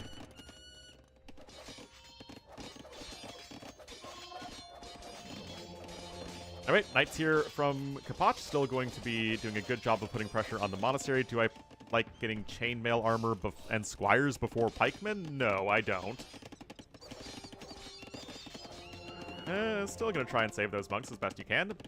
And nicely popped out there from Niaz. And another monk is also gonna pop out, charging up the conversions. A little bit of a miss micro. There. He could have gotten both knights. Instead, he loses his monks. That was not good in Niaz's face. And there's Pikeman coming in. Remember, guys, it's 2 TCs to 1. I actually really like that Niaz isn't being too greedy here. He knows his opponent is in a very tough spot economically. The one thing that he could have scouted better is this area, because he knows his opponent's gold has to be somewhere. So it could, I suppose, be over here or over here. Now, it is correct, and I'm sure Niaz thinks that Kapach is 1 TC. Because he also sees the triple stables. Oh, no, actually, sorry. He only sees 2. But even so. It's one of those things that, like, the very, very tippy-top players would probably scout that. But this is still super, super well played. And now he's going on over to stone. And with him going on over to stone, now is when you start towering over here. Like, that's the true Giga Chad play. And right now, you were just massing up infantry units like crazy as the Incas. You like the little scout counterattack there? For that tower? I mean, come on. Do we really have no faith that Niaz is going to tower? Did you see game number 1?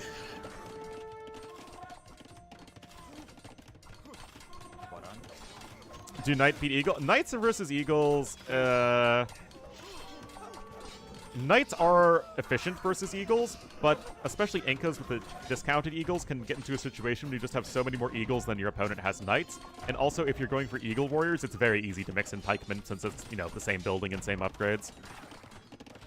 I mean, a castle would be obviously amazing, but castle takes more resources. But honestly, the game might just end as the Knights are out of position.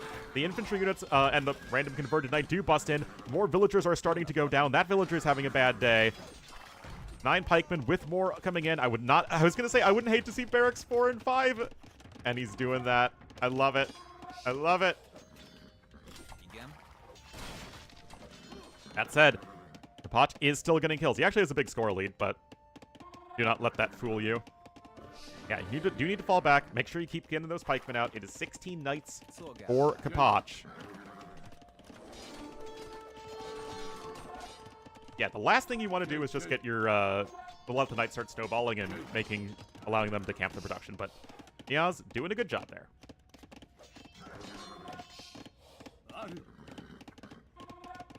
Like American Civ hard?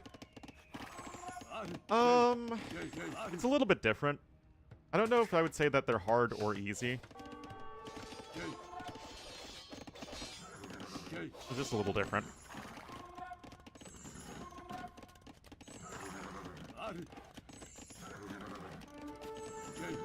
Anyway, Eagle's running in over here. Knights are going to charge over to take them out. Scorpion might be a little out of position, but it's still probably fine. There's another Scorp coming now. It's going to be a lot of dead Knights in just a second, though. Another conversion there. You can see it's actually almost entirely pikemen at this point. Yeah, the 3rd TC is going to be in. A 7th barracks is here.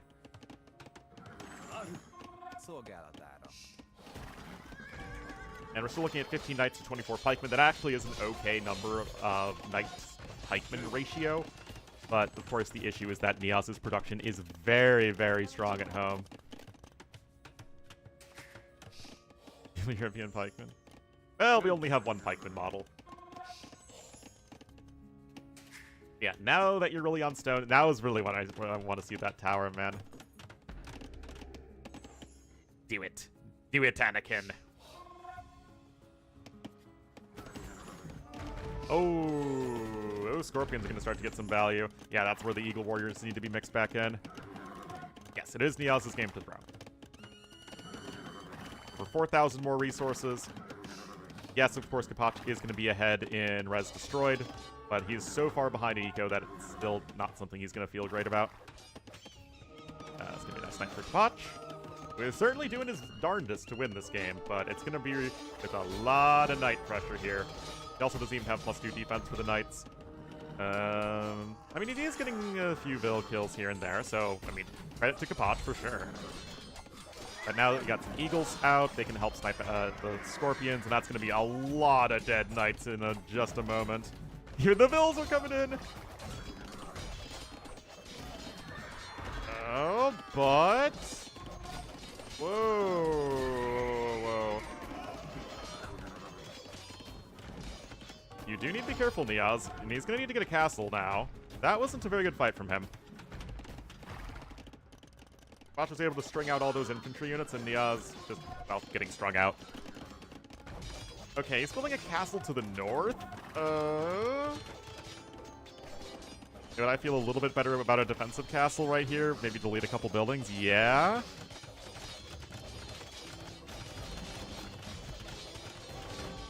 Yeah, I like the counterattack here. Remember, though, Kapach is only 1 TC. The second that this push stalls out, the game is over. But as soon as the castle's in, that's when the Yuckers can start to come out, and that's going to be a very important unit. 0 on gold right now, though, for blue. And indeed, the Yuckers have begun production.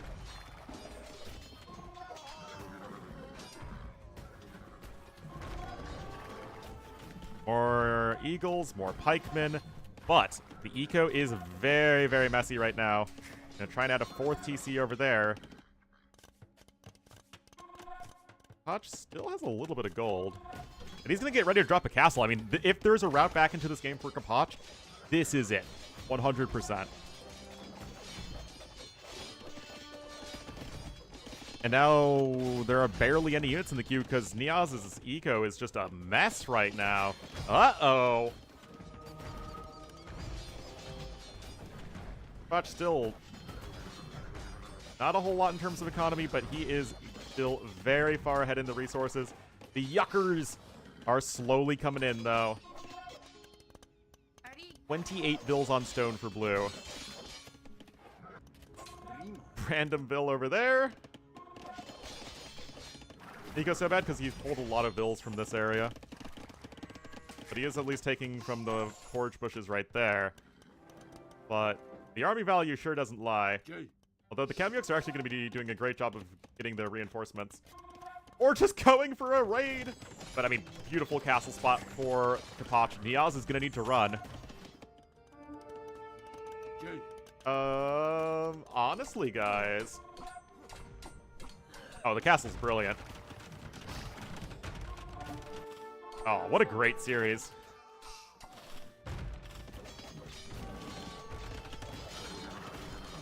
Still, it's mostly eagles here. The knights would crush this army. Okay, unless you can get a castle up right there, that's going to be big. And maybe if you're Niaz, you can try and distract Kapach long enough. And the knights are going to have to charge on home. That's going to be a win for Niaz, and it's going to allow that castle to go down. The villagers can always just run to the castle. I don't know if you can really do a whole lot there. Nobody is close to the Imperial Age. Niaz ahead by 8,000 resources. Oh, does get the stone walls down. Oh no, they poke over the walls! Magyar Hussar time? I don't know about that. Kamyuk's not exactly in the best position. You're just trying to, both players are having to multitask all over the place. Actually, how fast is Niaz? Like, why can't I click? Not that fast, actually. Why is this jumping back and forth? Alright, we get 26 knights here, but of course the better mobility of Magyars is going to be a very powerful asset for Kapach if he wants to try and make this comeback happen. That said, as soon as the pikemen find a place to do damage, it is going to be very tough to stop. We have double Castle Kamyuk production coming in.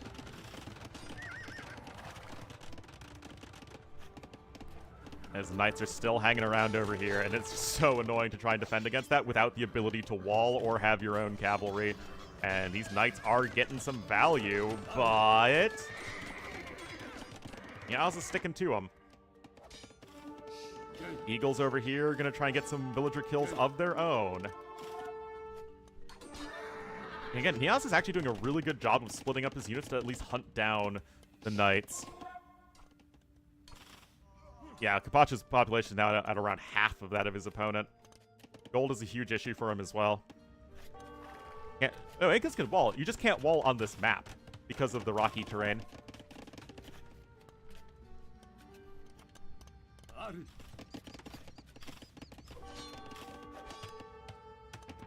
Incas actually have cheaper walls.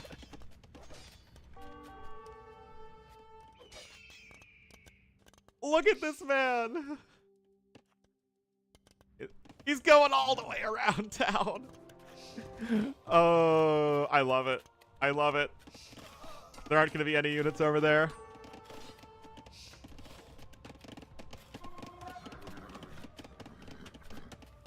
Anyway, Kapach has done a fairly good job of getting the villager kills, but at the same time, I think, again, we're looking at a 9,000 res difference.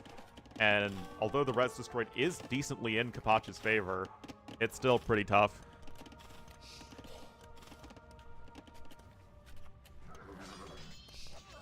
More bills are going to die, though, and those bills are also exposed. I mean, again, it's just so hard to defend here if you're Niaz. Man, even more bills are going to die. That's like another 10, 12 plus bills.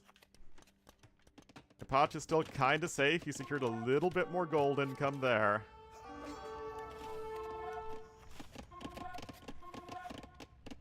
I mean, Kapachi is absolutely hanging on by a thread in this game, but he is doing everything he can. Gonna try and get a TC to the south, although there are units here on standby. Kamiyuk's here to defend against the raids, though. You do not want to run into that prickly porcupine.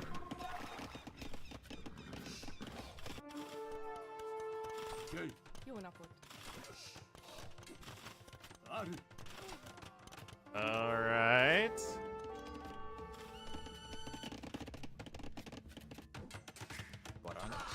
That's gonna hurt as well. Oh, man.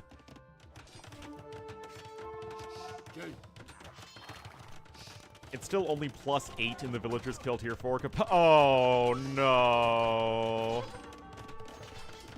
Oh, no.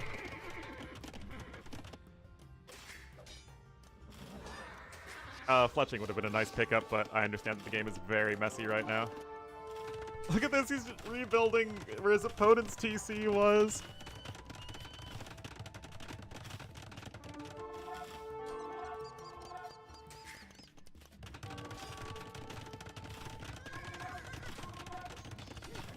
Well... Did everything wrong. Whoa. Yeah, it feels like Niaz's population is slowly climbing and Kapachi's isn't. He is securing some more gold over there, but this just feels like a complete mess. How is he gonna get up to the Imperial Age? His ecos, I mean, both players' ecos are a mess. Unless he has Imp queued up somewhere, but I'm pretty sure he doesn't.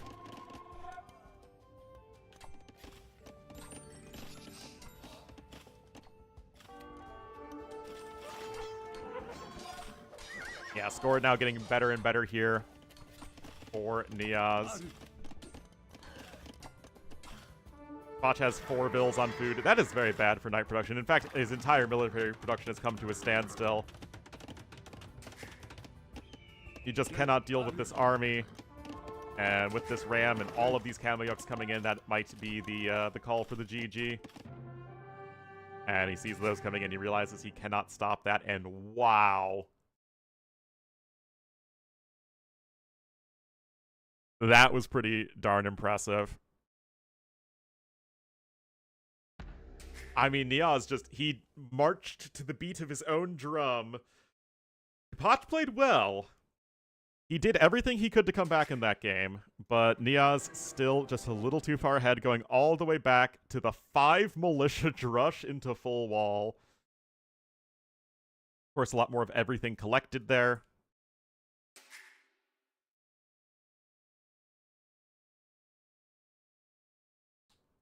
Now, we should have one more series today. Hope you're all having fun. Yeah, Margougou versus Fire, which should also be pretty fun.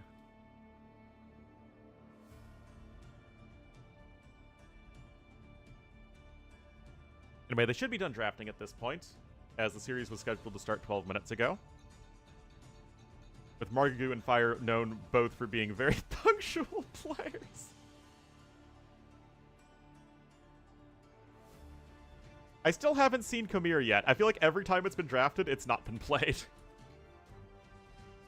Alright, so it looks like Fish and Fish is going to be map number 1. Fire Vivi own, though.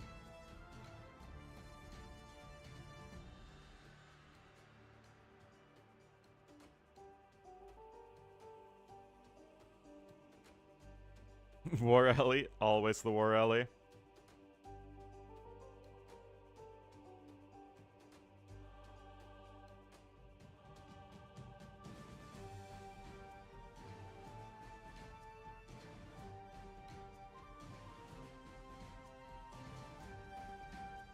Alright, let's set up the scoreboard here. Let's see, Margougou is on the left.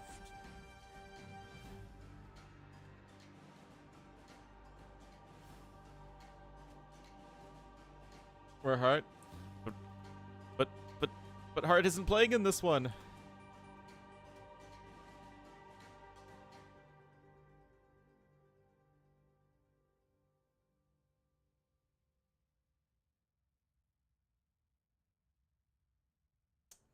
Right. Against flag. Update the stream title. And this is the last series of the first round, guys. All of these matches we've casted are actually just first round matches. Which is pretty wild, considering that we've had so many very good series. Which is not something we are normally treated to in the first round of a qualifier.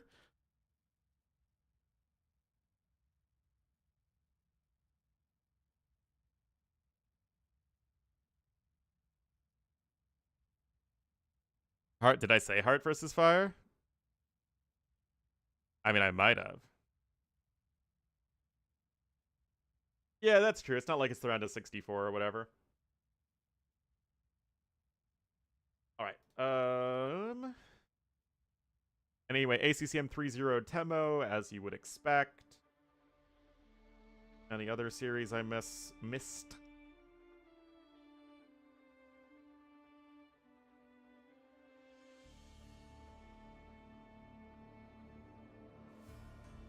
It says Hearts 2-0 on Liquipedia over Hope, so maybe there was a restart, or maybe Liquipedia's wrong. Ooh, Neoz versus Andy is the next set, by the way. Tomorrow.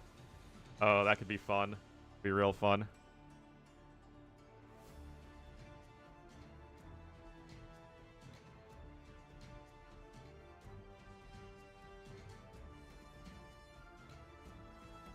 Alrighty, guys, I do need to take a quick break. Hopefully, we'll be getting into this one in just a moment. Game number 1 is on Fish and Fish, so probably see something like Amalians or Romans from Margougou, and then probably an Incas from Fire. Be right back.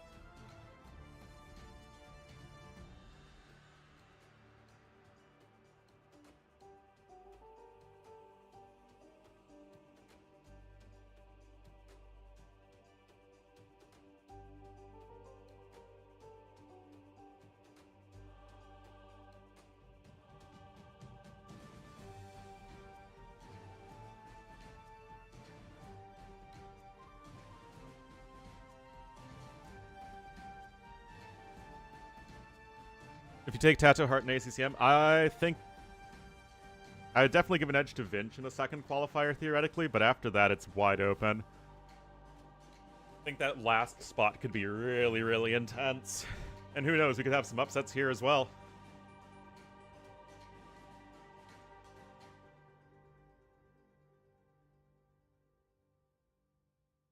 All right, they are in the lobby here for Fishy Fish.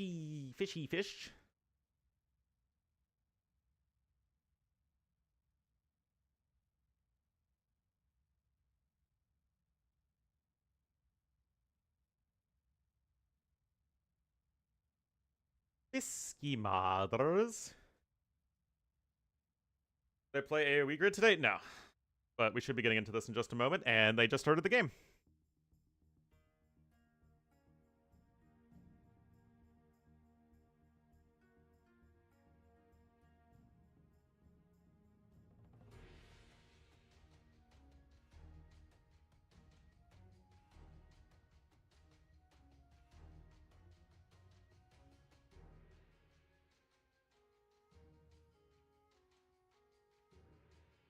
All right, minute 25.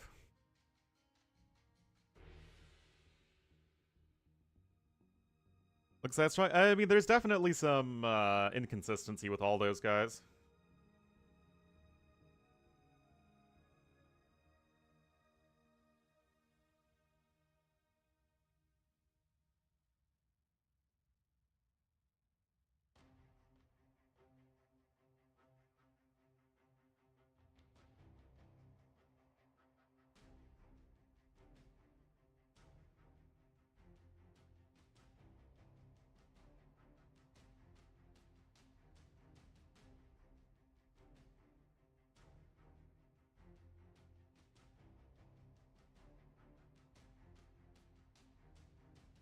We had some really good games this qualifier so far already, man.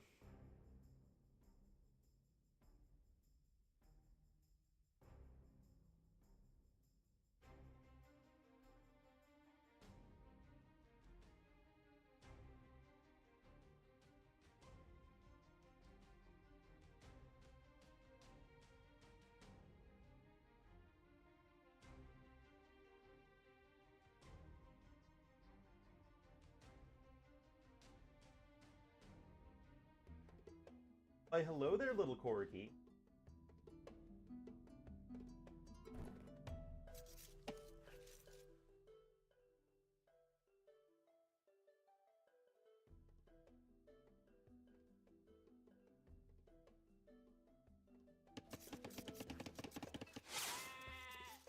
All right, guys, last qualifier in the round of 48 here for the LingYuan Cup.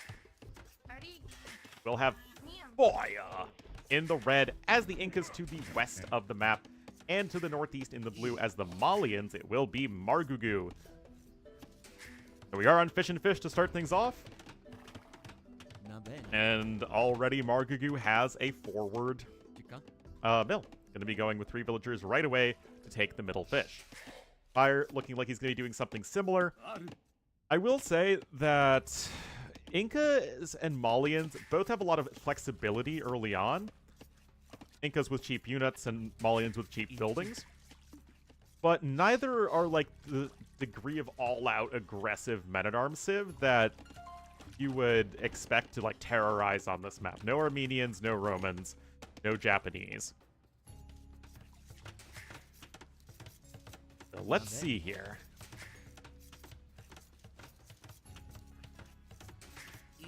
I'm building the lumber camp, and both players now going to be going here in the middle.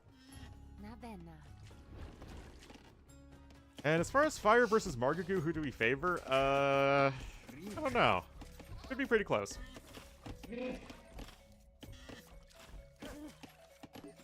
I mean, it's a straight up, it's a straight up damage buff to some of the most common units you make. So yes, Fariba is used all the time.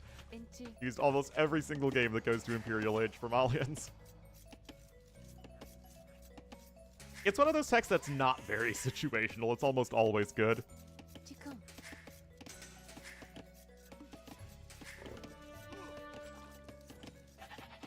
right, Fire did research Lumori. Ah, that's why. Running into the Crocodile. We also have a Vil forward, and it looks like it is going to be for a Drush attempt.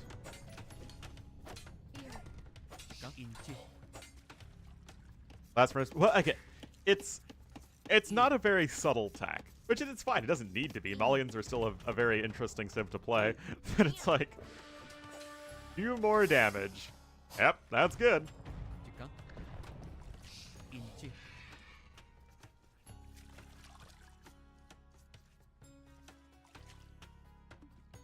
You loaded in his Malians. It's like, guys, is Garland Wars a good tech for Aztecs?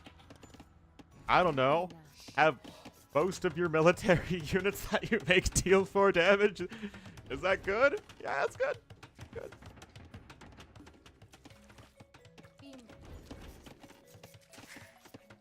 All right, Feudal Age is coming in. So despite the forward barracks early on, this is just for the, I guess, quick location for militia to become men-at-arms. Now that's called a situational tack.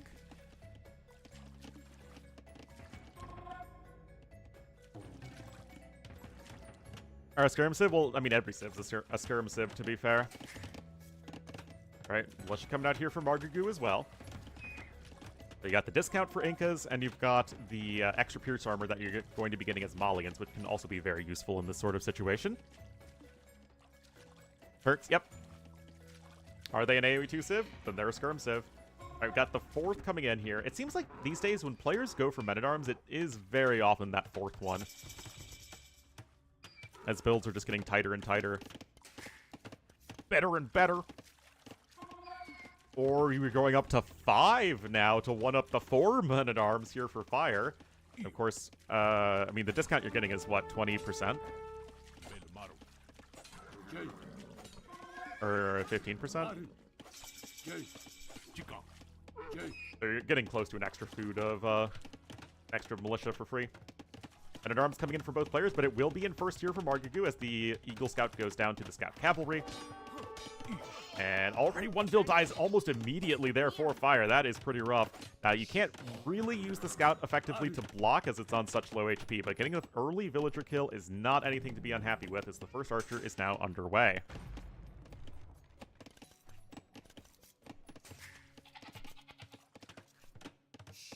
So, Men-at-Arm upgrade is in. Neither player has been able to afford double Bitaxe. We have the defensive tower coming in here for Margougou.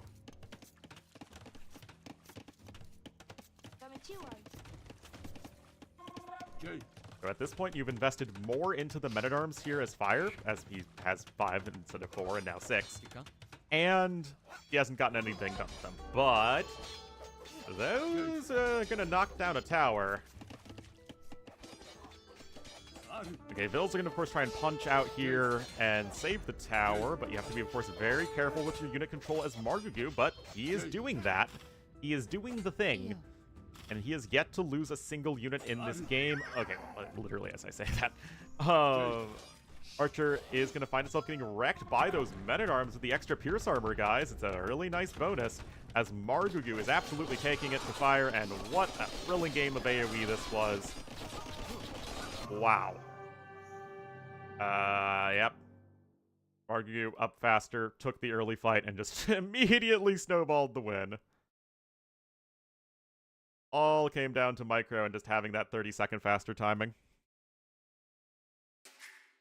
Yeah, you just need to just take the fights.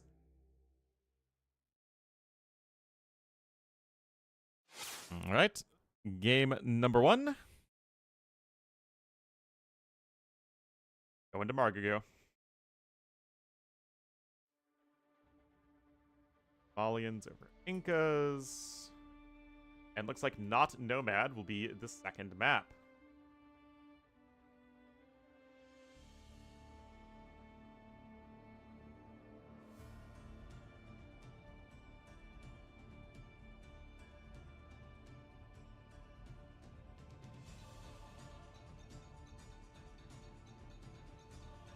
Vive la France! Alright, for not Nomad, Lithuanians for Fire? And Chinese for Margougou. Chinese are such an obvious pick here. I think they have won every single time I've seen them played.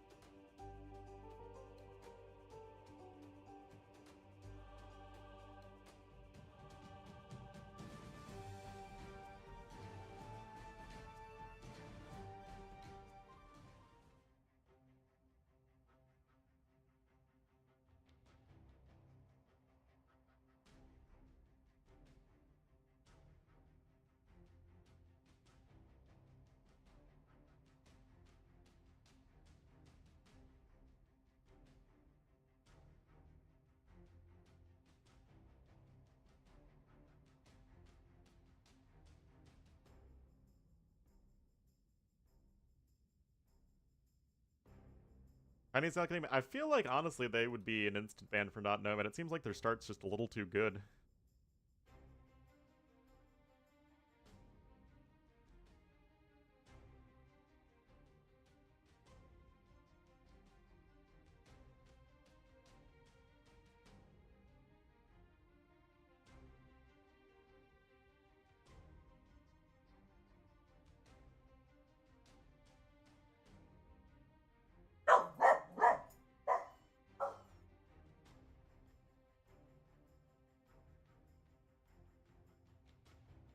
All right.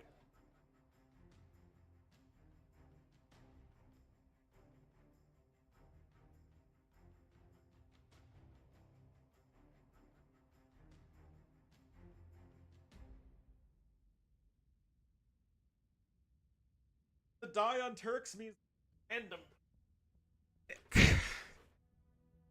Which means you likely ran out of time, because if you run out of time on your draft, you get a random pick.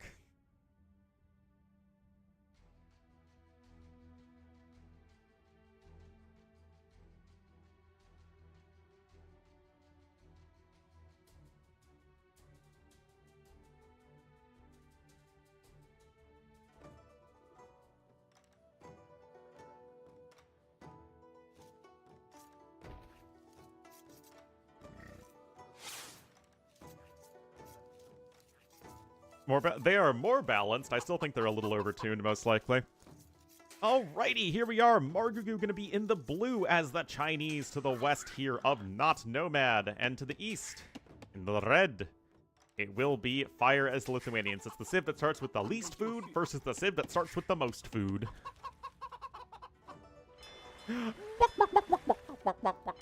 Anyway, dock over there to the northeast, dock over there to the northwest.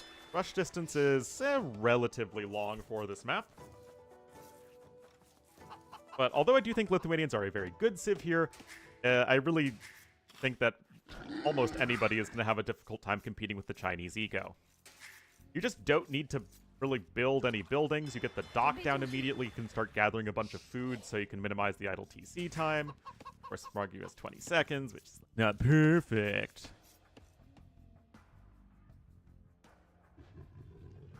Less water? Yeah, I think the island might need to be a little bit larger.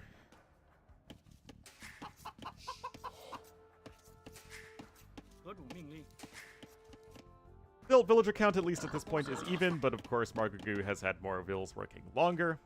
Still, Fire doing a nice job of getting his early transport ship. This is a transport ship, guys. Fishing ship out.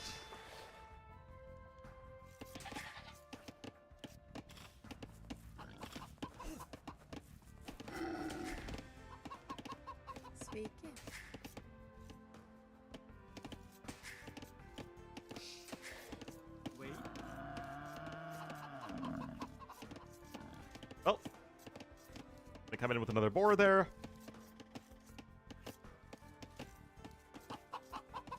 The new wood lines and then stone walls around each player's base. Oh, man. Thinking.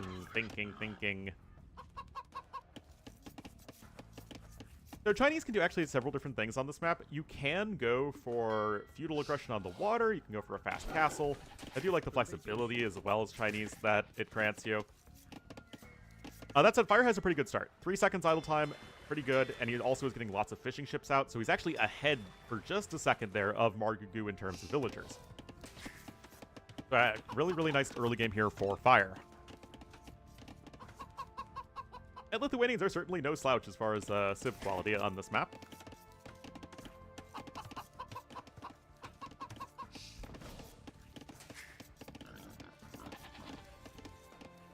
It's like yet another boar in. Going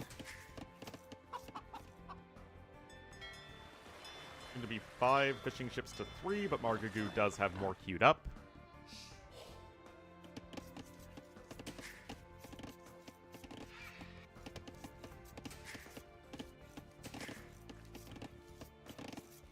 And nothing too exciting here in the early game.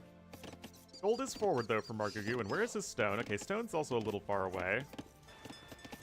Gold also forward, but you also have a back gold for Fire, and he's already sending 2 villagers to that resource.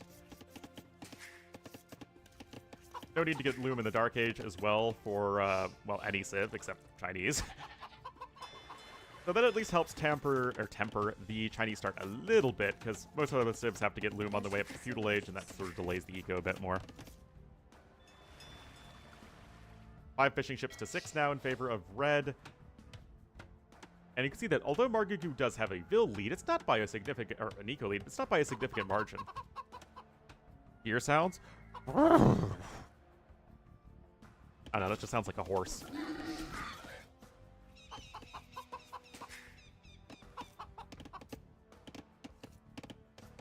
Alright, Feudal Age on the way here for Margougou. So 1 more Vil and 1 fewer fishing ship. Happens when you tune in? I mean, it's this stream, Genoese Crossbone. You've been here enough to know that the weird stuff always happens. Alright, are we going to see players go for the galleys? It sure looks like Margougou is going to go for a dock number 2 coming up very shortly. Going over to gold, he's got the lumber camp. And it sure looks like galleys to me. And meanwhile here for fire...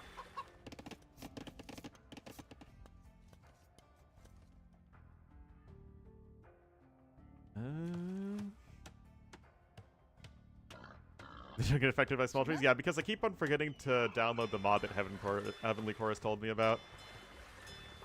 Because I am what a Vietnamese villager would call a young fool. But yeah, I mean, the fact that Margougou is not really ahead of Fire in terms of eco is speaks a lot to how well Fire played the early game here. Getting those fishing ships out.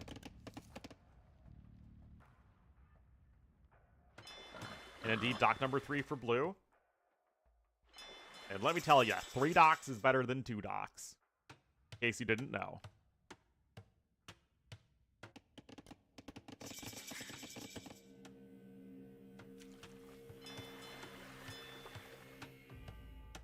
And it is indeed going to be galleys for each, but you'd think that the production advantage for Margougou would be a tough hill to overcome. And Fire is actually going for barracks now, so he does want to at least go for some feudal age pressure. But I feel like we could be in a situation where if you half go for water play and half go for land play, you end up just losing water and then aren't able to do enough damage on the land. So we'll have to see.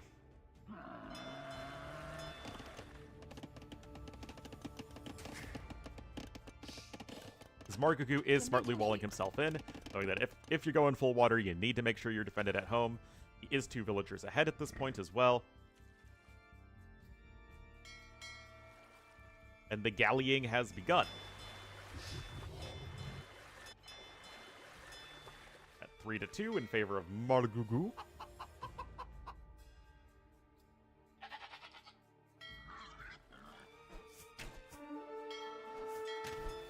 And, I mean, 3 is definitely better than 2. And the galleys are actually sailing in the direction of potential reinforcing galleys, which is a little bit odd. And that's actually 3 scouts queued up here for Fire, so he wants to go out and get some damage done. And it's not like Margougou's even all that close to being fully walled yet, but how many villagers are rather going to be found far-flung from the TC? Well, that is certainly Margougou investing more into water and getting more value out of it as 2 galleys get sunk. Not even all that much damage dealt by the galleys from Fire, so that is a pretty substantial loss.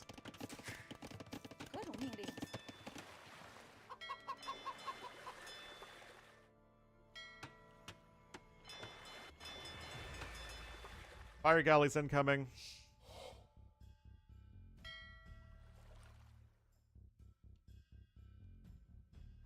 Sail away!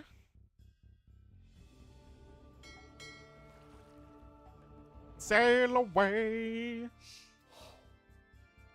You actually need to stop your naval production soon as Margougou. Like, definitely don't queue up any more than these ships because you're already essentially winning water so hard. Scouts are coming forward. There are 3 of them, and Margougou is still quite open.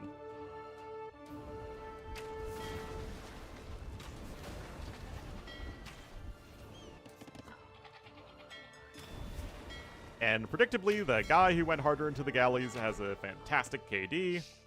Margougou still hasn't lost any units yet. I mean, he might lose a Vil here, but he's already ahead by 8. Thanks to the loss of the fishing ships. Barracks now going to be rushed up. I mean, again, it's like, it really that big of a deal to lose the one Vil. I guess maybe he lost a fishing ship too, looks like it. Now he's going to queue up even more fishing ships. Fire is going to come in with some archers behind this, though.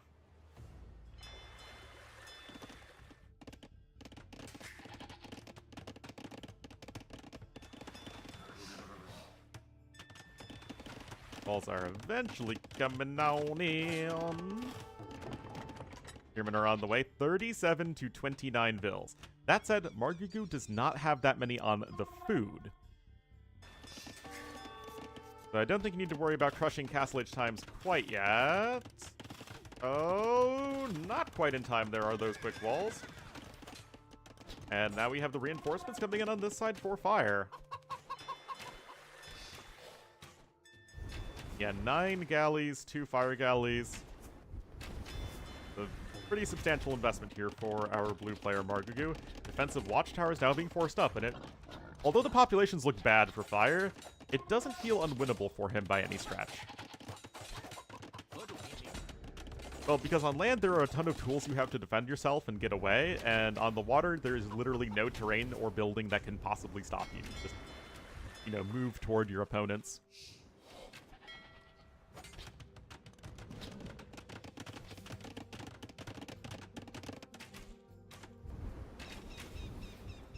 That's usually how it goes, which is why I like the 3-dot galley approach on this map, because it's really hard to get damage done, or at least enough damage done on the land to make up for the fact that you've lost water.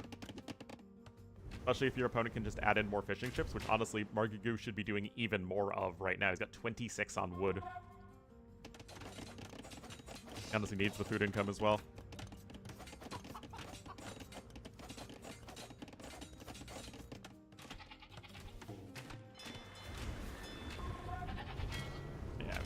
One galley in each dock, and then the 1 extra fire ship over there.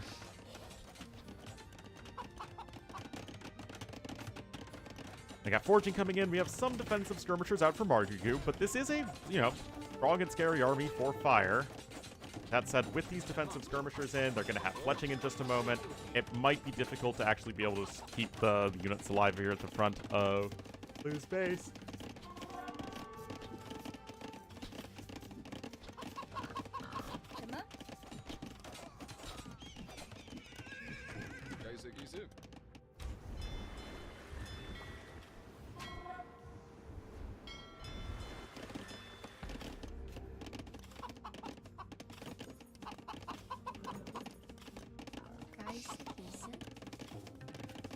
Good game balance? Yes, they are.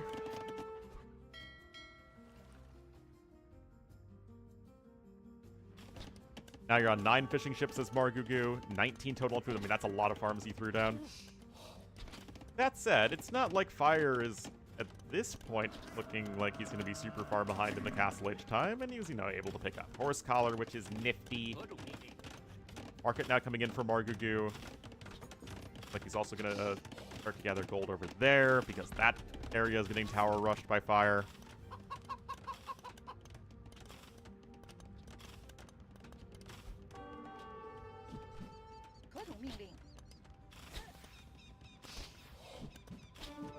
And more HP, the issue is that it's going to be players who just micro around that like crazy. If you can't move, or move too slowly to dodge shots, I mean, good players just going to be able to just sail back and forth and dodge all the projectiles.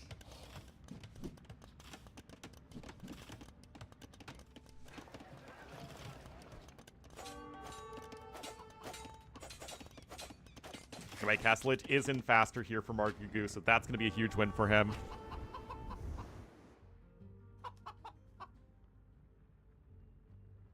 And it's 9 fishing ships ahead by over 1,000 resources at this stage is huge. Margougou with a ton of vills now on stone as well.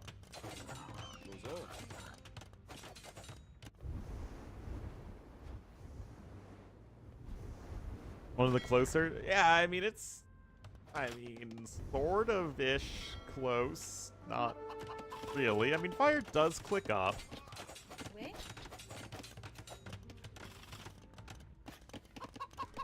Got like an okay eco at home. Scale mail armor coming in. Oh, it's fire lancering time, guys. Wait. Going for a barracks, archery range, and stable.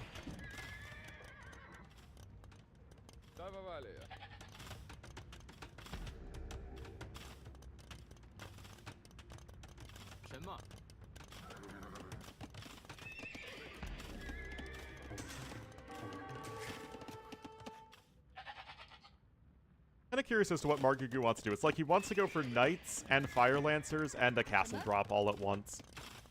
Which is, not exactly too feasible.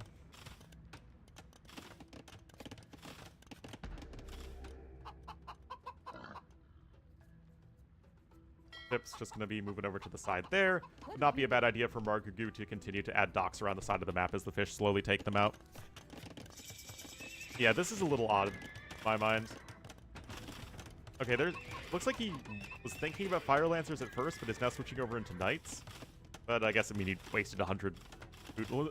Actually, Ornlu, he only wasted 90 food.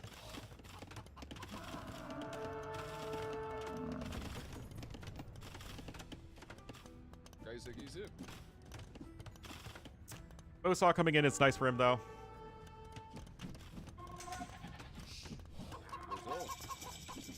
Terms just being a little bit annoying. Knight production has started now for our red player. But Knights plus some Fire Lancers mixed in, or some Monks would not be a bad idea. And Margougou is also getting pretty darn close to Castle resources. Monastery coming in, though, for red. Chinesium, is that like a new element on the periodic table? Like, we just struck a rich vein of pure Chinesium?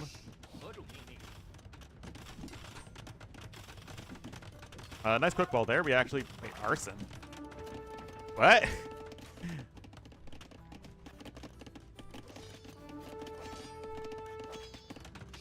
Alright, so that TC is going to secure some gold income, which is super important, especially since that tower isn't actually destroyed yet.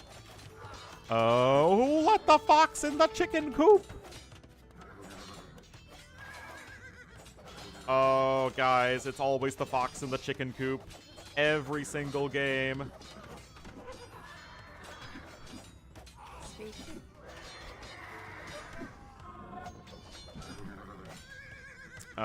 Guys, I think a 61-34 vill advantage is pretty decisive. Wait, no loom? Oh my god, no loom! Oh no! Researching loom makes your villagers harder to kill. Oh, it looked like the vills died super fast, and, well, there was a good reason for that. Supplies, the Lithuanians don't get supplies anyway. Stable at the back here from Margougou. Okay, that's pretty wild. That said, this is good for... Like, this is good for fire, but the villager gulf is so significant that it needs to be, like, ridiculously good.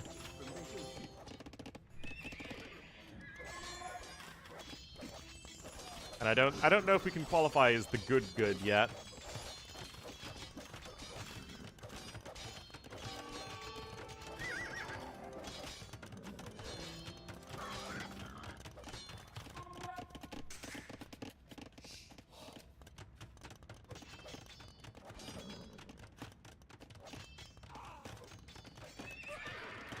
Right, I mean, again, you got essentially, what, 6 villager kills there? But the castle's going to come in. Juko new production can also start. You can see Bodkin's already being prepped here by Margougou. And then the Knights can be here at the back of the wood line. I don't know. Also 2 TCs to 1 on top of the 10 fishing ships. And indeed, it looks like Margougou is continuing to add the docks to the side. Actually, this was the dock villager. Look at that, just adding docks along the side as you have these fish gathering. Actually, at 25 vills, even. And it's looking like the 2-0 for Margougou at this point, and Chinese, at least in my viewing of this, are looking like they're remaining undefeated on this map. It might just need to be a Chinese ban on this map. Because you get the advantage of starting with the TC as Chinese, and also you can get the dock down immediately to get your food income going, and it just seems like a really deadly combo. I mean, it takes very little in terms of changing your basic start to make the Chinese just completely broken. And I don't even think they're completely broken, but they're good enough that I don't see how you really are going to lose in an otherwise evenly skilled game. The conspiracy!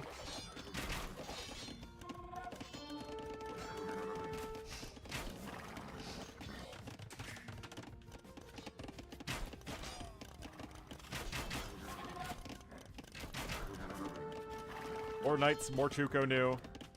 And even castle number 2 is going to be here in a second for Margougou. I mean, I guess Fire is also ready almost for his castle number 1, but it's just so many losses, man. GG called, and that was another very one-sided game where the guy who won water immediately wins, or snowballs out of control, rather.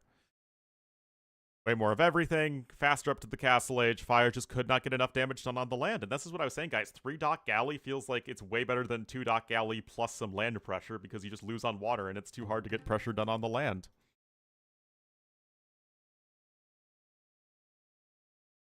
So really, it just then becomes all about the water. We had a very good game on it in the last set, but other than that, yeah, the games have generally been fairly one-sided. And to be fair, that last game I casted didn't involve Chinese. And that was the number 1 pick versus one of the last picks, but yeah, is rough. So we could see Khmer, or Chicken Arabia, or Lookout.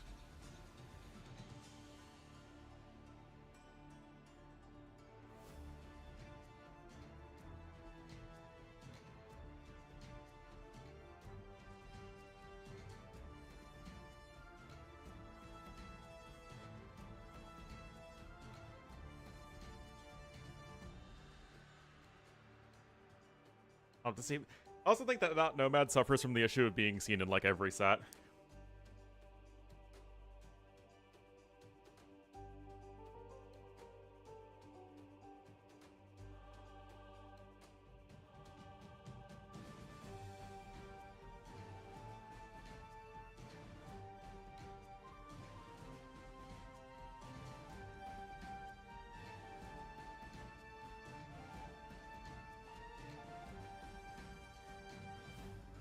Is that? I don't know. I've never seen it.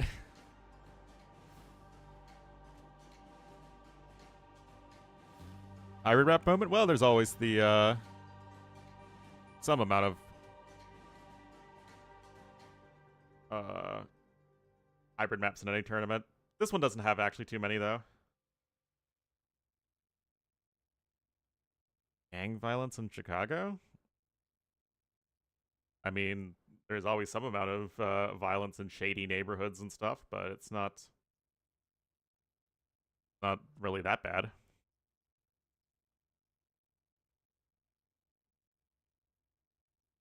If you live by the rule of don't be dumb,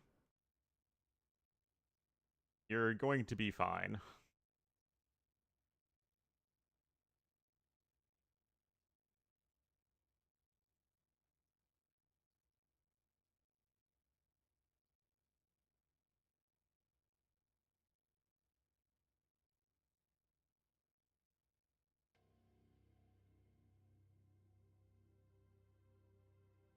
Yeah, no, it's a really nice logo.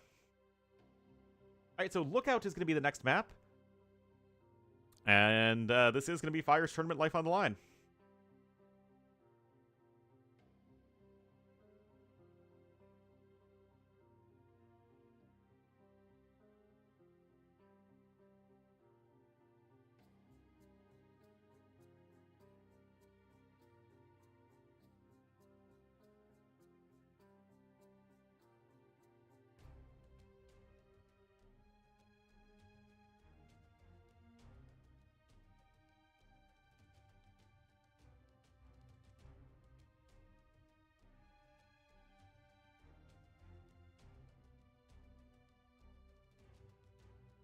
Nice city.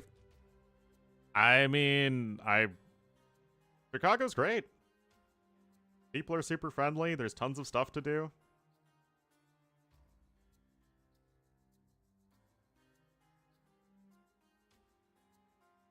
I mean, it has the big the problems of any big city, but that's kind of to be expected.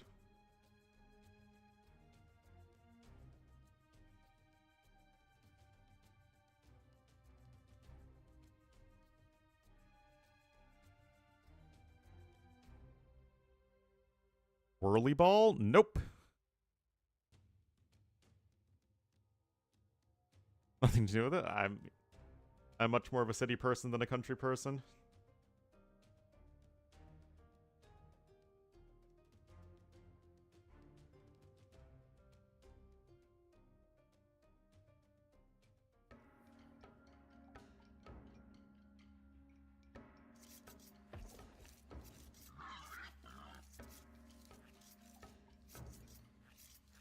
Really? Yeah. Sky Mountains. Well, Chicago's definitely not in the mountains. It is as flat as it can be. Alrighty, guys. Had Malort? Yes, I have. It is just as bad as it is made out to be.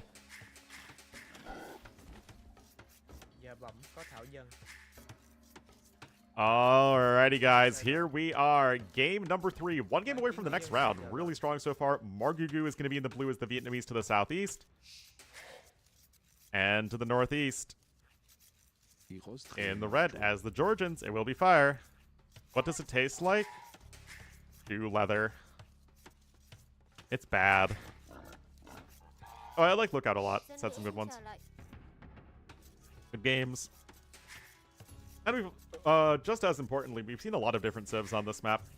I don't think we've seen Georgians or Vietnamese yet, although of course they make sense. I've never had that.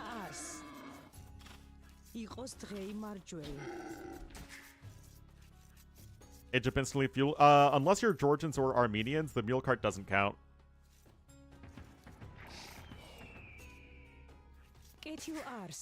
But yes, you do start with the barracks, so you only need to build one other building.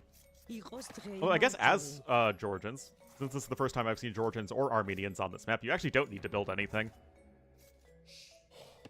Nice little touch.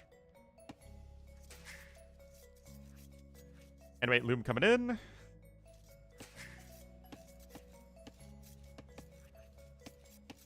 And as far as Georgians versus Vietnamese goes, I like Georgians more personally, but Vietnamese are still super flexible and well-rounded. Flavor? Yeah, it's like traditional Chinese liquor, right?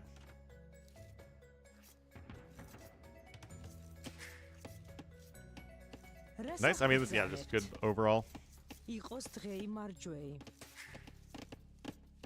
Made up words? Nope, those are all correct words.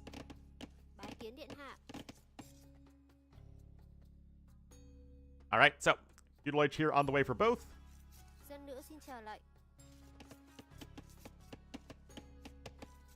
No early walls yet. We've seen a lot of very early walls on this map because you can kind of get yourself all hunkered up in the corner. But this is going to look actually a lot like Arabia in terms of overall openings. They're both going... Actually, I mean, 17 pop is really fast.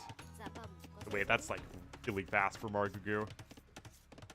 18 pop is also quick, but Georgians with not needing to build any buildings in this case, it's not that bad.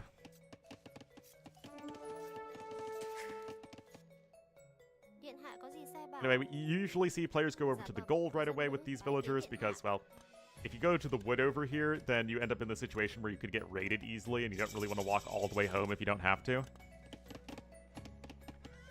I'm doing just fine. Been streaming a lot recently, but been having a good time. And, yeah, all good. All good, all good. So, just gonna be a scout opening here from Margougou. Scout opening here from Fire. And he is able to get the horse collar upgrade, and you can see he is ahead in resources because Margougou just went up so fast. Yes, this area always contains 3 tiles of gold.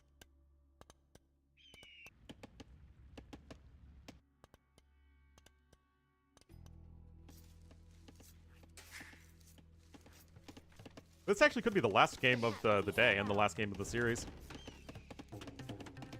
Which would make sense. But yeah, could be the last game of the round of 48. Have to see if Fire can start to pull this one back. Archery range coming in over here.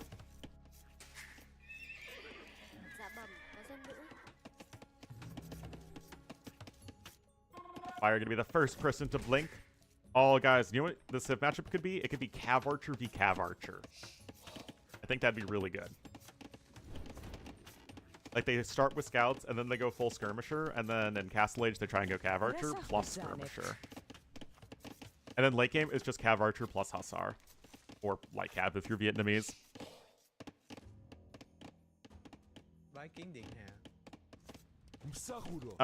Vietnamese Cav Archers are much better than Georgian Cav Archers. Due to Georgians missing Thumb Ring.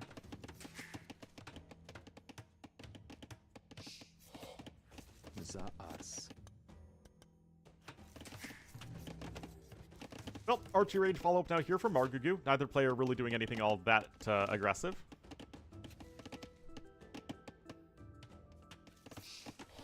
Vietnamese like Ev? Indeed they are.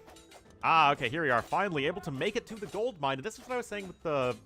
You want the villagers close to the watchtower, but unfortunately, close to the watchtower doesn't mean immediately in the watchtower, and that's already a nice little kill here for Margougou.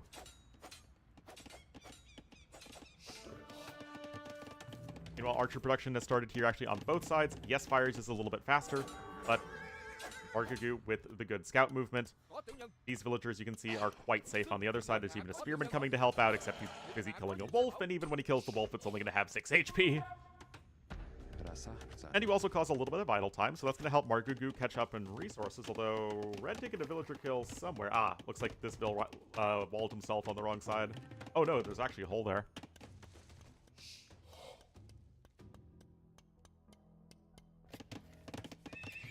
Oh, more scouts and more archers here for Fire. He does have that horse color upgrade, which is nice.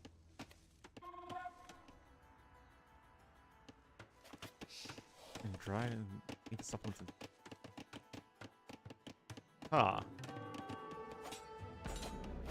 I just know alfalfa as a flower, and like animals, you know, grazing animals like it. I don't really ever think of people eating it.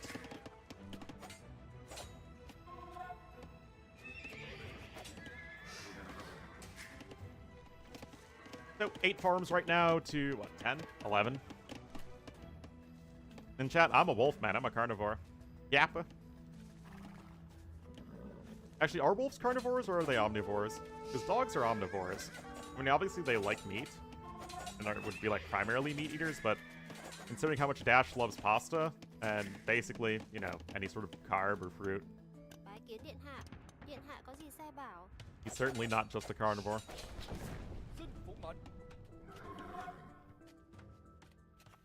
Rabbits? Ah, yes. I think that's correct. Yep.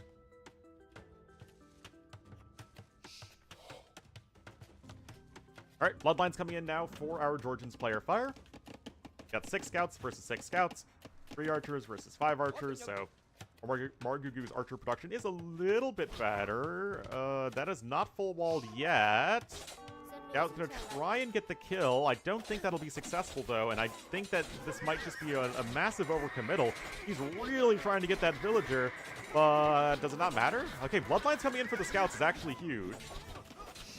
Ooh, okay, it's a even fight. Okay, yeah, if Bloodlines wasn't in, that would be a faster fight for Fire, but it was, so it's actually not that bad.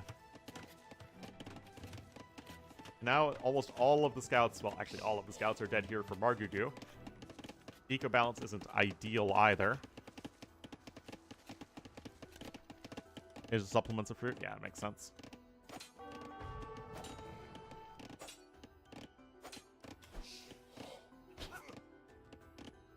Yeah, there's only 1 skirmisher this game. Fletching coming in now for blue, and red is getting wheelbarrow, so Fire doing a nice job getting his own eco upgrades. Margougou, less so. Fire also slightly ahead in resources as well. And this is the best start to a game that Fire's had so far. Tragic? I know, man.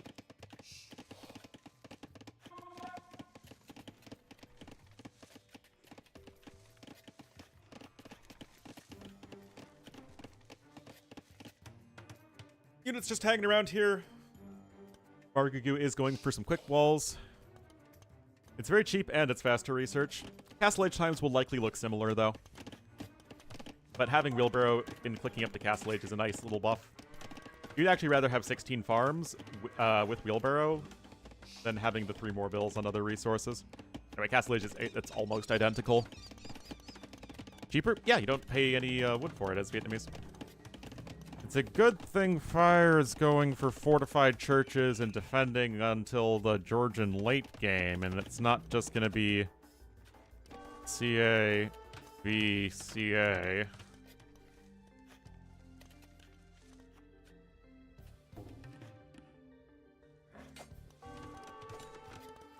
I favor Vietnamese cav archers by a lot.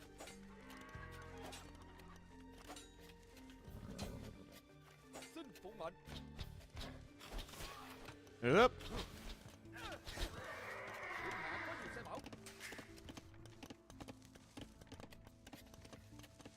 More CA per CA, that's very true. Even better, guys! It's triple range skirmisher! Oh my goodness, it's unstoppable! There is literally no way Fire can lose.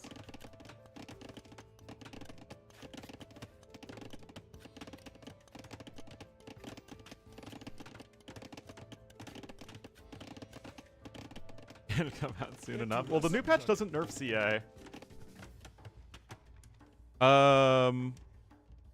Yeah, Vietnamese have heavy Cav Archer. They don't have Parthian tactics, but they have all the other Cav Archer upgrades, on top of having more HP.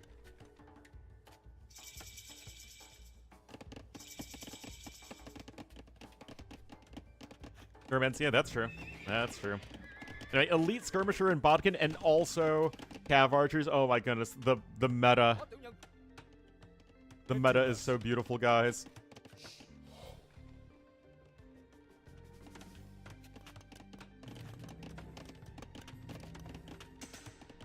Now, it is only 2 ranges here for Margougou. I mean, I've heard that pathfinding is better, but I have not been able to verify it. Alright, archers are here. Now, the skirmishers are not really in any position to defend this as fire, and he's not full walled, and that is a very bad combo. University coming in at the back.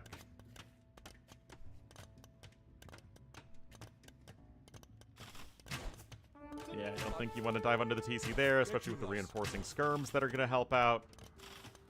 Of course, what the heck do I know? Margougou does have the extra HP. That's going to get some value. Skirmishers are not doing a very good job of getting close to the crossbowmen, which would do better at sort of zoning them off. Margougou is also getting a second town center.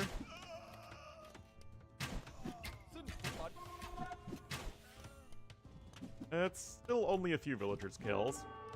Now remember that you're switching to Cav Archers anyway, so really this is just a matter of getting as much value out of the crossbowmen as possible before they meet their untimely demise. Another Brill kill there.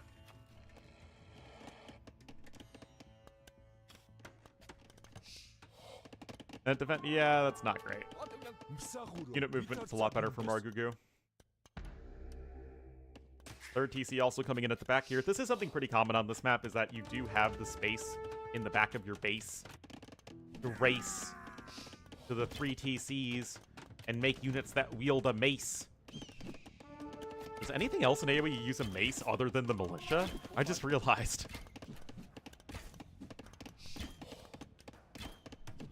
I mean, I suppose the Obsidian Makanas of Jaguar Warriors are very similar to a mace, although they aren't quite. I mean, they use a flail. Yeah, those are flails. Which, again, are related, but not exactly the same. Yeah, the closest would probably be the Konik and the Jaguar. Yes, militias absolutely use a mace. Monks, oh, I think that's... What do they use? It's kind of like an axe kind of thing. Clubs? Well, I mean, a mace is just a club that has a spiky end to it with metal. But that is indeed what they use. Anyway, it's Cav Archer in time, guys. Club? Alright, guys, come on. Come on. Come on, chat.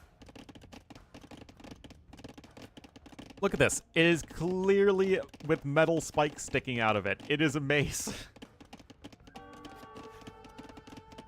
It is absolutely a mace.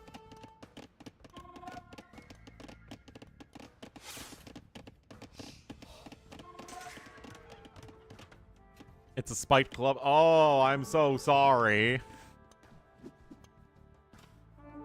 But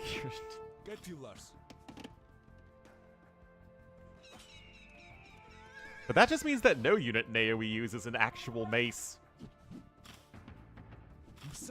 Yeah, like I said, the Konik Flail and the Jaguar Makana are going to be the closest things to a mace that's actually used.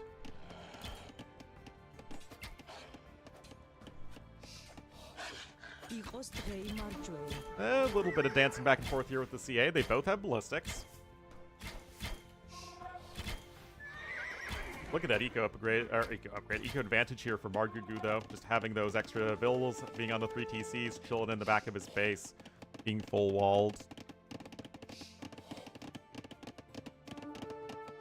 Nope. No Morning Stars. Wait, I thought the Morning Star is basically what the Konik uses. Because isn't the Morning Star a flail that has a spiked head as opposed to, like, just a bludgeoning object?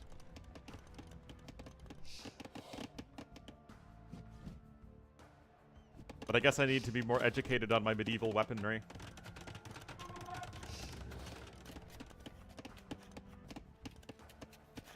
Well, I mean, it is 3 TCs to 1, so I'm going to go with a yes on that one.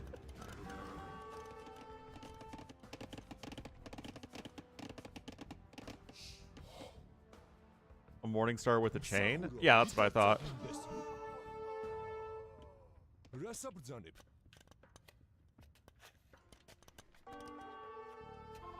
With spikes and a chain on a stick? Yeah, that's what I thought. And that's what the Konik uses.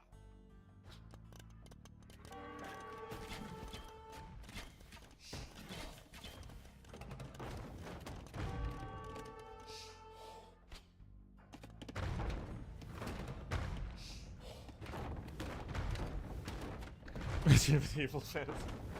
Nope. Garrison Towers? Well, I mean, they always have been able to do that.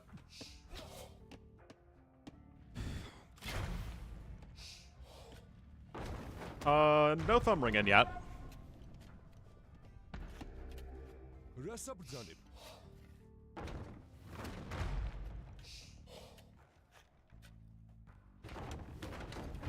Morning Star is a mace?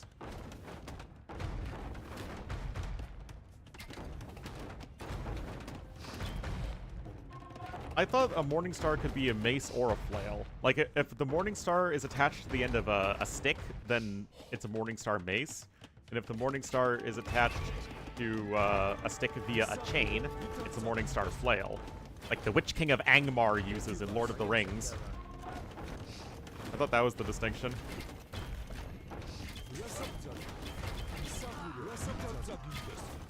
Well, that's not doing a whole lot there.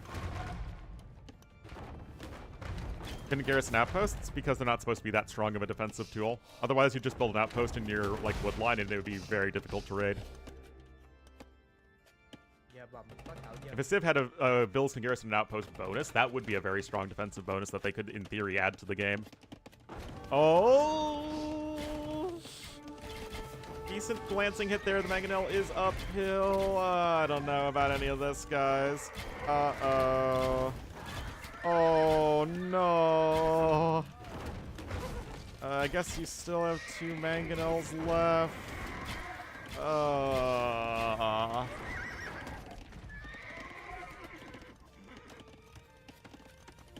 wrong? Oh, no. I didn't claim to be an expert in medieval weaponry. Anyway, this is looking rough here for Fireman. It feels like the Georgians should be playing like the defensive eco long game in this matchup, but it feels like every time I see Georgians, people just want to play Cav Archer aggression with them like they're an Archer Civ, but they're not. The other half, well, I think he was trying to snipe the Mangonels before taking the engagement, but it just did not work out at all.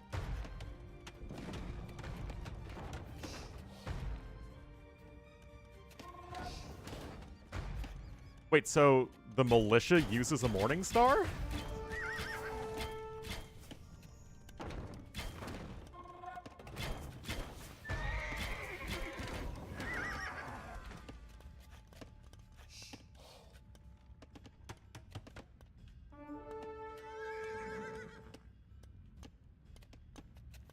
Because playing defense is harder?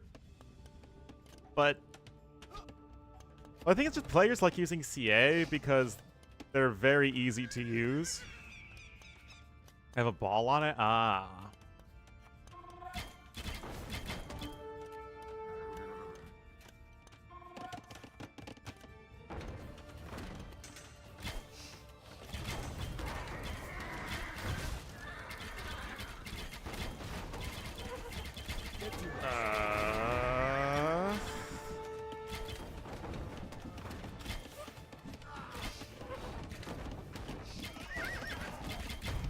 Yeah, guys, I don't think Fire is winning this one. Yeah, but I feel like just going defensive with Georgians, getting the fortified churches down, supercharging your eco, and then going for a late game based off of, in this matchup, probably Monospas and towers, at least as best you can.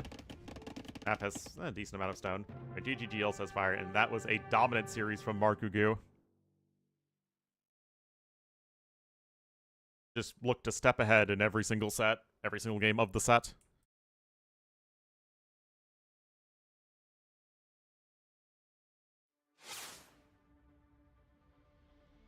But well done there.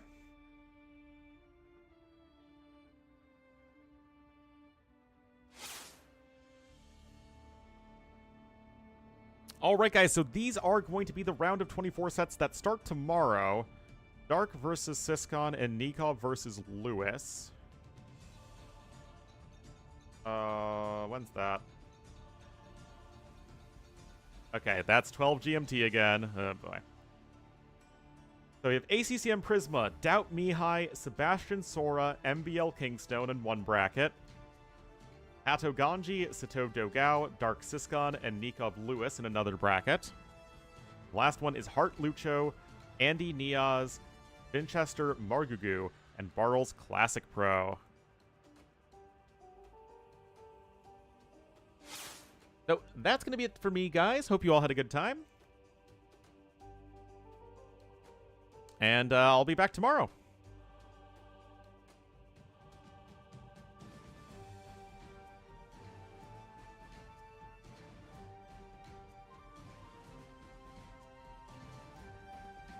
Right, Andy. Bye, guys.